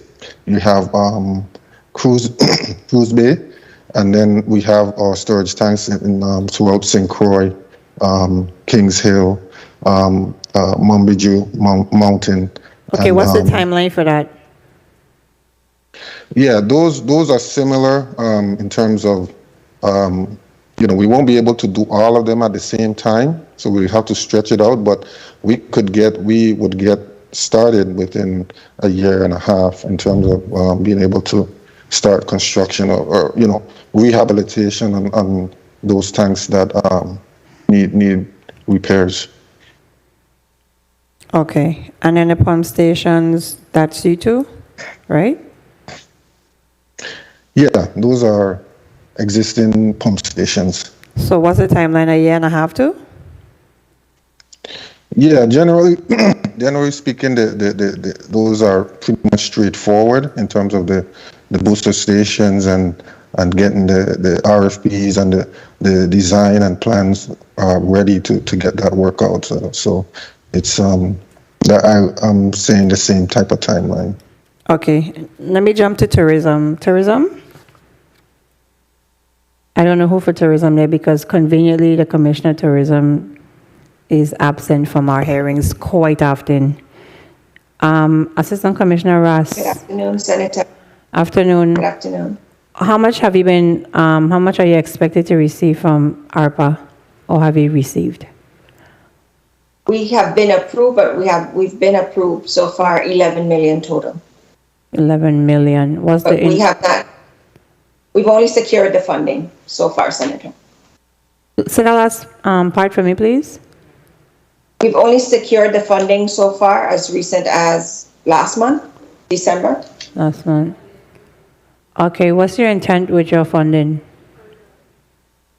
So for the first $1 million, the plan is to have a town feasibility study, and we'll have the contractor conduct developmental feasibility studies throughout the territory of 3 islands, including Water Island, all 4 islands.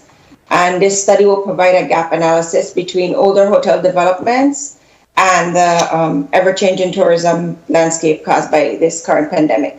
Also, we'll have a tourism-related business study, which will tell us what businesses we need to sustain and grow our tourism industry, and of course, increase revenue to the territory.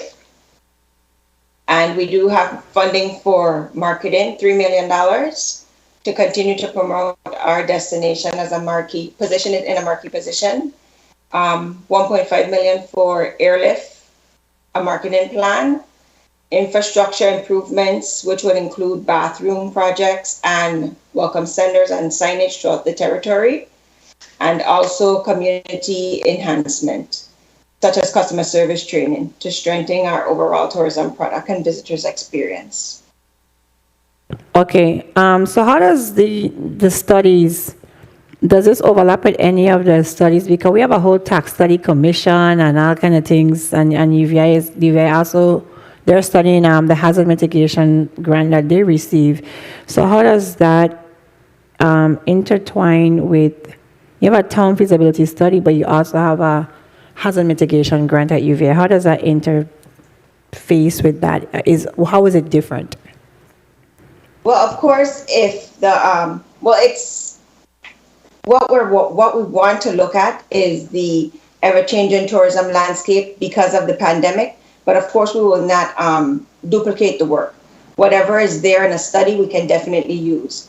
And we submitted this plan and the framework, but of course, it's subject to changes and revisions based on the territory's need. Okay.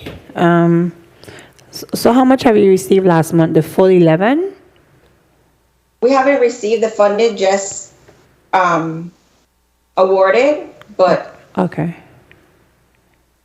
Last month, the full 11 million awarded. Okay.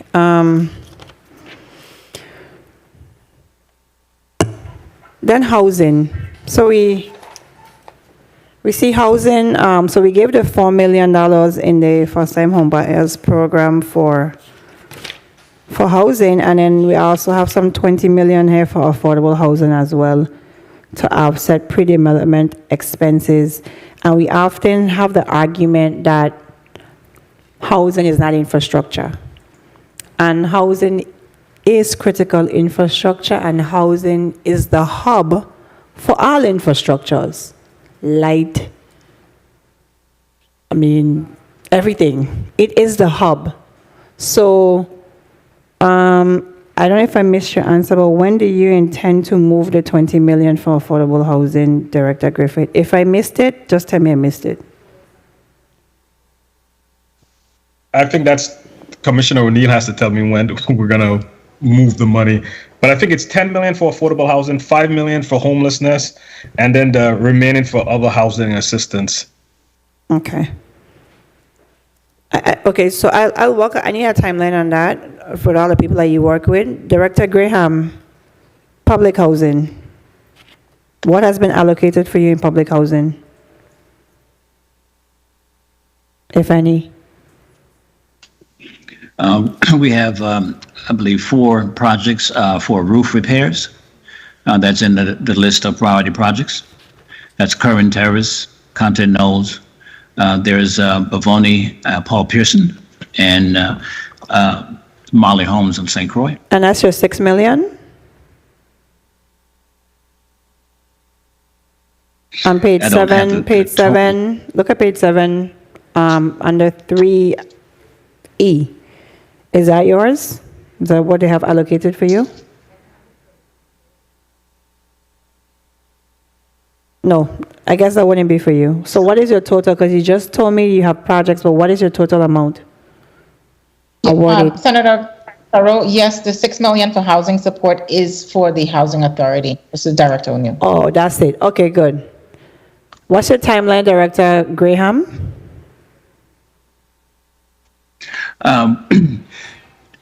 One project is finished. There's two projects with Curran Terrace in terms of the roofs. One project is finished in terms of the number of buildings on the roofs, and one project is 50% complete. And a percentage completion for the other projects. Molly Holmes is complete as well.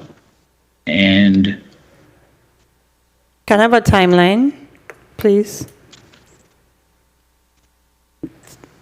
For Molly Holmes, December 31st, 2021. Okay. For Curran Terrace, it's the second project for Curran Terrace, 1.4 million is March 2022. Okay. The first project for Curran Terrace was finished in Okay, when you October have the opportunity, submit that information to the committee so we can have that. And then Sure. Lastly, Director Graham, going back to you, I know some communities like Williams Delight, where those people that live there went through the classes, and I think it's up for purchase. What's the status on that? Because that is infrastructure, that is affordable housing as outlined in the American Rescue Plan. So where are we on that? Absolutely. There are 3 households that are going through the mortgage process with First Bank. We expect those 3 to be completed within the next few weeks. I'd say by the end of February, they should be complete. We will continue the program for it's approximately 3 dozen households, and I think we have completed home ownership for 24. So we will continue for the remaining 36 households, and then we will be looking at each building to see if the house is warrant demolition or can be put back online for home ownership. So we're going through that process now. Okay, and Director Griffith, how does that apply to you at VIHFA on those homes that were constructed under your purview and in their terms indicated that at some point they can purchase those units? No? That makes sense? If it don't make sense, tell me. No, I don't understand. Okay, good. That's okay. That's okay. Thanks. Williams Delight, is that you or Housing Authority? Housing That's Housing Authority. Authority. Okay. Like Loving Land and those areas that their terms indicated, that would be you, right? We funded the construction through low-income housing tax Okay. credits. Okay. So part of that, the caveat said that after a certain amount of years, they could achieve home ownership. Would that still That's what was. would that still include you in assisting those people that live in those areas, or is that the task of some other agency?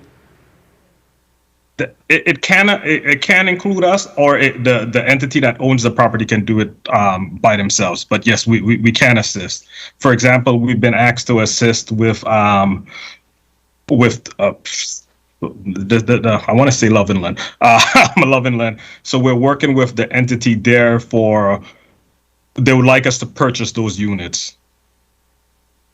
Okay, because like, you have Calabash Room, I think, and Bellevue, some of those like other individual homes, and I think that the Calabash Boom is newer, so they're not at their at the time yet. The time frame for that to happen. Okay. Well, I'd like for you to add that to the list of 500 things that you have going on, how we can get those people, how we could get those people that are, that have already signed up for, it's part of their terms of agreement, and the time has come for them to, it allows for them to purchase the home, and how can we make home ownership, affordable home ownership, possible for those people that want to purchase their home. And before we take a 20-minute recess for lunch, this is a robust discussion today. Director, you said that this 547 million has been in the bank for 8 months?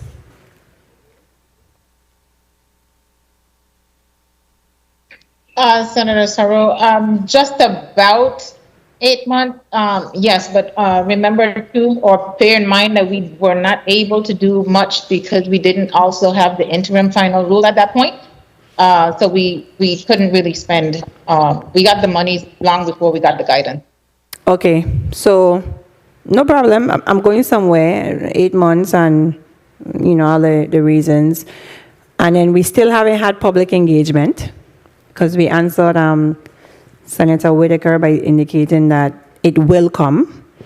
And then you're waiting for the plan. We didn't have the guidance. Sorry, we didn't have the guidance, so that too lent itself to not being able to really go out and do everything that we wanted to do. We know we have to do community engagement. It is a requirement for the funds, but without the guidance, we weren't able to really jumpstart. And on top of that, I am short-staffed, so I had to get help, which is why we did the RFP, et cetera. So we're working on it. Okay, fine. And then you just told me that, so we had no plan. We ain't got no plan and we have no timeline. So you're waiting for the plan to come soon, and you promised me by within the next month. Yeah, you told me February that this plan will come, right? But then you issue me a press release on education telling me that this was part of the plan to pay the food service workers. But if you have no plan, how I know what's your plan to pay the food service workers?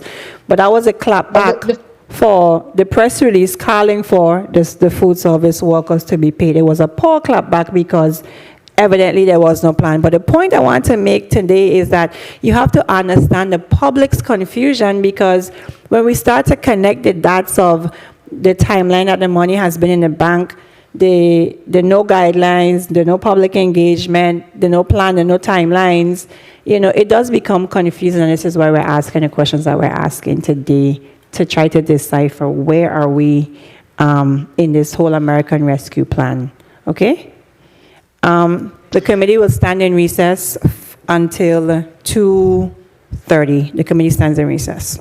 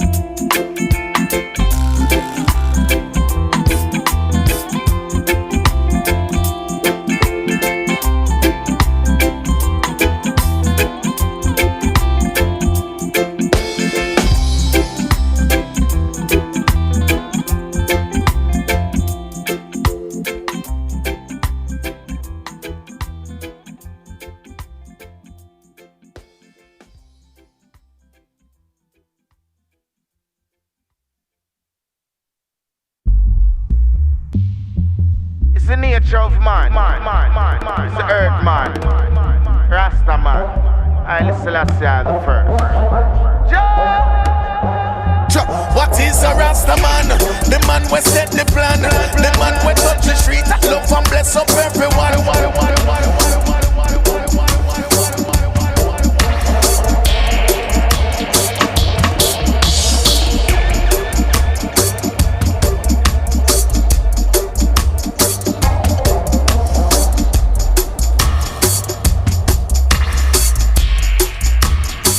The Rasta man no skip a beat. The Rasta man unique. We not go take defeat. The mission not be complete. And through the humble and the meek.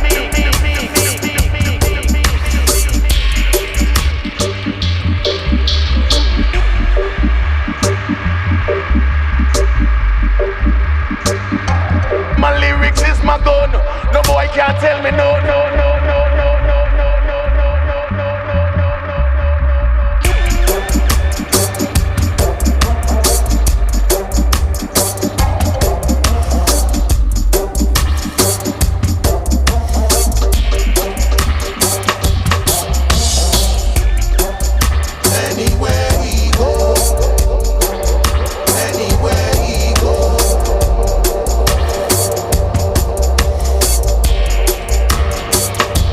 What is the empress?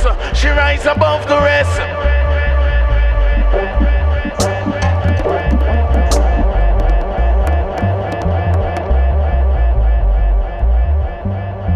Empress no beg no friend. Real empress no bend.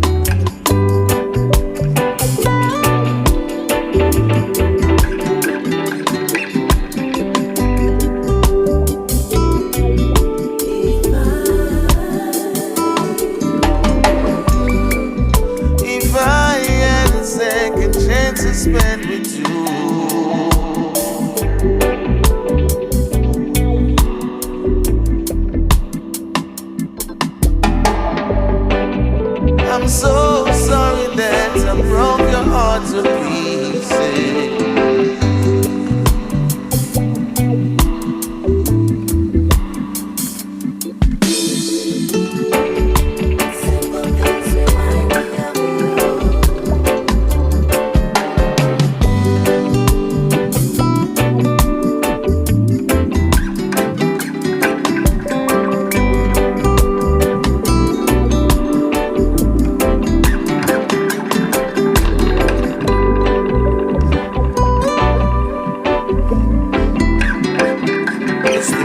Like a red rose,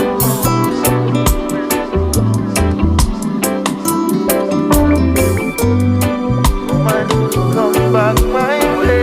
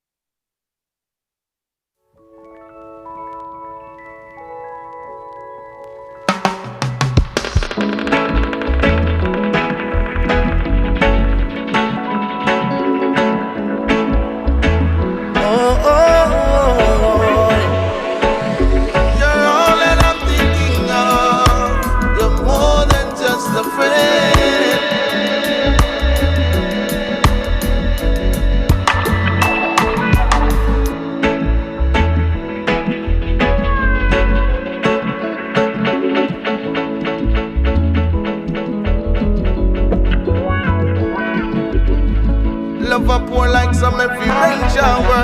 I miss you even when it's only been an hour.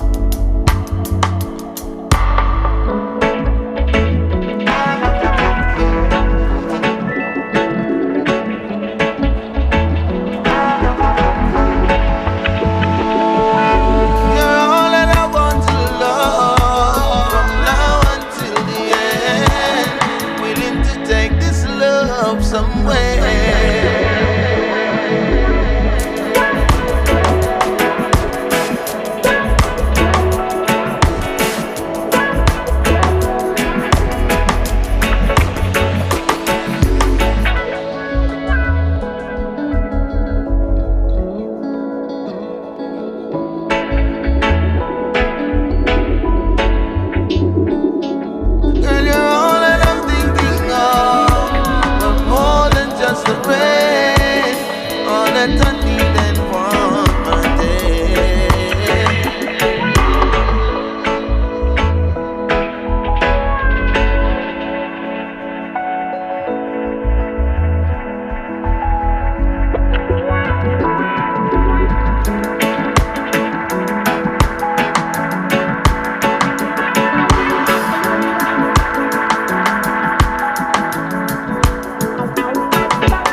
All that I want to love from now until the end, willing to take this love somewhere. This love somewhere. This love somewhere.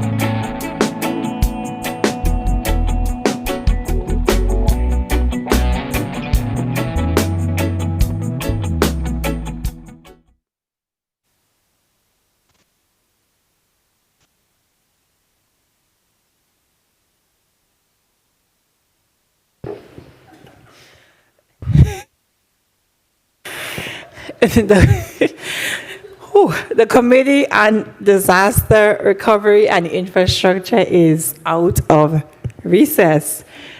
Let's quickly, testifiers, are you still on the line? Director O'Neill? Good afternoon, Senator Sarro. I'm still here.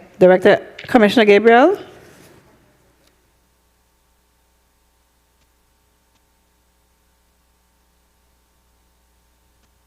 Director Merritt? Yes, I'm still here. I have a call with one of our federal partners at 3:30, so. That's fine. We're having a 7-minute run and we're done. Director Ross? Good afternoon, Senator. Still here. Good. CEO Adams? Good afternoon, President. Assistant Commissioner Ross? Good afternoon, Senator. I'm here. Good. Director Griffith? Good afternoon, Senator. I'm here. Director Graham? Good afternoon. Still here. Commissioner Gabriel? Hi, I'm here. Okay, good. Struggling with a mute, but still here. Good. Our second round will be done today. Senator Joseph, you may proceed with your 7 minutes. Thank you so kindly, Madam Chair, and a pleasant good afternoon, testifiers again, and a pleasant good afternoon to the listening and viewing audience, as well as my colleagues. I do have some question, Mr. Merritt, and I'm so happy that you're still with us this afternoon, and it is regarding item 5A, which really speaks about the wastewater collection and conveyance, which you have here based on Director O'Neill's testimony, $19 million for the upgrade of the pump stations and the relocation of force mains and the rehabilitation of the sewer lines.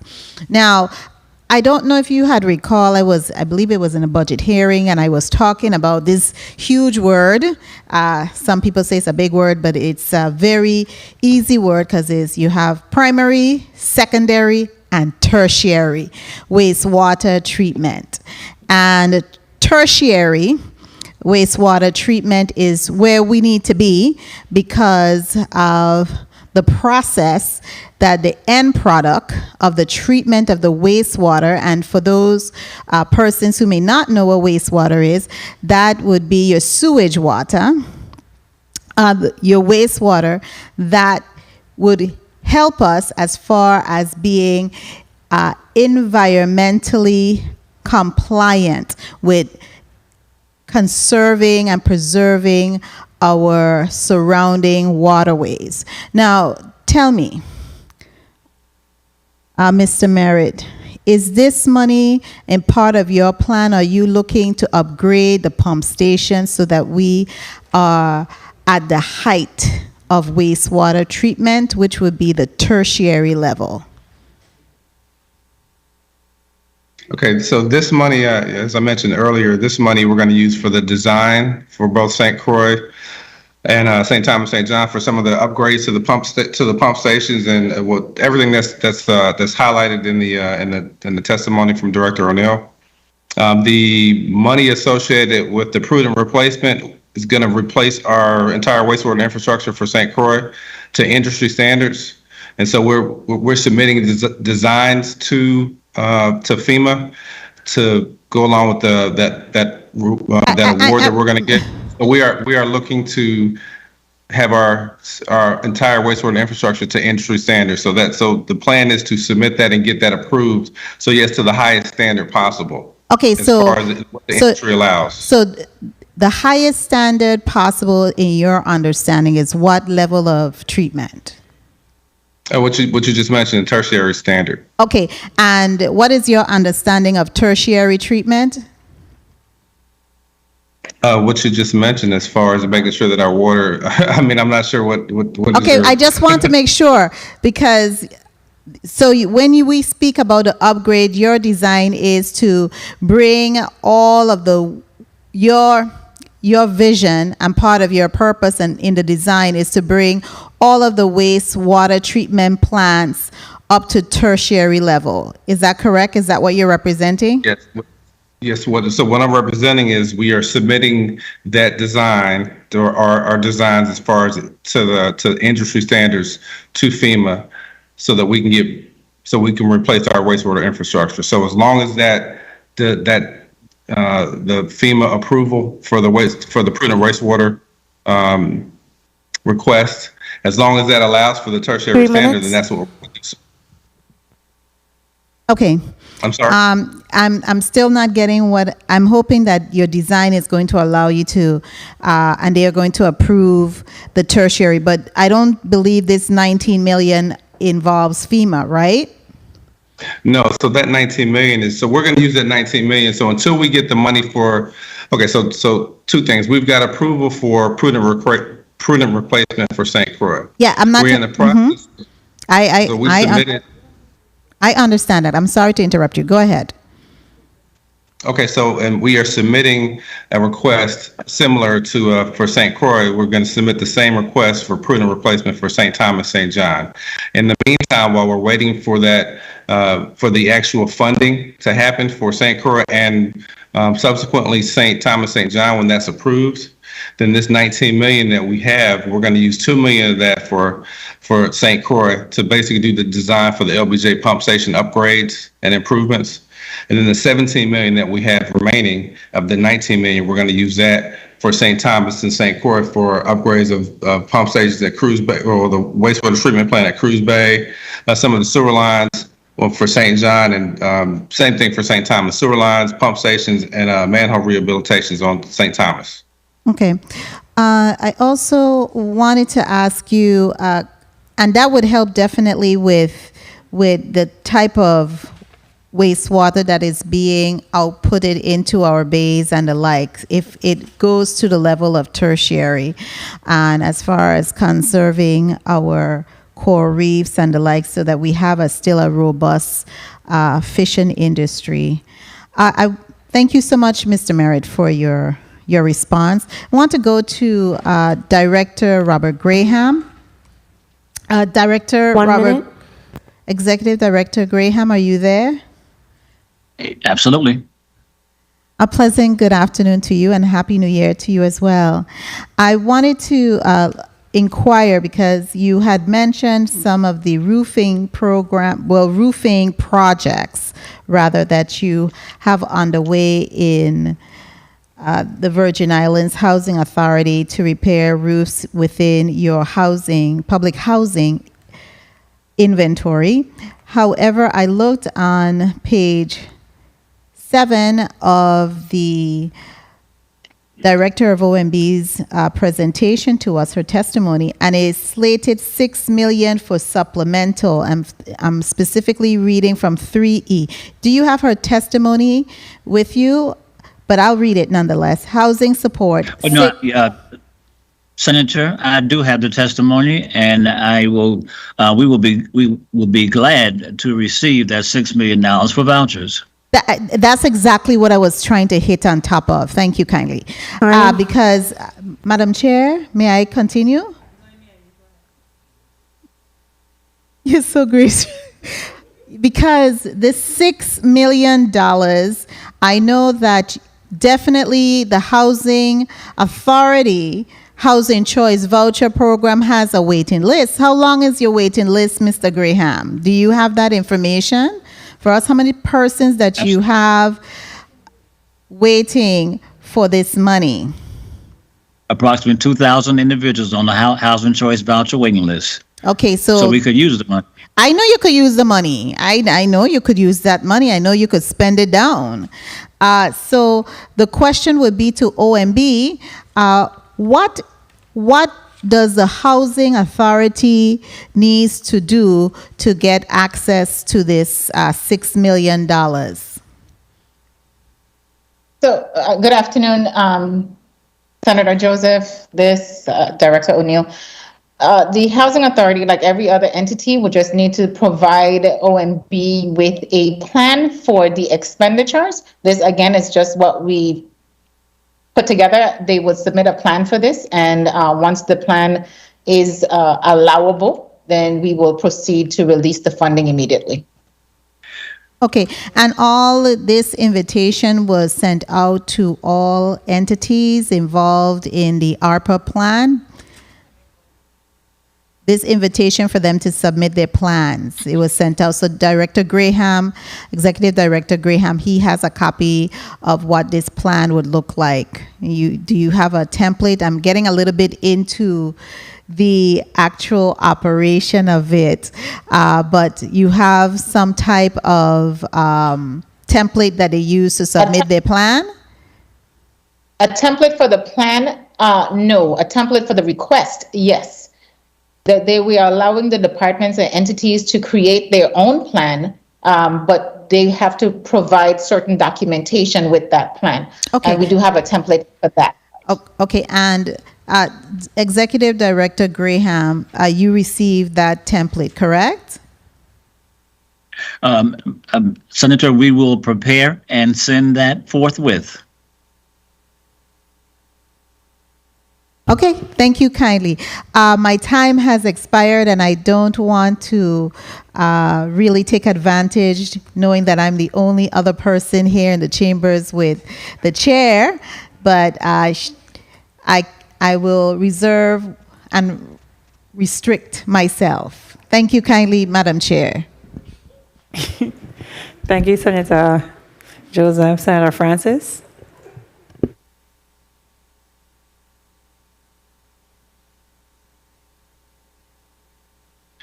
Thank you very much, Madam Chair, and good afternoon to everyone as we continue to have this discussion regarding the ARPA funds. Director, what is the next step in the process? We have $483 million in a bank account. We have some tentative game plan in respect to various categories for the expenditures of these funds. What is the next step? Hi, Senator Francis. I assume you mean me. So, next step is to receive the plans from these entities who have been told that they are on, of those that are included here today who we've allotted or allocated monies to. As I expressed to Senator Sarro, hopefully within the next month we get that so we can move it forward. As soon as we get the plan, we will start distributing the cash.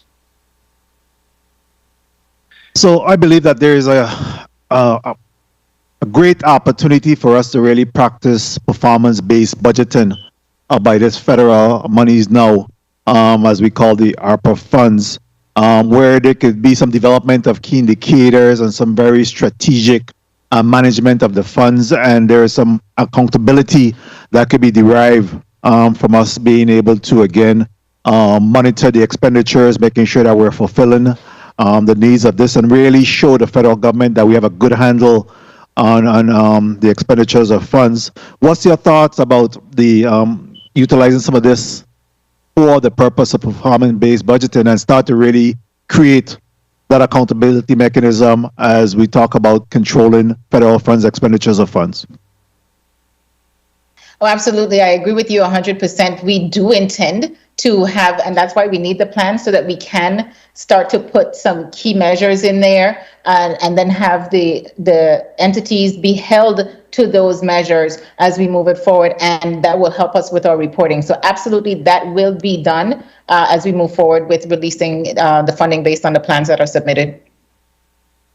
So do we agree that these are really broad categories that have been penciled down here, and that there's really an opportunity, especially in terms of the committees and the committee's oversight then to make sure that we're coming up with some specifics and making sure that we're meeting the needs of our community as well as our government agencies who have the ultimate responsibility for the expenditures funds, and making sure that we leave in our community in a better position than we currently are in? Absolutely, Senator. And that's one of the reasons we've asked to actually meet with this body so we can get, if you have any other specific projects, we do have some, but if there are others that you may have that we don't know about or may not be thinking about, we would like to hear that so that we can incorporate as many as possible and utilize the funding that we have and move them forward. we do have specific projects. As a matter of fact, we have met collectively as a caucus of the whole to review what was earmarked as these categories, and especially for the committees to then hone in and some of those specifics as it pertains to behavioral health and public health issues. There's tremendous opportunities here for us to really address our healthcare crisis and make sure that some of this money is then put together with the other funding that may be available to address this particular issue. So I will be meeting with my committee members and continue that vein, and also hopefully we could hear from our Commissioner of Department of Health as well as our hospitals and human services in terms of those broad categories that have already been put together, but more specifically to really come up with some key performance indicators that we could really hold them responsible for. 3 minutes. So I'm hoping that we could be able to navigate that in the very near future. Absolutely. I wanted And to if go you to provide us with the director, Octalyn, real quickly. Is she available? Senator Francis, she's off briefly, meeting with FEMA, but she'll be back. So I'll allow you the time when she comes back. Oh, Ms. Watlington, Francis, sorry. Can you Hi, yes, I am here in her absence. Can you answer our questions for us? Hold the senator's time. Are you able to? I will do my best to do so. Okay, Senator Francis, does that suffice, or you want to proceed? No, she's very competent. I Okay, believe. good. Certainly, she's ready to answer the question. She's a Francis. All right, you may proceed, Senator Francis. Very well. And Assistant Director, I wanted to ask you in regards to, because again, you have the general oversight of our federal funds. How have you, what is the discussion being had in respect to the utilization of the ARPA funds, and also looking at some of the disaster recovery, funding, and how where there's a merger or a bridge, how do we then separate and utilize the funds to make sure that we're meeting our best needs? That is definitely occurring. Good afternoon, once again. My name is Archer Watlington Francis, Deputy Director for the Office of Disaster Recovery. Our conversations are happening on a regular basis with the Office of Management and Budget, and there is discussions on a regular basis on where we are utilizing disaster recovery funds and then where ARPA funds can fill the gaps. Some of the examples were given today as in respect to waste management, where we have the prudent replacement and the FEMA funds funding many of their projects, and then we're going to use the ARPA funds to fill those gaps. So we meet with the Office of Management Budget and go over and look at those projects line by line. So the Office of Disaster Recovery are included in those conversations just so we can identify where those gaps are from disaster recovery projects on a consistent basis. Oh, very well, and that is excellent. And obviously, then when we look at the amount of federal funding that we have set aside, I believe that there should be, in regards to the governor's mandate, though, with the projects, I think that there is some 125 projects that he has earmarked. At least we know of the capacity of being able to roll out a lot of those projects immediately. But how then are you prioritizing the projects by which they could go forward at this time? So I would just add once again, we do that in conjunction with OMB and the governor's mandate. So we have our priority projects from the disaster recovery standpoint. And then specifically, like, for example, things like roads, we have met about what those priority roads are, what will be covered by disaster recovery, and planning the schedules on when we would have those, which funds would come first and were most available for the critical needs of the territory. So roads are one of those places that those specific conversations are. Time. Very well. Thank you. Thank you very much for your response. Thank you, Madam Chair, for the time. We do see that there is, at least when we talk about public health, that there is some $81 million earmarked for certainly public health. And we know of our current situation regarding the healthiness of our hospital systems and our healthcare system. So we'll definitely be focusing in that particular area, at least from the Committee of Health, Hospital, and Human Services. Thank you very much for the opportunity and this discussion today. Thank you, Senator Francis. Senator Johnson? Good afternoon to all. Good afternoon again, Madam Chair. My question will direct to Ms. O'Neill in OMB. The homeowners assistance funds. How much of that fund has been distributed to homeowners in the territory thus far? Good afternoon. None of that funding has been distributed as yet. That funding is actually being managed, that program is being managed by the Housing Finance Authority. Again, I think the Director Griffith explained earlier, we've only received 10% of that $8 million so far, and that was to allow the territorial government to come up with a plan to submit to Treasury for Treasury's approval. The plan has been submitted. It has not been approved as yet, and so the rest of the funding has not yet been received in order to go be distributed to anyone. Does anybody know how many homeowners currently are in foreclosure due to this effect of the pandemic? I am not aware. Director Griffith, do you have any idea? No, ma'am. I'm not aware of the top of my head. No. You're aware of none, or the numbers from the top of your head? I'm not aware of the number. No, I'm not. But there is a number out there, is there? Yeah, from every single bank. There are people affected. Correct. Go ahead, sorry. No, I said correct. The territory just hasn't received the funds to address that program as of yet. No, I wasn't so that much concerned right now about the funds based on what the director said, but I was more concerned of the number of people that are affected by pandemic with their homes going into foreclosure. That's what I really want to know. And I think these are numbers that should be to somebody handing here today. You know, these are questions that somebody should be able to answer. You know, we come in here, we look at these testimonies, and we go through them, and we ask these questions, and we're not getting the answers, and that's not good. Director O'Neill, did you have the information for me as far as the individual who is going to be heading up the gun violence program at this time? So, Senator, I was able to learn that a person has been selected, and the governor will be making that announcement, I think, on the 18th. So next week, the individual starts. I am not aware of the name. That is all the information that I have. What about the figures, the numbers, as far as the amount of money that's allotted to the gun violence program? So again, it's the $2 million, and the $2 million will be spread over 4 years. That entire $2 million is directly for the gun violence alone, or was it for the police department to use in other areas? No, $2 million for the Office of Gun Violence Prevention to deal with the staffing as well as the programs that will be coming from that office over 4 years. All right.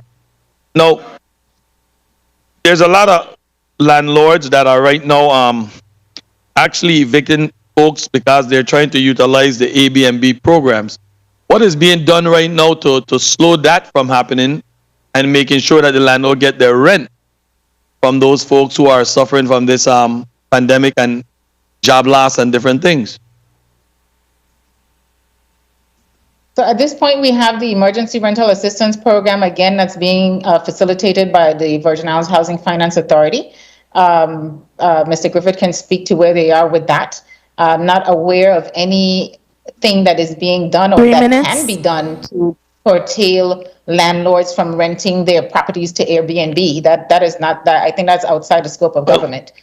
I understand that, but if the landlord is not getting his rent, and we have these programs designed to assist these folks, what should the landlord do? So, Mr. Griffith, can you help me and tell me how much money has been used from this account or this funding to start assisting those landlords and those tenants, if you have that information? Well, sir, if you're speaking about the funds that Commissioner O'Neill is testifying, none of those funds have been distributed out. The only funds that I've used for that program is the Emergency Rental Assistance Program, which I spoke about earlier today, which we've spent over $1.6 million and helped 159 Virgin Islanders so far. And you have how much remaining in that funding? In that funding, we have it's a little bit over. The total amount was 600, so we have 300 and change left to provide funding to. Thank you very much. Thank you very much, Madam Chair. You're welcome. Point of inquiry, Senator Joseph. Thank you, Point of inquiry. Madam Chair. I just wanted to ask the Director O'Neill. My inquiry was relative to your representation that some of the monies for the ARPA fund are held in CDs. The 547 million that's been allocated is held in CDs in two of our banks here, one in First Bank and also in Banco Popular. Just so that we are aware, they're gaining interest while they're held in CDs. How is it, how are you planning to use any funding or derivatives from having these monies sitting for the past 8 months in the CDs? So, Senator, to be clear, not all of the money is in CDs, just to be clear on that. They are sitting some in regular savings accounts, some in checking account, and some CDs. How we intend to spend the interest, there is no plan for the interest earned at this point, just because we do not even know how much we will have when we at the end of all of this. So there is no plan at this point. Once we have an idea, I will be sure to let this body know what the intent is. Okay, and the savings account, is that interest bearing as well? Yes, we tried as much as possible to put the funding in interest-bearing accounts and not just to have it sitting in a checking account. It really doesn't make sense to let the banks collect interest on it and we get nothing from that. Okay, thank you. One final question, Madam Chair, if I may. You do your reporting for your federal money on the SF424A, right?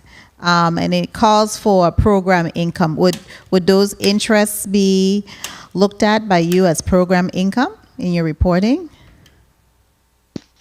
Senator, I don't think this would be considered as that, but again, we'll have to finalize the reading and interpretation of the final rule and for us to know exactly how we can use it, if we can use the interest, et cetera. The final rule is what will give us that guidance and Treasury directly. Okay, and I understand you're still making your way in your readings and understanding of it. Thank you kindly, Madam Chair, for the leeway. You're welcome. Point of inquiry, Senator. I heard you have 2 mails over there. Tell me. I don't know who had the point. Oh, Senator Francis, point of inquiry. Thank you very much, Madam Chair. I wanted to ask Director O'Neill, this is not on the issue of ARPA at this point, but the 75 million discretionary funds that the governor had, and I think that OMB manages for the COVID relief. What is the balance in that fund? That was the CARES Act funding, Senator, $74.8 million roughly. That funding expired December 30th. There is no additional funding remaining. We have distributed all of the funding. That account is currently closed at this point and being reconciled? It's about to be reconciled. We've done all of the payments and all of the obligations. So yes, we're in the process of closing that out and doing reports to submit to Treasury. Very well. And in respect to the premium pay for public and private sector employees, or is there any earmark or category for the assistance of being able to fund our nonprofit organization? Is there any of the ARPA funds that have been set aside for that purpose? Nonprofits are allowed. It depends on what they submit requests for, and so it would depend on the category that they fall in. Let me put it that way. Very well, and we know of their ability to support and assist government when we talk about behavioral health, when we talk about homelessness, when we talk about substance abuse. along that area is what I'm thinking. Is there an opportunity for us to be able to engage them, to be able to, again, continue to support the local government and this community in their efforts? Absolutely. Once the nonprofits submit their request with a plan for helping the people of the territory with those specific services, they yes, they are eligible to receive funding from the health portion of the funds of the plan. Very well. Thank you for that. And of course, we know that the nonprofit have been good stewards of our funding, and certainly they have backfilled a lot of the needs of our community that we could never pay for as a government. So we'll continue to at least make sure that they're held accountable, but I'm sure that they stand the test of times in being accountable in the expenditures of those funds and meeting the public needs. Thank you very much, Madam Chair, for the time, and thank you, OMB Director, for your responses. You're welcome. You're welcome. Anybody else over there? Okie dokie. Okay. Director Graham, I was asking some questions earlier, and I'm now understanding. I was referencing the $6 million, and I don't think you realized you had $6 million. Correct? Until today? That's the best news I've heard all year. Okay, so were you consulted when this plan went in, submitted? Yes, as Director O'Neill mentioned, this agency has been involved in discussions and planning to effectively use those funds. Okay, so when you were indicating the roof, because you gave me some timelines on roofs, what was the fund? Yeah, what was the funding source? Was that FEMA you're referring to, or what? You indicated to me calling tariffs will be done by. Yeah, and I have that list I can provide to you, and it is a combination of funds, recovery funds as well as CDBG DR funds and Housing Authority capital. Oh, but those funds were not American Rescue Plan, the ARPA funds, right? For the roofs, they are, yes. Okay, so how many people do you have now on the housing voucher list waiting? Approximately 2,000. 2,000. And how many people will you be able to impact from the 6 million?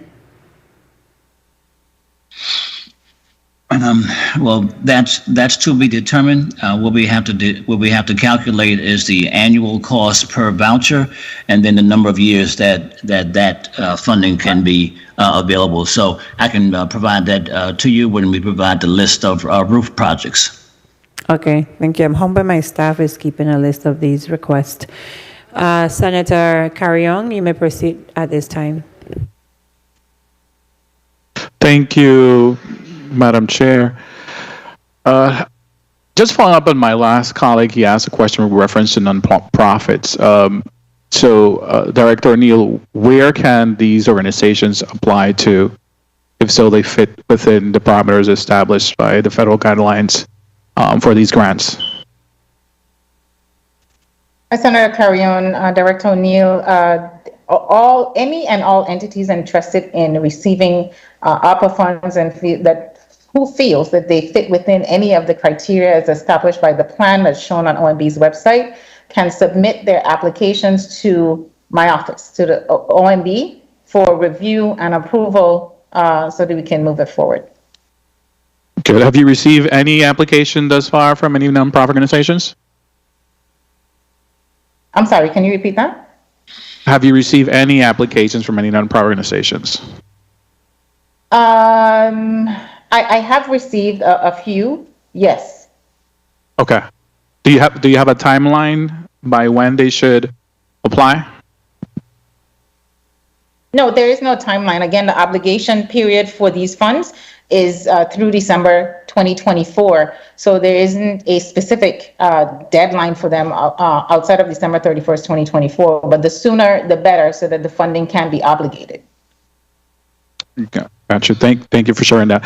Now, regard to WAPA, I think the people of Virgin Islands deserve to hear a little bit more about this plan for WAPA. We just had some major leadership changes within the Water and Power Authority. and thanks in part to the work of this legislation and some other things that are coming down the line. The people need to hear some better specifics as to what will fall under this design that you expect over the years. So can you maybe clarify a little bit more as to what will be taking place? Yeah, good afternoon, Noel Hodge.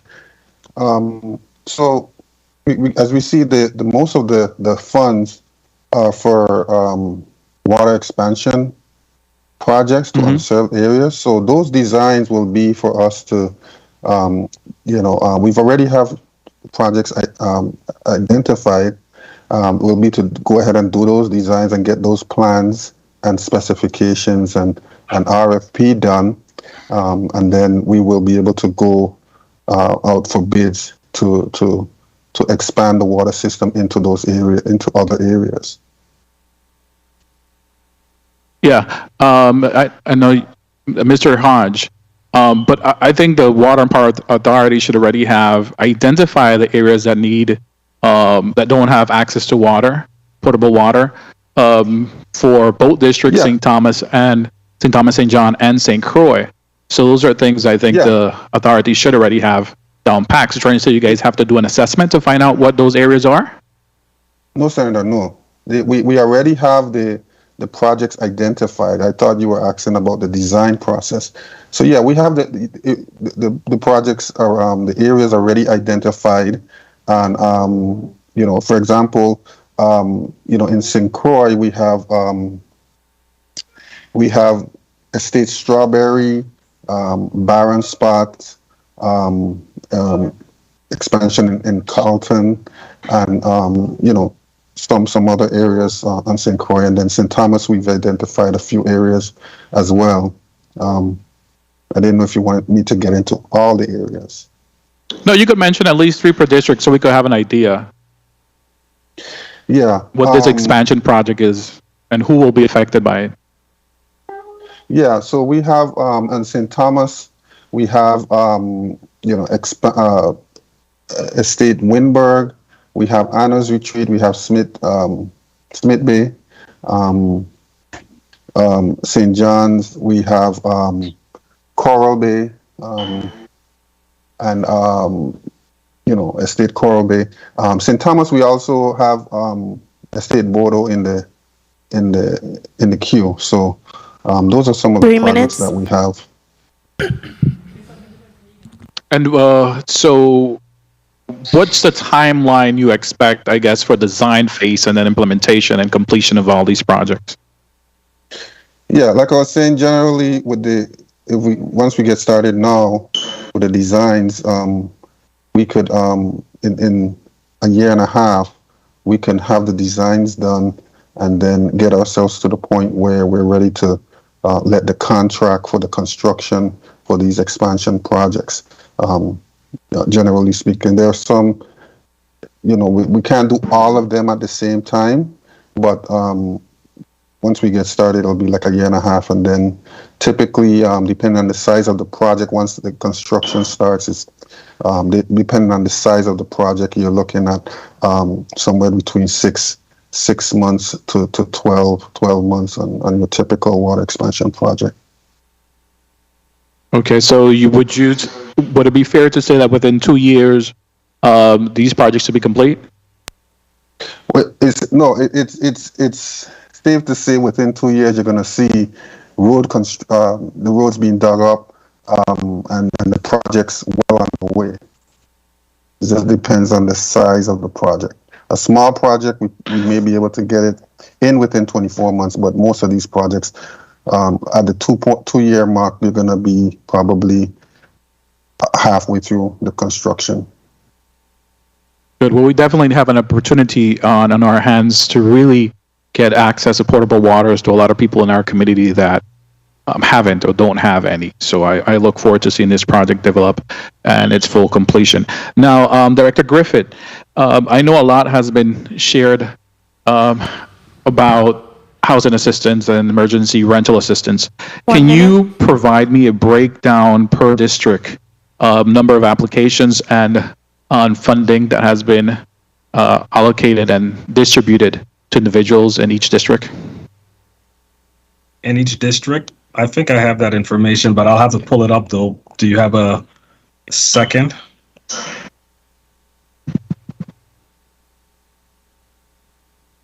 But I don't have it committed by memory, but I do have it in writing for my staff.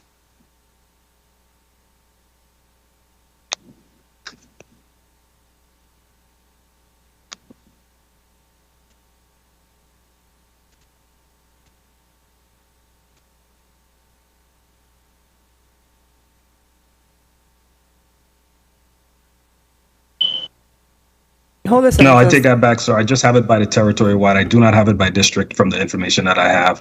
So I'll have to send it to you. Yes, can you please, through the chair, provide the breakdown of the amount of applications per district and the amount of funding that has been distributed per district? Would you be able to get that today? I mean, before we finish this hearing? I'll find out from staff and then I'll let you know. I'll ask them now. All right, thank you very much.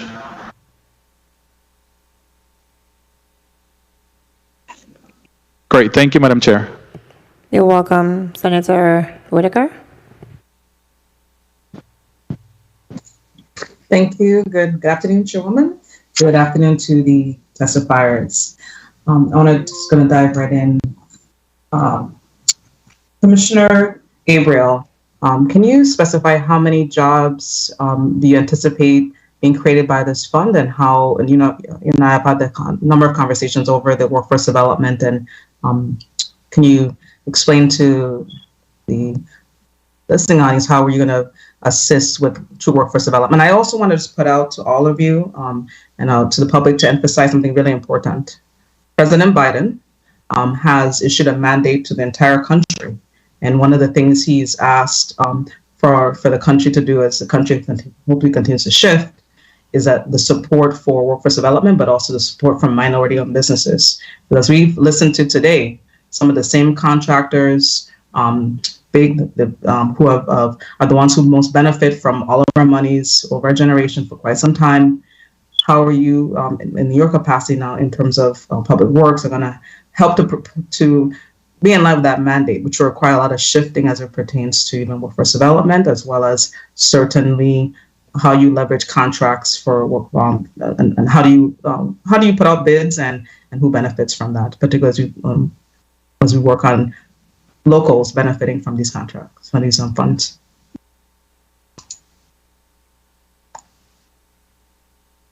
You're muted. Thank you. Derek Gabriel, Commissioner for the Department of Public Works. Right now, we don't have an estimate as to how many jobs we expect this project to create. We won't be able to know that until we at least get back to the bids and we can see what each company, how they plan to roll out their work. As far as workforce development, I think what we're seeing, Senator Whitaker, just by virtue of us having all these funds in the territory, is the trickle-down effect with the second and third tier of contractors.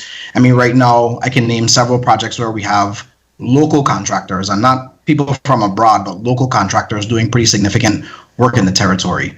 So I do think you're seeing, I do think you'll see not only your primary and your large contractors, but also second and third tier contractors being able to benefit from projects, from large projects like this. And more importantly, the experience and expertise that they'll have from working with contractors that have experience doing design build, I think will help them in the future.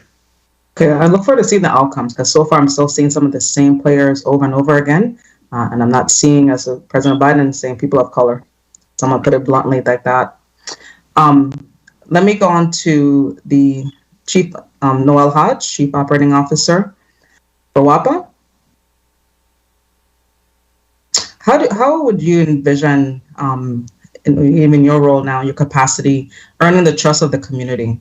What initiatives can you, as the operating officer, engage in with respect to these funds? And earlier today, I just want to point out something. Also, it's important that the Treasury, of course, sends out all of the guidelines for the funds. One of which is, and there are a number of communities that are pushing to assist persons with water. And I know earlier today, my colleagues, we talked about what you're doing about the water issue. It's clearly within the guidelines, and I hope that you delve into that and move forward with a plan for that. But how are you going to build the trust of the people through these funds? Good afternoon, Senator Noel Hodge.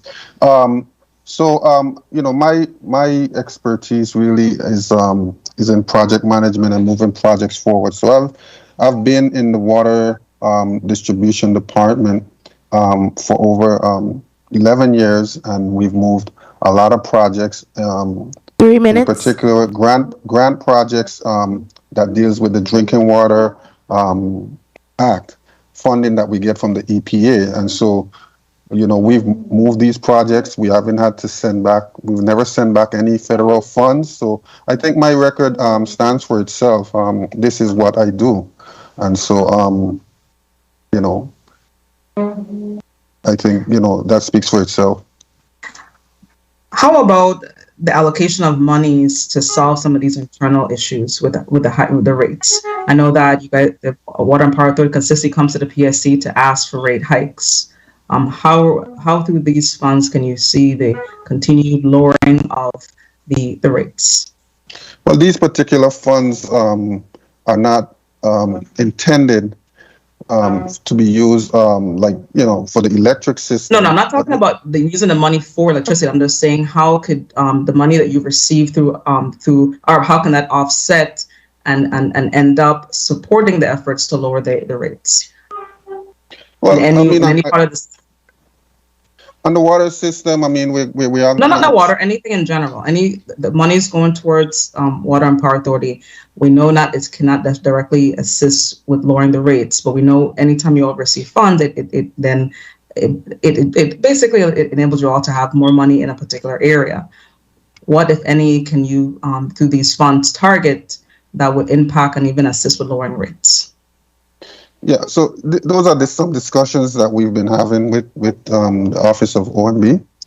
And so, but, in terms of, we're restricted in terms of how the funds can be used. And certainly as we get these funds and there is an impact to our operating expenses and every impact to the operating expenses affects the rate. So to the extent that we would not have to spend certain funds with internal funds, then there is an impact on our expenses, our capital expenses. Thanks. Thank you. Director Graham?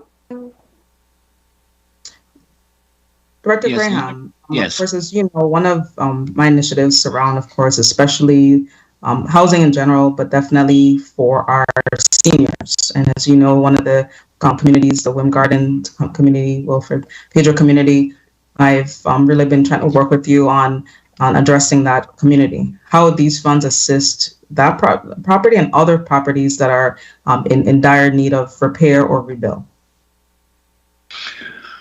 Well, as you know, we are continuing to implement the use of our capital funds to do repairs. So we have a list of work to be done based on physical needs assessment for each community, and we can share that information with you in a meeting if you want to schedule that. Thank you. Just a final follow-up question, Chairwoman. Yeah, please wrap up briefly for me. Yes. And so, Director Graham, just one of the things to, with these funds, do you see any kind of community initiatives being supported by these funds? Any types of, and a good example, of course, is, one of the projects we're working on is concerning the farm project within the housing communities. That's just one example of a project. How can does the board have any initiatives concerning various programs and being able to at least use these funds to promote some community projects? We have several significant programs. One in particular I'd like to share with you, but it does require a sit-down discussion, so we can schedule that meeting. It needs more time to be able to get your feedback on it. Great. Thank you so much, Director. Thank you. Thank you, Chairwoman. Thank you. briefly, let me move on quickly. Senator Francis Heiliger.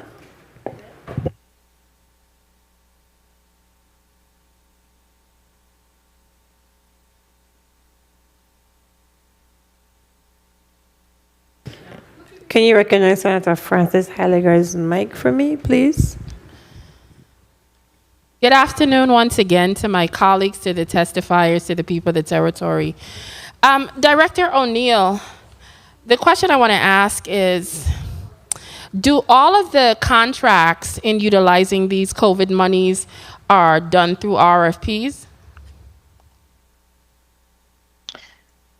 Senator, are you speaking to current contracts? I'm not sure what you're referring to. We have quite a bit of money to spend. Are all the contracts and the monies being obligated or spent through RFPs? Do you put them out for bid, every last one of them? So if you're speaking of moving forward and all the money that we still have to spend, yes, they will have to comply with procurement guidelines, which allows for, or requires, I should say, an RFP process. Okay, I know during the state of an emergency, a lot of the processes are suspended. And we still currently are in a state of an emergency. So that's why I want to know, are we still following those guidelines? Because we want to make sure that the process is as fair as possible. Or is it possible that because we're in a state of emergency, some of these contracts could just be given out to whomever? No, Senator, they can't just be given out to whomever. These are still federal funds, and the federal government's guidelines does still apply. So we do at minimum have to have 3 quotes or have a full RFP process. Okay, excellent. One of the things when I was looking here during the documentation, and I wanted to get a little bit more clarity on, contrary to popular belief or what has been put out to the media, the legislature did meet several times to have suggestions to give to the governor on behalf of how our input as to how these monies were to be split up. Unfortunately, I learned today and through reading the article yesterday and speaking today that apparently these suggestions never made it to the governor. I was under the impression he had already gotten them. But one of the things that I had discussed during one of the meetings we had to split up the money, on page 6, we spoke about other economic support, $500,000 for childcare assistance for unemployed individuals pursuing job training assistance. One of the things that I had brought up in one of those meetings that was my suggestion, when you speak to childcare assistance, is this section only limited to children? Or can any monies be adjusted to include adults? Because you also know in our community, a lot of people are at home taking care of their elderly grandparents, elderly parents, or whatever the case is. Can any of the monies be adjusted, or is this something that could be altered so that adults could also be included under this child care section? Senator, I'm sure that, again, we can make adjustments as we go. Again, this is a preliminary plan. Right now, we're saying it applies to childcare, but I'm sure if there are people who are taking care of elderly parents, et cetera, who submit for funding or some type of reimbursement, I doubt that they will be turned down for such. So, we are flexible to the extent allowed by the federal guidelines. Okay. Well, the reason why I'm bringing that up is because, like today, I didn't fully understand that a lot of nonprofits could have just come directly. And I was very happy to hear that because people were inquiring. As it also relates to individuals, when you said somebody might not be turned down. 3 minutes. There's also a section in here that speaks to the eviction prevention, $250,000 for counseling and legal aid to prevent eviction and homelessness. How did you guys come up with that number, and what do you foresee those monies could be utilized for in order to assist people, as we see that this seems to be a major problem in dealing with homelessness here in the territory? Um, I guess the entities that would manage that program, which would probably be HFA or legal aid, not legal aid, officer, yeah, I think that's what it's called, legal aid. They can provide the assistance, we'll provide the funding. Again, these are buckets of money that people or entities can apply for, and we will then provide the funding. But we wanted to make sure that we had some funding available to address these issues. Okay. One of the things you hear a lot in the community is people are always having outcries in regards to nepotism. What policies or procedures you have in place when it comes to the RFPs so that, you know, blatant nepotism will not occur, or there's some kind of clarity as to when situations like this occur? So for RFPs, they go through the Department of Property and Procurement. They issue everything. They lead the entire thing. And if you, I'm not sure if you are aware, but they actually have more persons on the selection committee than any other department. So it's really hard from my perspective in having had RFPs put out through DPP. It's really hard for, say, my agency or any other agency to choose who we want. 1 minute. In particular, because we have the least amount of votes. I may only have 2 votes. DPP has 4. They can override anything that I may want to do. Okay, thank you so much. My last question, I want to touch a little bit on the premium pay for the public sector, private sector workers. And I know you shared that you guys are in the process of potentially getting some of those fundings out. Earlier this last year, I had a conversation with the governor when the teachers were initially paid this stipend, and I had asked him about payments for the food service workers as well as payments for the, I think it was the monitors at the time. And I know he did share with me that he was attempting to make sure all the teachers and those were already set, and then he would deal with the next set. I remember months later, I had a secondary conversation in regards to that, and he did say he was working on it. And then at the end of last year, I heard another person call in. I happened to be listening, and someone had called in and said he would process them by the end of this year, which was 2021. Now, what is the realistic timeline for these monies to actually be expended, as we see that, you know, the public is being told that certain things will be done at certain different times, but it's not actually happening. And I think that is where partially my colleague and this legislature, when that section of the budget was amended to include the $200,000, we were hoping that the monies would be spent out of the COVID funds, but you always have to have a plan B and a backup, because a verbal conversation and actual execution are 2 different things. So what I'm trying to find out, what is the realistic time and date that this actually will happen? Because the last time I spoke to him last week or had a conversation, he did say he would try to get it done by the end of this month. So could you share with us realistically when this actually will be done, at least for that section of the group of the individuals?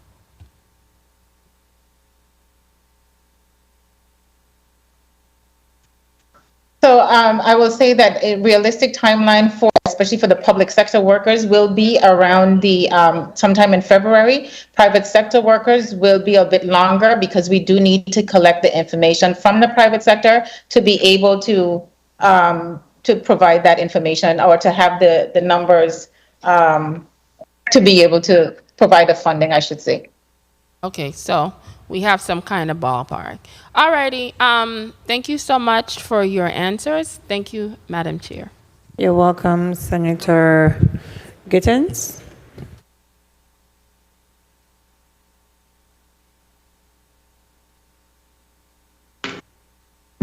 Thank you, Madam Chair.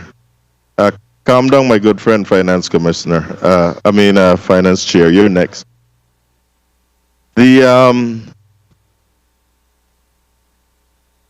I'm hearing an echo on my end. I hope it's not on the other end. However, I'm still a little baffled with these payments because we keep hearing we're looking at February, we're looking at February. Now, let me first say that the Government Finance Officers Association assisted with the recommended guiding principles for this ARPA funds, where they clearly outline the eligible uses of the funds. And I saw where they included COVID-19 expenditures or negative economic impacts of the COVID-19, including assistance to small businesses, households, hard-hit industries, and economic recovery. It also outlined the premium payments for essential workers and investments in water, sewer, and broadband infrastructure. Now, my question is, who specifically or what entity in the executive branch is coordinating with the private sector, since we're including the private sector in these premium payments?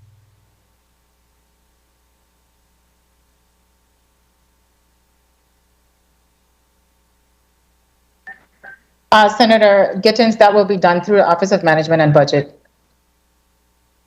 So you have individuals already coordinating with the private sector?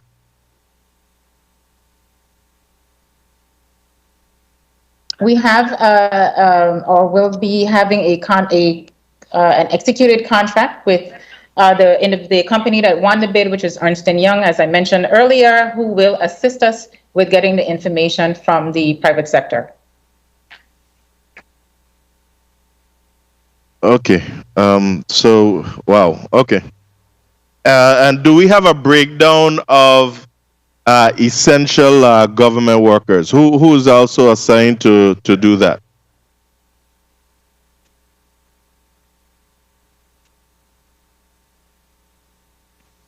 The entity for the public sector employees is the Division of Personnel. Okay, and to your knowledge, have they started to compile that that listing? Yes, to my knowledge, they have already started that and probably have it just about complete to this point. Okay, and I'm asking this. I know it's frustrating for all of us, not just you. It's frustrating for us here as well in the legislative branch. Now, you spoke to some $40 million to be used for these premium payments. I'm trying to pay everyone, public and private sector. However, I was trying to find my previous notes where we had conversations with the hospital entities, and if my memory serves me correct, the one hospital entity alone, I believe, came up with a ballpark figure of about $20 million. So if that's one entity, how would $40 million work out? I mean, that's what I'm saying. So we're talking about $40 million to be, we want to start paying out by February, but we don't have a schedule as to who will be paid, how much they'll be paid, etc. And this is part of the frustration, and I guess why we will continue to see goalposts move, because we don't have a written plan in place where we could follow. So I hear your response that your office, OMB, is responsible for coordinating with the private sector, and that the Division of Personnel is directly responsible for the breakdown of the essential workers. So I want to request from you as the government representative and through the chair that the legislature receives this breakdown from your office, coordinating with the private sector as to how many are affected, the dollar amount, and those especially for the essential workers within the public sector, the government. Thank you, Madam Chair. Senator Gittens, to respond to your comments here.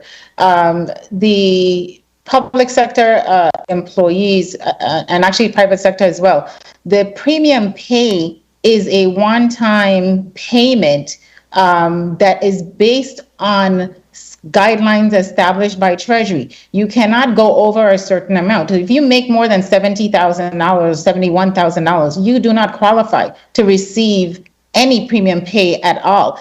So there are some salary guidelines that we have to bear in mind, and it is a one-time payment that will be done. We will again provide the plan once it is complete to this body, but we do have specific guidelines that we have to follow relative to premium pay, and we will continue to read through the 437-page final rule document to make sure that we stay in compliance with Treasury. So even if the hospitals may have come up with $20 million, that does not mean that they get $20 million or that all of those people will qualify. There are some income limitations.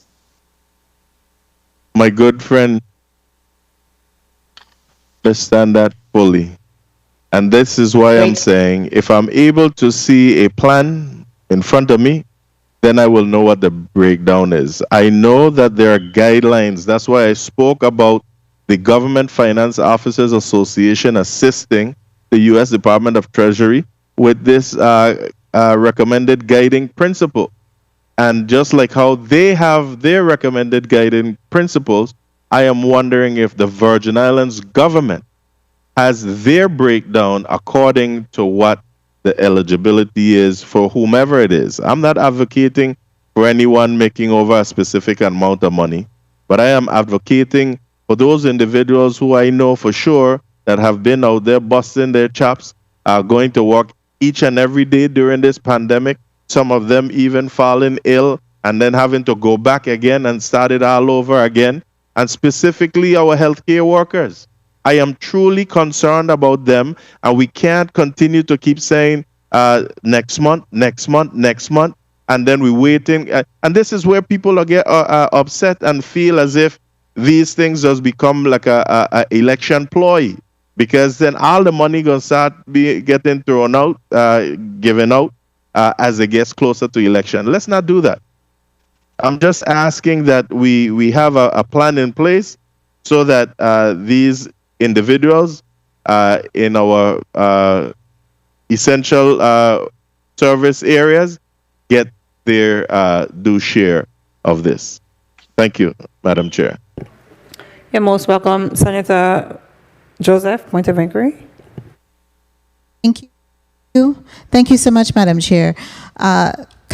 Director O'Neill, I just wanted to really thank you for all the information you're supplying. I do have an inquiry based on the previous speaker, because you just mentioned that Ernst & Young are going to be the one interfacing with the private sector businesses to come up with the amounts for the premium pay. And earlier today, you represented that Ernst & Young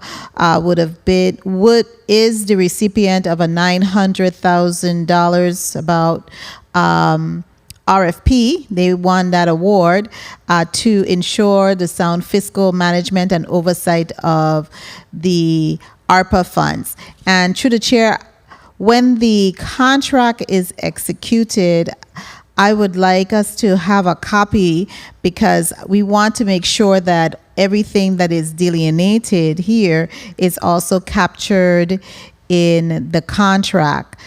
So we don't see too many changes or change orders coming through. To the chair, to get a copy of the executed contract for Ernst & Young. Thank you kindly. You're welcome. Before I go to Senator Via-Lee, I think Senator Whitaker, you had a point of inquiry still? Yes, Madam. Yes, thank you. To Commissioner Gabriel, well, of course, one of the areas for this funding is transportation. As you know, there's a consistent recurrent issue of transportation between the districts, particularly going to St. Croix to St. Thomas. How do you visualize? There's two things. One, I've engaged with you over the ferry system going between the two islands, but also too, as I've been doing my own research and getting information, there are also some small town areas where, for example, there's some using federal funds to offset, for example, a plane. So in other words, us looking into another vendor who would transport persons via plane. So can you dive into some of your transportation initiatives under this fund? Particularly for the St. Croix. Thank you for the question, Derek. Thank you for the question, Derek Gabriel, Commissioner, Department of Public Works. If I'm not mistaken, our ARPA funds can only be used for stormwater drainage right now. That's the only tranche of money that we have. We don't have anything for inter-island transportation. Thank you for that. And I will follow up on that because that's something that I noticed, but also too, I'm aware that that's a lot of what the funds can also be used for transportation. So if we're going to be talking about transportation, I mean, we have to rework the plan to address that. We know that's a looming issue, and I think we need to look into that. So this goes back to some of the ideas we need to put out, and as we, it's okay to do a resubmittal, especially looking at the initiatives that are important to us as a people and the things that we need to address. Thank you. Thank you, Senator Whitaker. Senator Viale. Senator Viale, focus. Senator Viale. Thank you. Thank you, Madam Chair. Let me begin in reference to that premium pay. Who did you say is in charge of the premium pay? Who's coordinating the program for the private sector? Ms. O'Neill already left, Madam Chair. I'm here. Sorry, I'm in and out of the two meetings. So, I have my AirPods. It's not trying to work with me. Nothing's trying to work with me right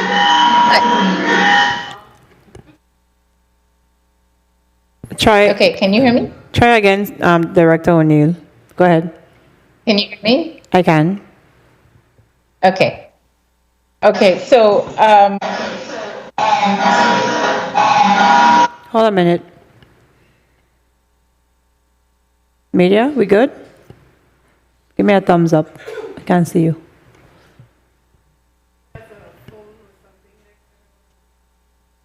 Okay, I'll try again. Okay, Is that St. better? Croix, I think is the issue. St. Croix, are we good, media? Try again. Go again, Senator Viale. Can you hear me, Senator Viale? Yes, I can now. Proceed. Go ahead. Okay. Okay, so Yeah, can you go ahead? Yeah, I was asking a question about who is coordinating the premium pay for the private sector employees.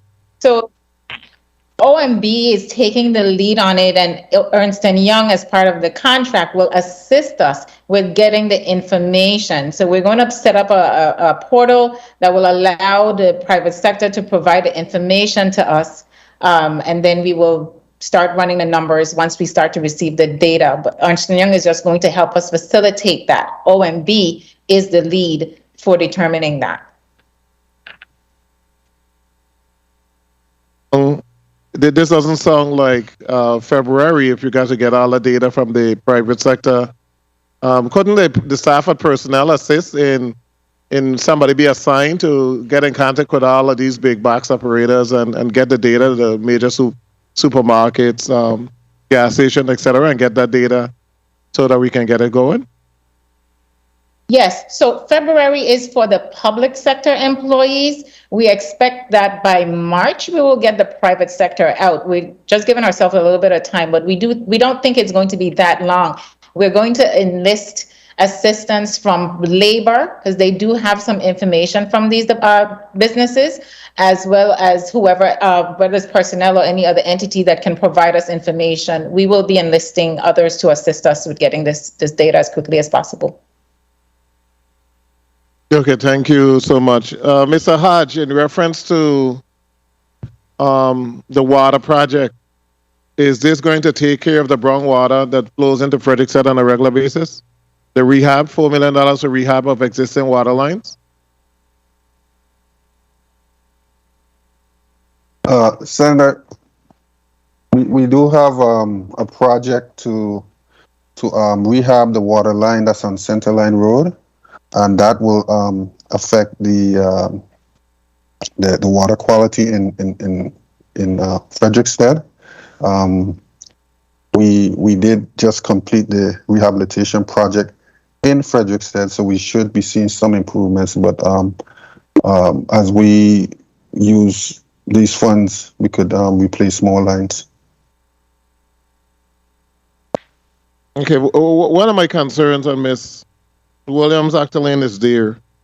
What coordination is being done between waste management, public work, WAPA, and ODR? I heard Mr. Had say that in 2 years we're going to be digging up the road in reference to expansion of water lines.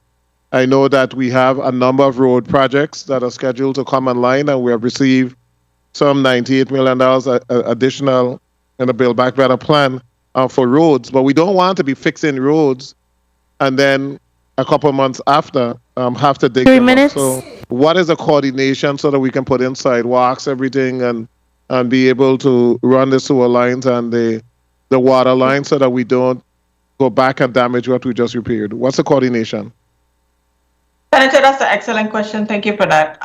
We have a utility coordination that we're outlining the projects that should be executed simultaneously. We just had what we call a recovery summit where we identified all of the projects, all of the major infrastructure agencies participated in that, being DPW, WAPA, Waste Management, Housing Authority, Housing Finance Authority, the Department of Education, all of those big infrastructure projects to coordinate schedules and develop the process for which the utilities and the coordination meetings will occur. The DPW as well as WAPA, they lead a utility coordination meeting, and we've developed some processes as to how any kind of projects that include the schools, that includes anything that has the utilities. There's a presentation that they will meet with this committee, and so everyone can be aware of what's happening. So we're actually putting out a report that will show all of the projects that's going to be conducted for the next 5 years, and that report will be provided to any of the stakeholders. And of course, Commissioner Gabriel or Mr. Hodge, they can chime in. If you like. And we plan to have that report by when? Or that plan by when? By the end of January. But we're just January, finalizing. Yes. Of this year, January 2022. Okay. The last question, I know that Director O'Neill might have to leave for our next meeting, but we're right now getting a child tax credit. What is the impact of that child tax credit on projected income tax? 1 minute. How is that going to change the number? It should decrease the amount of income tax refunds that needs to be remitted by this government. Have you received a report from Internal Revenue as to how paying these monies up front instead of refunding them on the back end is going to aid and complement the government of the Virgin Islands? Thank you for that question, Senator Viole. No, at this point, we have not received from Treasury either the amount that we qualify for or received the actual funding. So we are still waiting on Treasury to, I think, approve the plan that was submitted by IRB. We don't have anything in hand as yet. Okay, but I think that some monies have already been given out for that child tax credit. The payment started, I think, a couple months ago, in which they started to pay those individuals up front. Your child tax credit, and I was thinking earned income tax credit. My apologies. So the child tax credit, these were advance payments on the taxes, so it should lower the amount that we would have to pay out. Maybe not. We'll see once the tax filings actually come in April. No, it should. It must impact it because they're able to, usually they file it at the end of the year when they're filing the taxes and then they get credit. Now they're paying it up front. So that is going to reduce what they're able to claw back when they're filing the income tax. So has Mr. Lee done an analysis because he should know exactly how many individuals are presently receiving that income tax credit, that child tax credit, and be able to assess what is going to be the savings to the GVI. And we did this body. I mean, most people think that income tax is paid from a magic fund or a little box that's under a desk, but income tax is actually one of the areas that we project in the budget and that we make sure is funded to be able to pay those monies. So I want to know if it's going to reduce the amount. I think we've allocated some 50 million plus. If it's going to impact that amount, and I know it should.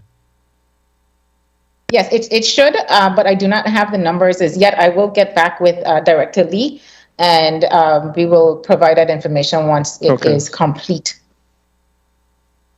Okay, and I also want to say that what we have in front of us, the document, colleagues, in reference to the $547 million is a plan, and it's a plan that can be tweaked and changed. And I know that this body did have 2 meetings in which we extensively went over every single category. We had a committee of the whole, literally a caucus of the whole, where we met and were able to come up with some recommendations. We believe that there were some duplication in here of areas that are already funded by disaster recovery funds. And I'd just like at some point to make sure that we as a body need to make sure that our plan and our recommendation is also submitted so that they can just be looked at and we can make a determination as to whether or not some of the areas that were recommended by the 34th legislature can be included. And we did that based on the fact that some of the areas that we see in the ARPA plan already were included in COVID monies or were included in disaster recovery funds. So we want to make sure that we're able to maximize the monies that we have in front of us, and hopefully we can put our heads together and come up with the best plan possible to move the Virgin Islands forward. Thank you, Madam Chair. Thank you, Senator Viale. Last question. Go ahead. Still doing contact tracing? To my knowledge, yes, Senator, they are still doing some contact tracing once persons. It's in here. COVID-19 testing and contact tracing, $4 million. And I know a number of individuals who have recently been infected with COVID have told me that nobody have called them in reference to contact tracing. So I want to know if we're allocating money as to whether or not it's actually being done. To my knowledge, Senator, it is being done. I can't speak for the Department of Health, but to my knowledge, it is contact tracing is being done. Okay, so we will address that on Friday. I think that the chair of the committee has a meeting on Friday, so we'll address it there. But if it is, I'm just putting it out there. A lot of people are saying that nobody ever got in contact with them after they got a positive test. Thank you so much, Madam Chair. Thank you, Senator Viale. Going back to tourism briefly. I know, Ms. Ross, you're on the line. Good afternoon, Senator. I'm here. Okay, I know you had nothing to do with this American Rescue Plan, so I ain't going to force today at you. But I do think that we need to revisit the use of the tourism dollars. You already have a downtown revitalization committee. When we go to Cmte, they've done 1 million surveys on the towns, and they've already told us what we need to do in each of the islands. And then we're going to conduct another town feasibility study with the federal dollars. I don't think it's a good use of that 11 million. The same thing with the hotels. We know the status of the hotels, and we know in how many years we don't have a new hotel. We know that Sugar Bay is an issue. We know the one by the airport shuttered to the point there's graffiti on the roof and the fence, and I'm sure it is a public safety issue at this point. So we know the issue. So I implore tourism to please revisit the use of those $11 million, if you don't mind, Assistant Commissioner Ross. Director O'Neill, do you object to my? Well, go ahead, Ms. Ross. Go ahead. Absolutely. We submitted a framework, and of course, it's subject to changes and revisions based on the territory's need. So definitely, I can go back to the commissioner with that. Absolutely. Okay, thank you so much. Director O'Neill, do you have any objections to my comment?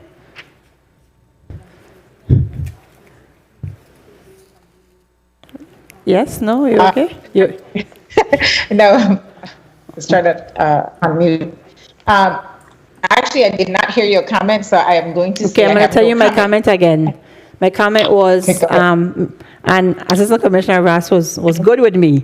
So my concern was that we have the use of the $11 million for tourism that's going to the studies, the hotel study and the town feasibility study.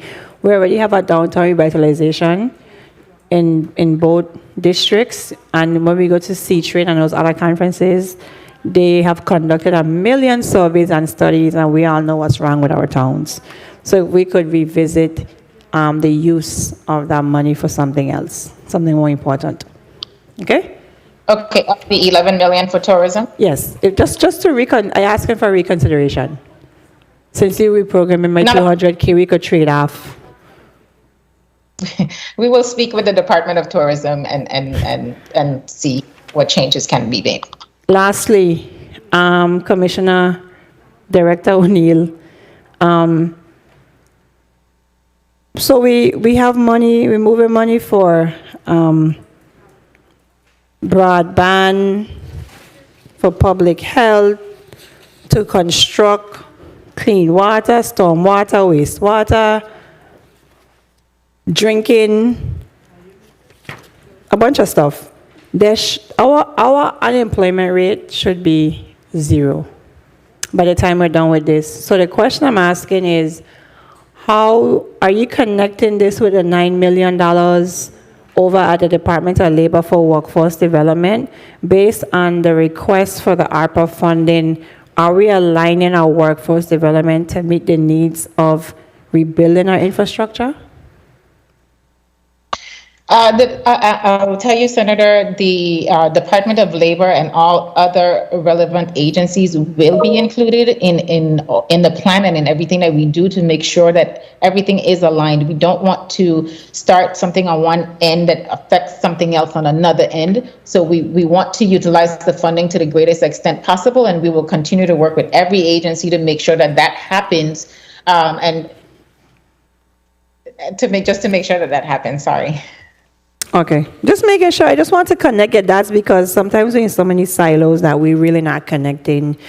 We got $9 million for workforce here, apprenticeship program here. All of these are things that could really, if we could get our people to work, especially with all these projects on the way, recovery, American Rescue Plan, the Build Back Better is coming. That also increases, money moves to the territory in the form of gross receipts and income taxes. So I just wanted to ensure that. Going over to ODR, don't forget the list of contractors and the scope of work and the timeline. Who's back? Oh, okay, Director Williams, you're back. Don't forget my request, okay, please? Got it. All right, colleagues, are there any burning questions before we conclude today? Yes, point of inquiry. Go ahead, Senator Whitaker. Yes, thank you, Chairwoman. To Director O'Neill, what plans, well, first off, what mechanism do you have in place for, particularly even for the nonprofits, once these funds, once we made decisions about the funds, once they're allocated, because I've been fielding a lot of nonprofits, for example, with the current budget, where basically I had gotten information from you, sent it to them. But what efforts are you is the department making to more of the outreach efforts and briefing nonprofits and individuals as to what's the process involved in getting their funds once it's allocated? So which funds in particular are you referring to, Senator?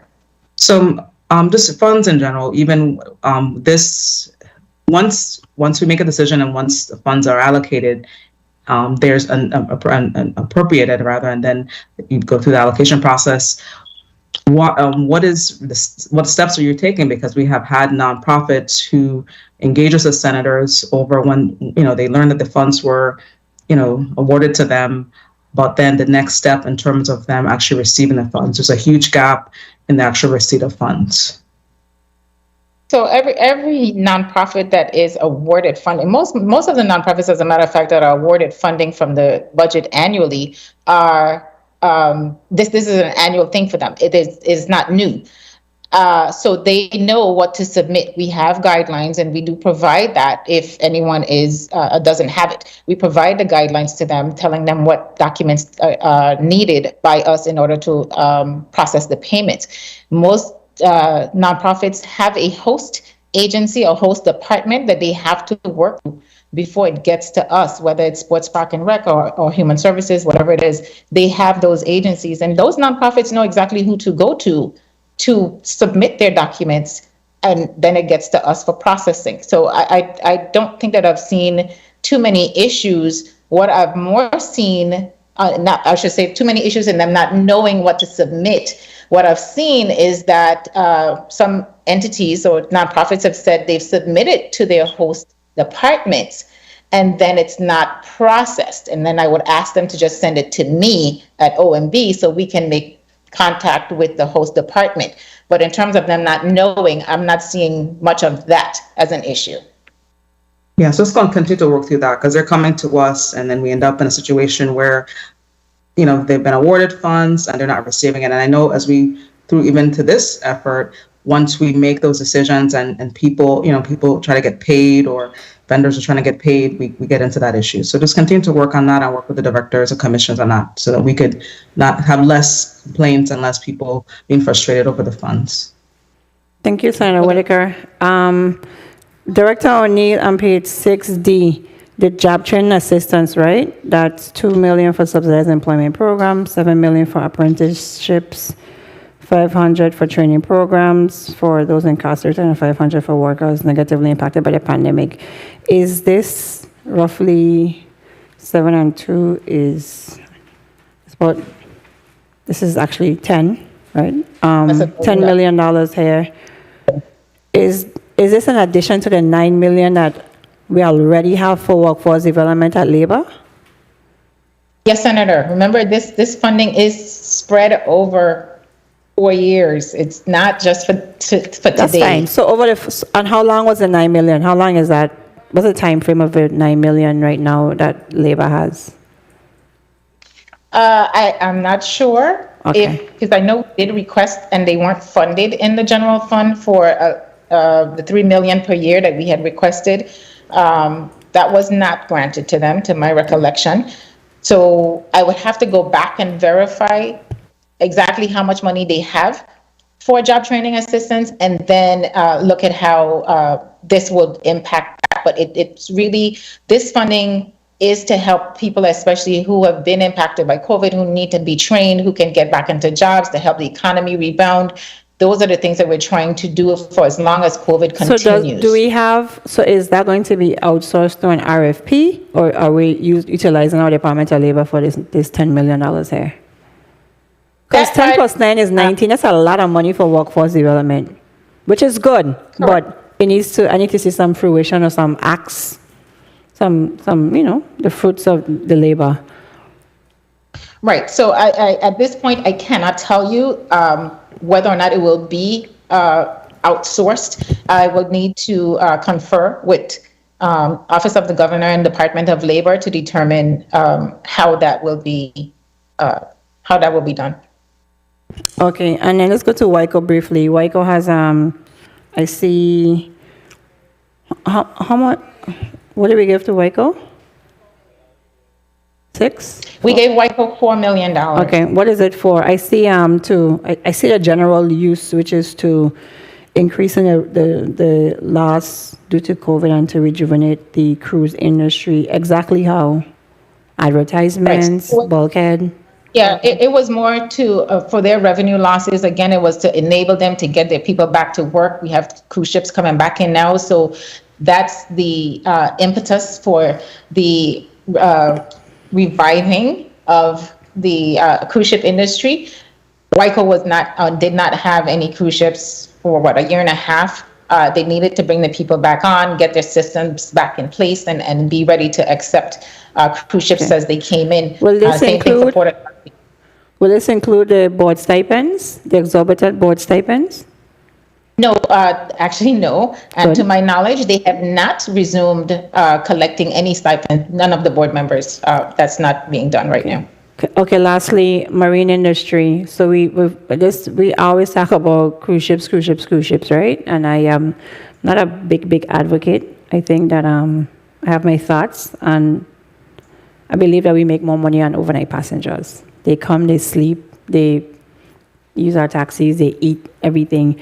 But we focus a lot on the cruise ship industry. How are we on our marine industry insofar as that we've had a massive influx of mega yachts, and those who dive and are underwater most days could tell you when that anchor drops and it scrapes the bottom of the ocean floor, and it's just like a big bulldozer going back and forth. Our coral reefs are being impacted. A lot of things are happening that there are adverse effects to our marine life in a territory to which we live off of.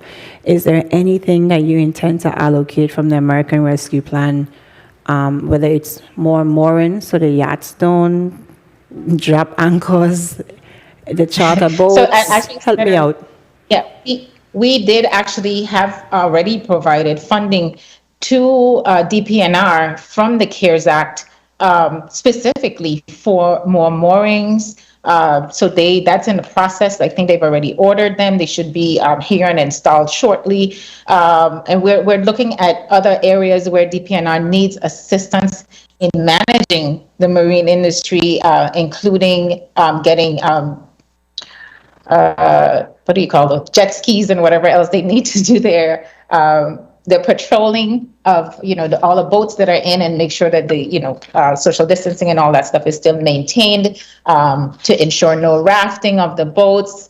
There's a number of things that we have already provided funding to DPNR from the initial $75 million for, and we will include from the American Rescue Plan funding as well, as much as practical, as much as is needed once DPNR provides that information to us. Okay, that's good to know.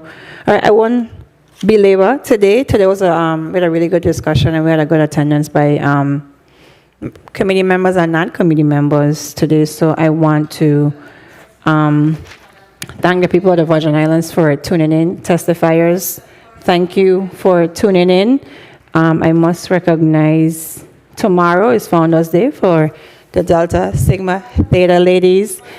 On the 15th, we have Founders Day for the Alpha Kappa Alpha ladies, the sorority. And Sergeant of Arms, please.